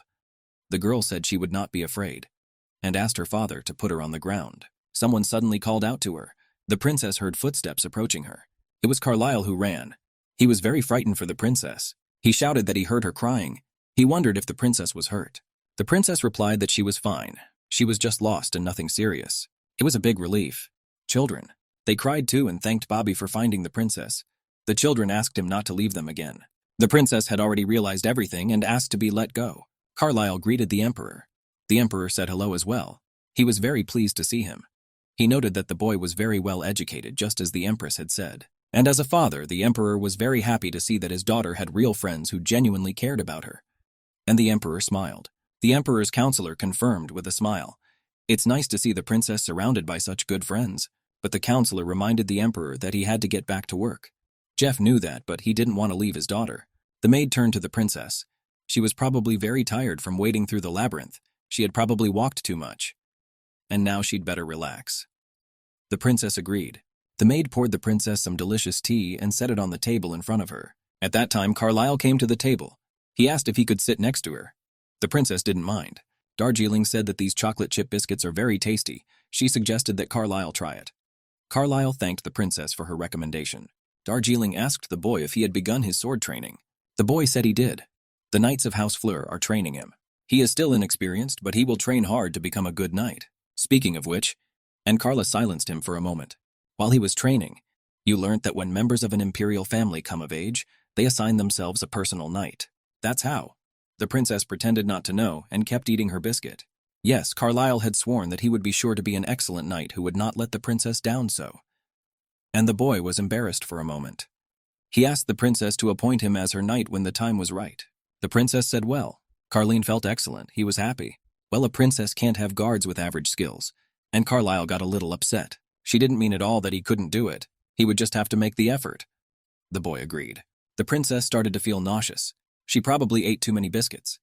The princess said she needed to walk and asked Carl to follow her. Suddenly, something prickled. The princess covered her eye with her pen and staggered. The girl didn't understand what was happening. Why such a sudden dizziness? Could it be that eating too many biscuits could make her feel so bad? The princess began to lurch to the side. A second more and the princess began to hear her name being called. Voices were asking her to wake up. The princess fell down. Night has fallen in the kingdom. The princess was lying on her bed. Beside her sat her father's distraught mother. On the other side stood the maid. The princess had a fever. She was lying in bed with a bandage on her head. She was very hot. Father said Darjeeling is suffering from this severe fever day by day. How long will they only have to sit and watch helplessly? So the father went to the doctor. The parents needed to know the cause of their daughter's illness. The doctor said that it was probably the dragon energy that had affected her fragile body. All the healers are working tirelessly to make Her Highness recover quickly. But unfortunately, there is no change in her condition. Suddenly, the physician had an idea. Yes, there was something else they could do. The emperor demanded to be told what could be done, and sadly quacked next to the princess. Hecate said that they would give the healer and everything they needed, even if they had to search all over the world. The doctor needed clearance for mystical herbs. They're contained in the imperial treasury. Since conventional medicine did not help, it was the only option. As emperor, Jeff had given her his permission to use them. Mom and Dad will be waiting for her return. A few days passed. The princess felt much better. There were a lot of letters and packages on her bed. Her father said that while she was sick, her friends were very worried. They sent letters and presents every day. Now that she was feeling better, her father held up a box with a red ribbon to her. He offered to see what was inside. It was one of the gifts sent with the Fleer family. The princess recovered quickly thanks to the Empire's mystical herbs. And if the Empire mass-produced and sold these medicines, it could make a good profit. The princess picked up the box and saw a bear in it. The bear was wearing a green bow. The princess remembered that this teddy bear was the one Carlisle's little brother slept with every night. She recognized him by his green ribbon. The princess could only imagine how much the boy loved the thing. She couldn't believe that he had given it to her in the hope that the princess would get better. The princess didn't expect the boy to be so attentive. She looked at the bear with such an enthusiastic gaze. The princess remembered the dragon's words. He had asked his friend to please cherish the bond and live his life being the epitome of magnanimity. Bobby sat next to the girl. She loved her dragon friend very much. Too bad they couldn't see each other now. As a member of the imperial family, she couldn't ignore their sincerity. She must pay them back. That's not magnanimity. Going back to those days, she did similar things. Everything the dragon said made sense. But it felt like something was clouding her mind when the princess was alone with her father. Could she ask him something? And she looked closely at the bear. She gently touched his muzzle. The girl asked her father what it means to cherish ties. She did not understand this statement. She pulled Mishka against her, and she looked at her father. He was thinking. The emperor said it was a complicated issue. Does the princess know the meaning of the word bond? The princess said no. She had just seen them mentioned in a very complicated book she was reading, and she was curious. Besides, she's only 3 years old. I'm still too young to find answers to such questions on my own. And she hugged the bear again. Bobby considered himself unnecessary. He saw the girl paying attention to the bear and not to him, and he grunted sadly. The girl tried to understand, but only became more confused, so she decided to ask her father.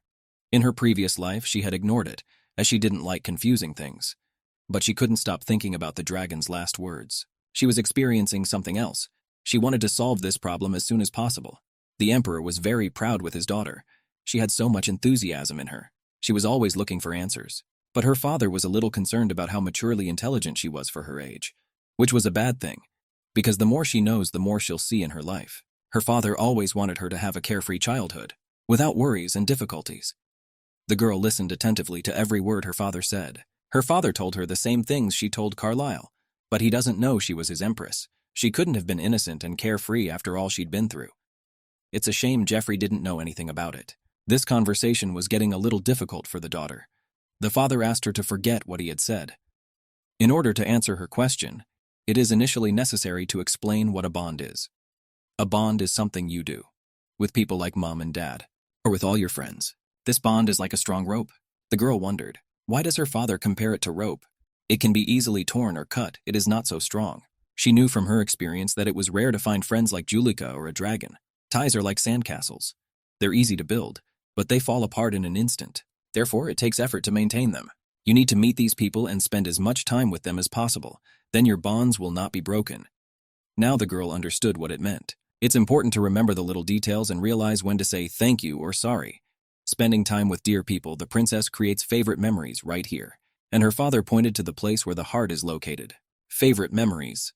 She repeated the phrase and thought about it. After Jeff's explanation, she created some memories. And she remembered the children having fun playing, how they sometimes fight amongst themselves, how much fun they had bouncing and tumbling in balloons. Perhaps she grumbled when she had to be their babysitter. But the right thing to do would be to look after them as friends of the imperial family, and that is one way to cherish its bonds. She realized it with her head, but she still felt empty. She felt broken, as if someone had taken her heart, and she held the bear tightly to her. It was very difficult for her. Suddenly the girl threw the bear on the bed. She decided to just read the letters. And don't try to peek. The emperor said he would never do something like that. Had pretty neat handwriting. The younger kids drew pictures on the pages. They tried to make the best of it, but in the end, they are only 3 years old. The princess would very much like to teach them how to write. Well, she's not even 4 either, so she can't teach them writing. The maid said while the princess was still weak, she shouldn't lead with her friends, and it would be better to do it next week. The princess agreed. Jeff said that to cherish your bond is to be grateful. Maybe she can try it on these guys. And the princess thought for a moment. Jeff only gave the example of family, but more generally speaking, her maids could have a bond with her too. She couldn't bow since she was a princess. but maybe she could try something else. And the girl looked at the maid. The princess said she wanted to say something to the maids. The maid looked at the princess in surprise. The maid laughed and asked what she wanted to tell her. The princess was visibly starting to get nervous. She jumbled her words and couldn't make any sense out of them. Suddenly, the girl turned away. She had forgotten what she was going to say. So she decided to tell the maid later. The princess was frustrated. Why is this so hard? It's incredibly hard to say.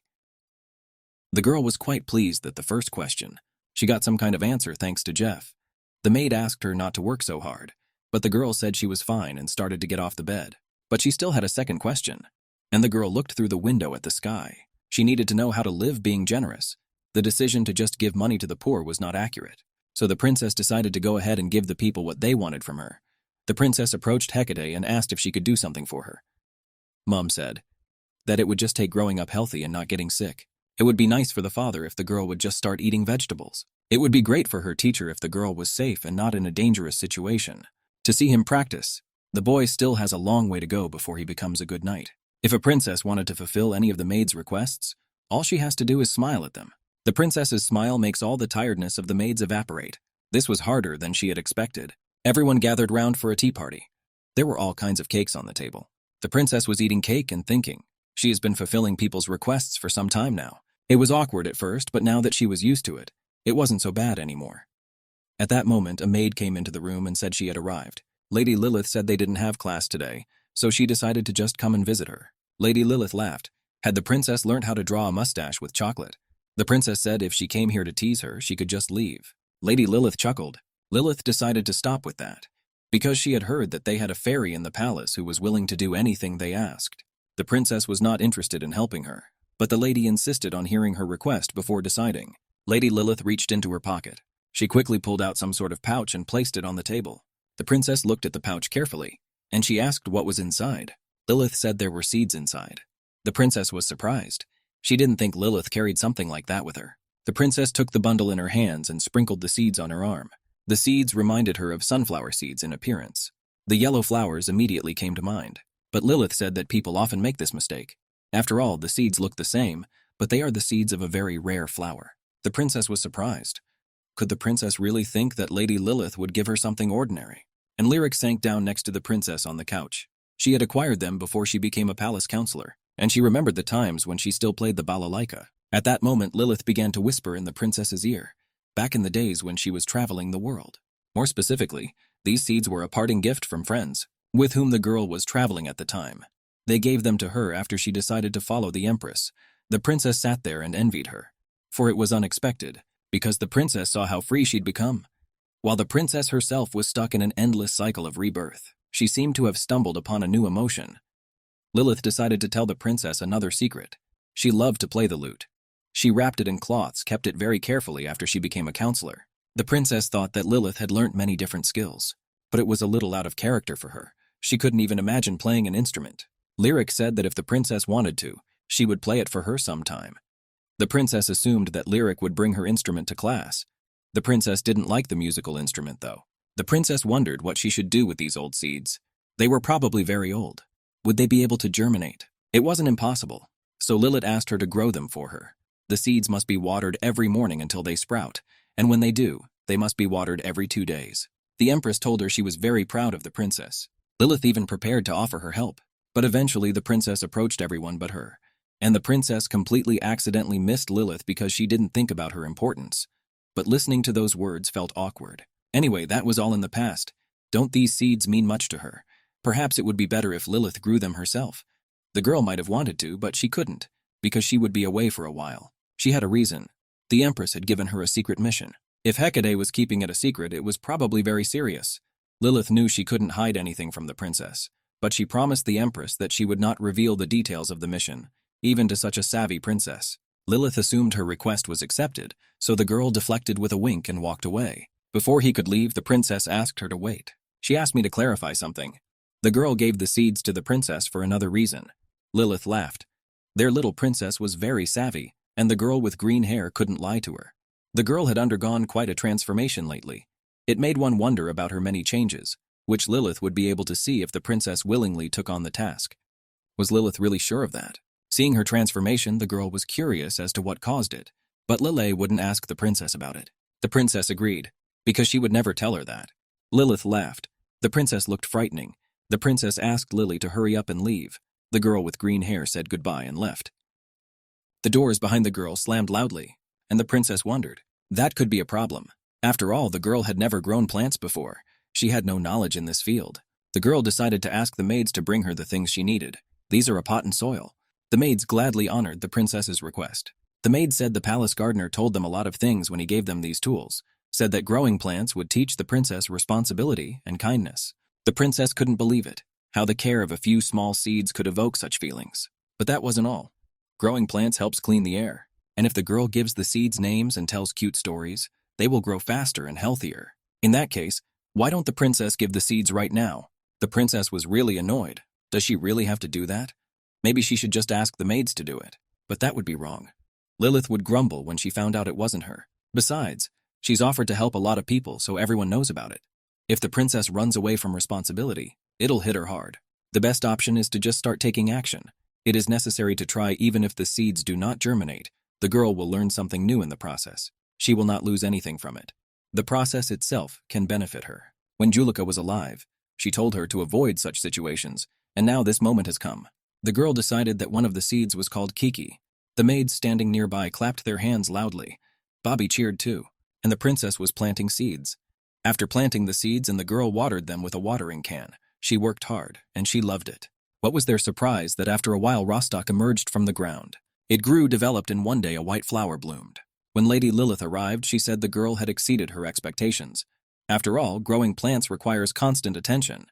Lilith thought the girl would give up. The princess agreed that it was not a bad experience. She was proud of herself. There were worries about what if the seeds didn't germinate. But they did. Lady Lilith looked at the snow-white flower and smiled. The girl noticed that she looked happier than the princess at that moment. Lilith was admiring the flower, and even touched it with her hand. The girl didn't understand why the snake was so fascinated by the flower. The girl surmised, most likely the blooms reminded Lid of those times in traveling. Does she really miss it all? The girl with green hair confessed honestly. She misses her. But she strives to live in the present, not in the past. Nor does she have anything against the life of the empress's counselor. But that doesn't mean that people from the past have become less important to her. The love and friendship the girl had experienced over the past few hundred years still lived inside her. Today she exists because of the past and its bonds. Once again the princess heard the word. The princess would never have thought that a Lilith could speak on philosophical subjects. Lilith asked, should she reward the princess with a clue for her efforts? The princess was very surprised. A clue to help the princess find the answers she is constantly and desperately seeking, and the girl asked me to tell her that. Lilith began her story. The key to what she's looking for. It's not as far away as the princess thinks. The key is in her heart. Lilith reiterated that the key to what the princess was looking for was in her heart. The girl did not believe the words that were spoken. She looked at the woman with green hair in surprise. Well, she confirmed once again that what she heard was true. Angel's heart had been in a constant state of malfunction for several hundred years. That's why she couldn't find the answers she'd been looking for all this time. You could say the life of an angel is like a ham sandwich, but without the ham. It was Lilith's way of trying to get the point across to the princess. But Lilith noticed that the princess had been undergoing some changes lately. The princess had touched her heart thanks to a profound experience. Lilith asked if the princess agreed with her, or if she thought differently. The girl answered quietly that she probably agreed. Lilith said the girl was very quiet. In normal times she would have screamed at her by now, but now it's different. Lilith gently stroked the girl's head and said that the princess had grown up a lot. The girl didn't like that. She didn't like it when Lilith touched her. She started waving her arms and shouting at her not to touch her head. Lilith said that Princess Charming even when she was angry. Lilith knew better than anyone how to piss off a princess. In any case, the jokes were enough. The princess demanded that ideas be fed to her. She went around fulfilling all the requests, but nothing changed significantly. Lilith said the princess was in too much of a hurry. All indications were that her impatient nature hadn't changed one bit. Lilith said if the princess asks her opinion, she thinks the princess is going in the right direction.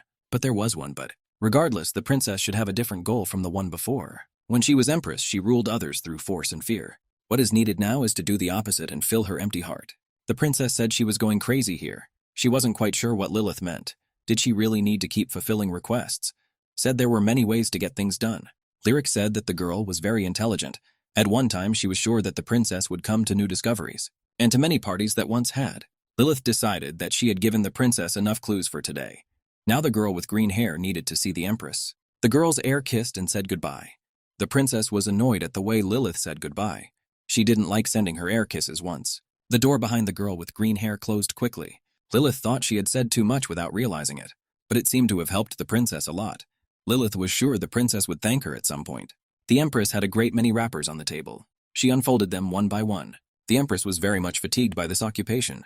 At that moment, someone knocked on the door. A maid came in and said that Lady Lilith was already here. The empress asked to be let in. Lady Lilith entered the room quickly. The empress was glad that the girl had returned safely. She invited Lilith to sit down so they could talk. And the maid quickly poured flavored tea. After the tea was ready, the empress said the maid was free and asked her to look after her daughter.